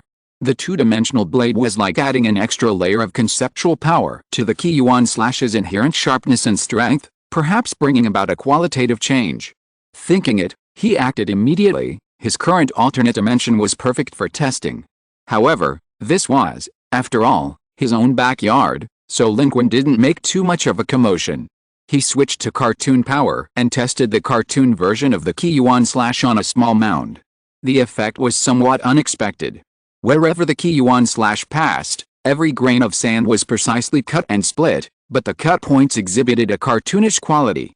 It seemed that the cartoon Qi Yuan Slash, while sweeping past, forcibly imbued the target with some two-dimensional attribute, cutting it again on a two-dimensional level, achieving a kind of secondary cutting. This was only after Lin Qun carefully observed if he hadn't already reached the evolver level, and if this alternate dimension hadn't been his own, he might not have even noticed it. Ultimately, Lin Qun drew a conclusion. This combination is entirely feasible, however, its effectiveness is not very clear on non-living matter. It should unleash its full power when dealing with living targets. The cartoon-style Qi Yuan Slash seems to be able to slash again on a two-dimensional plane, perhaps compensating for the shortcomings of the normal Qi Yuan Slash. Even if you have regenerative abilities, if you've been slashed on a two-dimensional plane, regeneration becomes difficult. This combination directly elevates the power of the Qi Yuan Slash to a new level. Immediately, Lin Qun entered meditation in the alternate dimension, digesting the Great Evolution Technique. Although the Great Evolution technique only has 7 levels, its complexity is no less than the Azure Origin Sword technique. However, Lin Qun discovered that he already possessed a method for spiritual travel, and coupled with his already considerable cultivation level, the Great Evolution technique was much easier to master. Beginner cultivation should be quite simple, perhaps even requiring no special abilities. Furthermore, the Great Evolution technique's effect truly enhances spiritual sense, corresponding to the energy attribute. This was exactly what Lin Qun urgently needed. After some exploration, Lin Qun had a clear understanding, but instead of rushing to cultivate, he stood up and first found someone. He had already chosen a master for the lightness and weight fruit in his hand. That person was Xiaoqing. Xiaoqing's combat strength was among the best in the entire human race of Blue Star, and her innate ability was directly related to movement techniques, similar to battle ki. This lightness and weight fruit was perfect for her. It could make her as light as a swallow, or as heavy as Mount Tai when she swung her sword. When he found Xiaoqing, she was cultivating. She was cultivating nothing other than the basic cultivation technique. Xiaoqing herself hadn't practiced any special techniques, her strength mainly came from her innate ability and the level boost from the civilization battlefield. Therefore, she was perfectly capable of cultivating this basic technique, and Xiaoqing herself was very diligent. She had always wanted to become a strong person. Now, she was still doing so, putting more effort into cultivating this basic technique than anyone else. As a Federation strongman, she also had access to more cultivation resources. Her cultivation had related equipment and team assistance, which not only provided valuable data from her cultivation but also guided her through scientific methods. This system was useless to someone like Lin Qun, who was overpowered, but it was very useful to Xiaoqing and even normal strongmen like Wang Kazhen. Xiaoqing was somewhat surprised to find Lin Qun, as they had just met yesterday. She stopped cultivating and met Lin Qun in a secluded spot on the rest room. She said, "Mr. Lin, it's quite unexpected that you came to find me. You didn't come looking for Chu Yaowei, did you?" She went to participate in the testing of the new warship today. Xiaoqing had recently gained a lot of contribution points, and her mechanical body had undergone several iterations. It was no longer the old, worn-out thing. With clothes covering her, her every move looked almost indistinguishable from that of a normal person. "I'm not looking for Chu Yaowei. I'm here to see you, not Chu Yaowei." Lin Qun cut to the chase. "Just call me Lin Qun." Xiaoqing's facial muscles twitched at Lin Qun's words. "Lin Qun, can't you talk to her if you don't have anything to do?" "Why would I talk to her if I don't have anything to do? It'll waste her time." Lin Qun completely missed Xiaoqing's underlying meaning. He was preoccupied with his own affairs, and after saying those few words, he went even further, taking out the light and heavy fruit he had materialized from his cards. "I came to see you to give you this. I think it's perfect for you." Xiaoqing was somewhat bewildered. She wasn't stupid. Looking at what Lin Qun was handing her, even without him saying what it was, she already guessed, "This. I can't accept this." Lin Qun shook his head and explained the effects of the light and heavy fruit, saying, "After thinking it over, I think you're the most suitable. Don't be polite, since I brought it, I'm giving it to you. This thing is useless to me, at most an added bonus, but in your hands, it might significantly boost your combat power. Furthermore, I have my own ideas. I hope you can all become stronger. Actually, I don't know if you've noticed, but this time, the battle against the Ice Energy clan of the Frozen Planet and the A3 Dwarf Planet civilization was too vast and multifaceted. I alone still struggle to cover everything. In future battlefields, in interstellar warfare, the scope of the battlefield will only expand. Even if I become strong alone, I will ultimately be overwhelmed. Your strength and ability to stand on your own will be the greatest support and help I can receive." Hearing Lin Qun's words, Xiaoqing was slightly moved. Looking at the light and heavy fruit in Lin Qun's hand, it was impossible for her not to be tempted. This item truly suited her abilities and fighting style. In fact, what Lin Qun told her was also his true inner thought. The war was no longer confined to planets. Within a planet, with his strength, he could achieve long-distance raids, but now, on the macroscopic level of the cosmic battlefield, doing so was extremely difficult. Although humanity won the battle against the frozen planet, only Lin Qun knew the dangers involved. There were too many battlefields, too far apart, he couldn't possibly attend to everything. Fighting the source energy level meant he couldn't attend to the fleet battle or Blue Star. Forcing himself to attend to both could lead to his death. But if he didn't attend to both, and Blue Star was lost, and the fleet was destroyed, leaving only Lin Qun as humanity, even if he won the source energy level battle, he would be homeless in the vast cosmos, no different from a loser, a wandering ghost, without even the right to re-enter the battlefield of civilization. Therefore, he needs others to become stronger as well.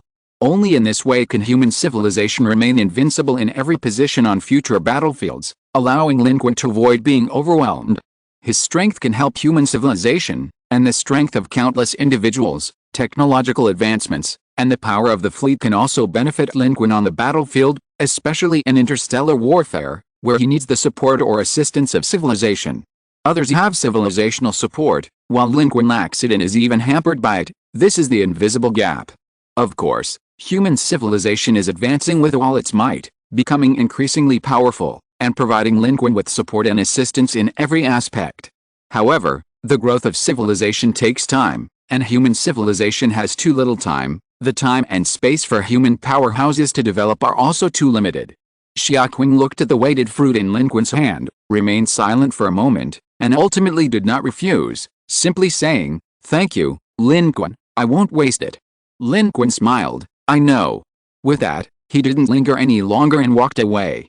Xiaoqing looked down at the devil fruit in her hand, then looked up at Lin Qun's retreating figure before slowly exhaling and murmuring, "If this were converted into talent, it would at least be an A-level talent, right? He just gave it to me. So many treasures, any one of them would be something that ordinary people would covet." Xiaoqing knew her stuff and was well aware of how powerful the lightweight fruit's abilities were. It wasn't very useful to Lin Qun, but for Xiaoqing, and for many others, this lightweight fruit was enough to elevate their strength by a whole level. And such a thing, apart from Lin Qun, was something that no one else in humanity could possibly possess. And Lin Qun had countless similar methods and items. Many people were curious about what kind of talent Lin Qun had, and why he could possess so many different and extremely powerful items. But this question was rarely asked, and no one had ever received an answer. Xiaoqing was also curious, but she respected Lin Qun, and unless Lin Qun took the initiative to ask, she would never ask. However, she had always felt that she and Lin Qun weren't very close. After all, they didn't communicate much privately. Most of the time, she interacted with Lin Qun with Chu Yaowei. To outsiders, she might seem like Lin Qun's friend, but Xiaoqing always knew that most of her contact with Lin Qun was through Chu Yaowei, because she and Chu Yaowei had a good relationship. Xiaoqing hadn't expected Lin Qun to entrust her with something so precious. She felt a mix of emotions. This lightness-weight fruit would greatly enhance her. In fact, it could significantly improve anyone who received it, even turning a weakling into a powerful figure. Just then, Lin Qun seemed to suddenly remember something, stopped, and turned around, saying, "By the way, that thing, don't be afraid, just eat it. If you don't understand anything, feel free to ask me. I believe no one is more suitable to possess this fruit than you. Also, I actually wanted to meet her as well." After saying this, Lin Qun turned and left. Xiaoqing was stunned for a moment before realizing who the she Lin Qun was referring to was. She shook her head and smiled, but her heart was still warm. "Whether I am the most suitable or not, if you give it to me, I will try my best to become the most suitable person. And I will pass on your message." She murmured these words to herself. Lin Qun had already walked quite a distance, but he hadn't left the training base where Xiaoqing was. He walked on and saw the fat man next to Huyan. Upon asking, he learned that Huyan was also training there, in a similar way to Xiaoqing, with the assistance of the military. Along the way, Lin Qun saw many unfamiliar faces, all rising stars of the Federation, very talented and progressing rapidly, receiving strong support and assistance from the Federation. These people were the future stars of Blue Star. They represented the prosperous future of the Federation. All they needed was time to grow. Given enough time, they all had the potential to become influential figures in human civilization. Lin Qun watched this scene with a sense of awe, like an old man observing newcomers, but he quickly chuckled, because his own age wasn't actually much older than these rising stars. Then, Lin Qun stopped, a thought forming in his mind. He moved on and found Huyan. Huyan and Li Zhuzhu were very excited to hear that Lin Qun had arrived. Huyan had always admired Lin Qun, but he rarely had the chance to meet him. After the great battle, he longed to see Lin Qun, but had never had the opportunity. Hearing that Lin Qun had come specifically to see him, he was somewhat at a loss. Looking at Lin Qun, he shook hands and could only say for a long time, "Mr. Lin, you're amazing. In the battles of 8-2 and 8-3, you killed 3 source energy level cultivators. You're incredible." Li Zhuzhu and the others beside him were also very excited. Lin Qun was a legend in the Human Federation. Wherever he appeared, he was the center of attention. For him to come specifically to see someone was almost like the Supreme Commander personally meeting someone, so it was naturally something to be happy about. Most importantly, she knew that Hou Yan admired Lin Qun, and seeing this scene, she was genuinely happy for Hou Yan. She even took the initiative to say, "Mr. Lin came specifically to see you, Hou Yan, you big fool. What don't you understand about cultivation? Hurry up and ask." Lin Qun also looked at Hou Yan and said, "Is that so? Golden Bell sword control technique. You can ask me anything you want. Perfect timing, I'll also see what realm you've reached." Lin Qun found it quite amusing to have such a devoted admirer as Hou Yan. Hou Yan was talented, grounded, and diligent, and Lin Qun had a very good impression of him. Currently, Hou Yan was the only person in the Human Federation to have embarked on the proper path of sword control, and coupled with his astonishing talent, his future was incredibly bright. Lin Qun naturally wanted to give him a helping hand. After inquiring and learning more, Lin Qun was somewhat surprised by Hou Yan's rapid progress. He was almost at the pinnacle of the first level of sword control, and was exploring the second level. His Golden Bell shield, as Wang Kezhang had said, had indeed reached the first level and was very solid. He had indeed encountered many problems. Lin Qun's understanding was superior, although he couldn't clearly articulate his insights so that ordinary people could easily embark on the path of cultivation. His guidance was perfectly appropriate for someone like Hou Yan who had already achieved such success. Lin Qun answered all of Hou Yan's questions. Talking with Hou Yan, he increasingly felt that this young man was indeed very talented. Compared to himself, Hou Yan was a genius among geniuses. In fact, Lin Qun wasn't much older than Hou Yan. Hou Yan said, "Mr. Lin, you came to see me specifically for something, right?" Indeed, Lin Qun's visit to Hou Yan was somewhat accidental, but not entirely. He looked at Hou Yan with a smile, half jokingly and half seriously, and said, "I see you have good talent. I happen to have a secret manual here, a priceless treasure, a peerless martial art. I'll teach it to you for free. Are you interested?" Chapter 525 Idle Strolls and Idle Chats. Lin Qun said this half-jokingly, thinking of a scene from Stephen Chow's classic movie Kung Fu Hustle. But the effect of his words was something he hadn't expected. After he finished speaking, Hou Yan, the fat man, and Li Zhuzhu in front of him were all stunned, looking at Lin Qun with disbelief. For a moment, no one responded. Is there something on my face?" Lin Qun instinctively touched his face. At this moment, the more astute Li Zhuzhu reacted the fastest. She swallowed hard and stammered, "Mr. Lin, did I hear you right? You want to give Hou Yan a technique? It shouldn't be the kind you publicly revealed before, right?" Of course not. What Lin Qun wanted to give Hou Yan was the Qi Yuan slash. The application of the Qi Yuan slash sounds simple. As long as one can fully control dark energy, one can create such an incredibly sharp Qi Yuan slash flying disc. The use of the Qi Yuan slash is not complicated at all. But behind this simplicity lies the precise control of dark energy, and requires extremely pure dark energy as a medium. This means that while many humans on Earth may possess dark energy, the vast majority cannot master this ability. Hou Yan is one of the few exceptions. He is the only one who successfully cultivated the sword control technique alongside Lin Qun, making him a cultivator capable of controlling his own dark energy. Lin Qun had confirmed this during their conversation, so while the Qi Yuan slash might be insignificant to others, it would be usable for Hou Yan. Hearing Lin Qun's answer, Li Zhuzhu and the fat man's expressions became even more interesting, from stunned silence to delight. They looked at Hou Yan, who was still somewhat dazed. Li Zhuzhu couldn't help but quietly nudge his arm and whisper, "Hurry up and thank Mr. Lin." "Thank you, Mr. Lin," Hou Yan stammered, too excited to say anything more. Lin Qun's techniques, the ones he had unleashed in several waves, were all extremely powerful, even sparking a cultivation frenzy among the entire human race on Earth. Moreover, everyone knew that Lin Qun possessed numerous methods, any one of which was an absolute treasure to others. At this moment, Hearing that Lin Qun was going to pass on the secret technique to him, how could Ho Yan not be excited? He even felt a little ashamed, feeling that his strength was insufficient and that he shouldn't have received Lin Qun's help. Lin Qun vaguely sensed his thoughts and smiled. Don't be polite, and don't think too much. I want to pass on this secret technique to you because very few others can learn it.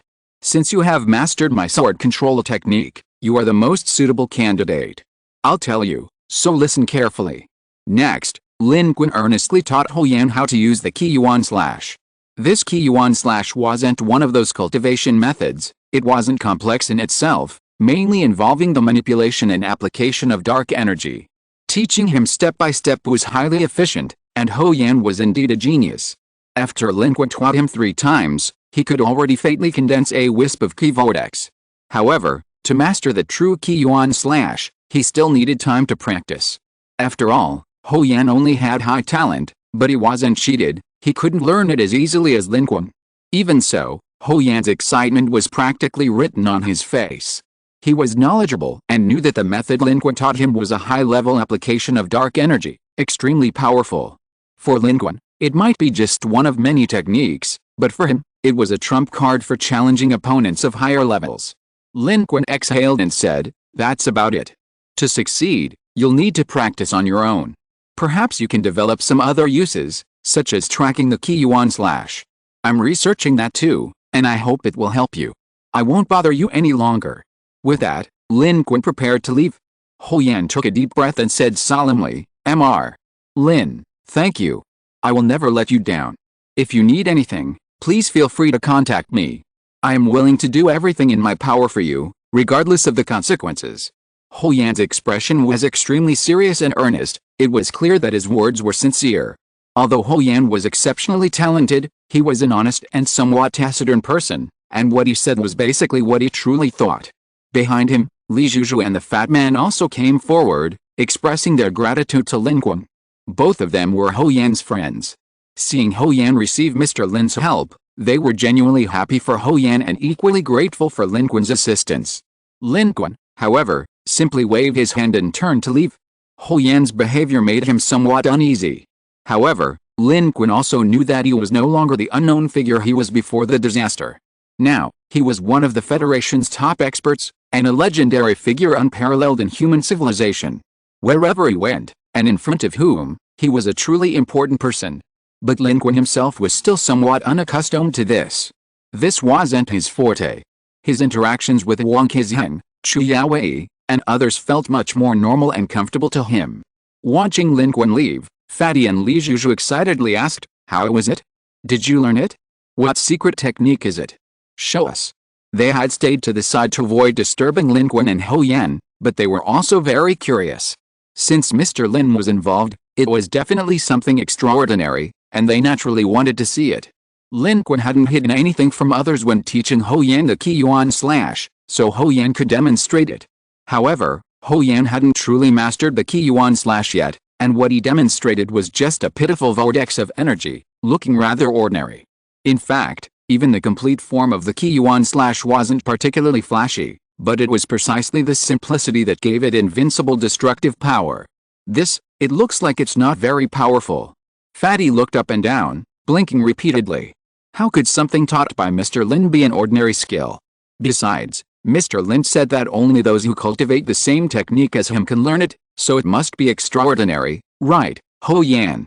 Li Zhuzhu glanced at the fat man, then turned to look at Ho Yan, her eyes lighting up again. Her ability to change expressions so quickly was on full display. Unfortunately, Ho Yan was somewhat dazed, his attention completely focused on the Qiyuan slash, and didn't notice Li Zhuzhu's bright eyes. He simply nodded and said, "That's right. Don't be fooled by the seemingly ordinary Qiyuan slash. Firstly, it truly is, and secondly, I haven't fully mastered it yet and still need to practice. However, this skill is incredibly powerful.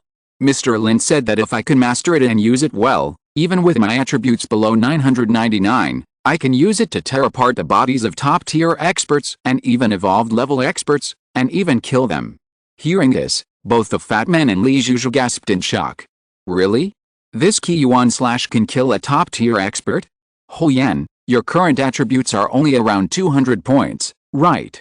Li Zhuzhu turned her head to look in the direction Lin Qun had left, and murmured, as expected of Mr. Lin, he used a secret technique of this level right away.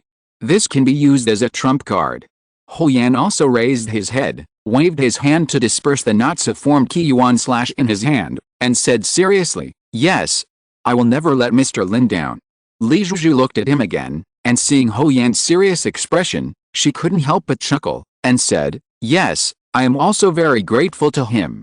You are right to admire him. This person deserves our respect. Lin Qun did not hear the conversation between Li Zhuzhu and the others. In fact, he could have gleaned information through his senses, but there was no need to. Lin Qun had already left the training center. He did not cultivate today, but wandered around aimlessly. This was a rare rest time for him. He had not rested for a long time. No fighting, no cultivation, no card drawing.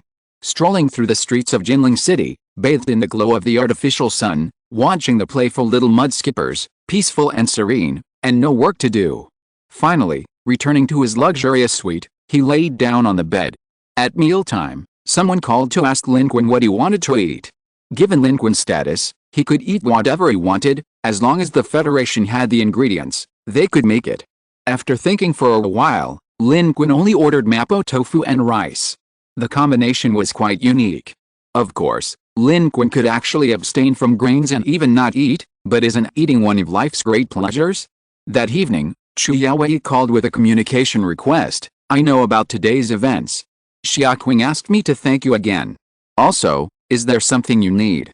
There's a secret technique I'll teach you later. Chu Yaowei possessed a pseudo-elixir, so she should be able to learn the Qi Yuan slash. Okay. Is there anything else? Lin Qun scratched his head, actually wanting to say something more, but hesitated for a long time, unsure what to ask. Lin Qun also knew about the Federation's newly built warships. In the afternoon, Chen Weiying specially sent someone to deliver a report on the new ship.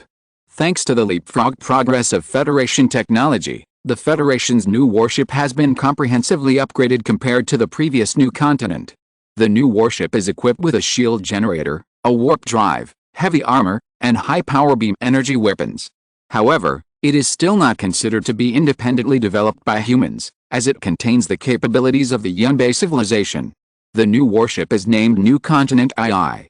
On the other end of the communicator, Chu Yaowei did not hang up immediately, but was silent for a moment before asking, what have you been busy with today? Huh? Lin Qun was somewhat bewildered. He thought that according to Chu Yaowei's personality, the call would end if there was nothing wrong, but he did not expect her to continue asking questions, especially such a question. She didn't even ask what Lin Qun wanted to teach her, but instead asked this. Such a seemingly useless question. Although he didn't know what Chu Yaowei was like before the arrival of the civilization battlefield, Lin Qun knew Chu Yaowei after the arrival of the civilization battlefield. She rarely did useless things, and even rarely said useless things. Aloof and independent, she was a staunch survivor and pragmatist. Lin Qun remembered that back in Shanghai, she rarely interacted with others because she was strong enough that there was no need for her to.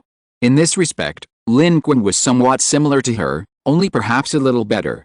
But because of this understanding, this suddenly appearing, seemingly useless question seemed a bit strange. But it didn't seem so strange after all. Lin Qun seemed to vaguely know why she asked that question. If it's inconvenient to say, then never mind. Hearing Lin Qun's reaction, Chu Yaowei immediately followed up with a second sentence. She was very restrained and respectful of Lin Qun, knowing that Lin Qun had many secrets and never overstepping her boundaries, simply assuming that Lin Qun was unable to talk about them. Lin Qun shook his head and said, no, that's not what I meant.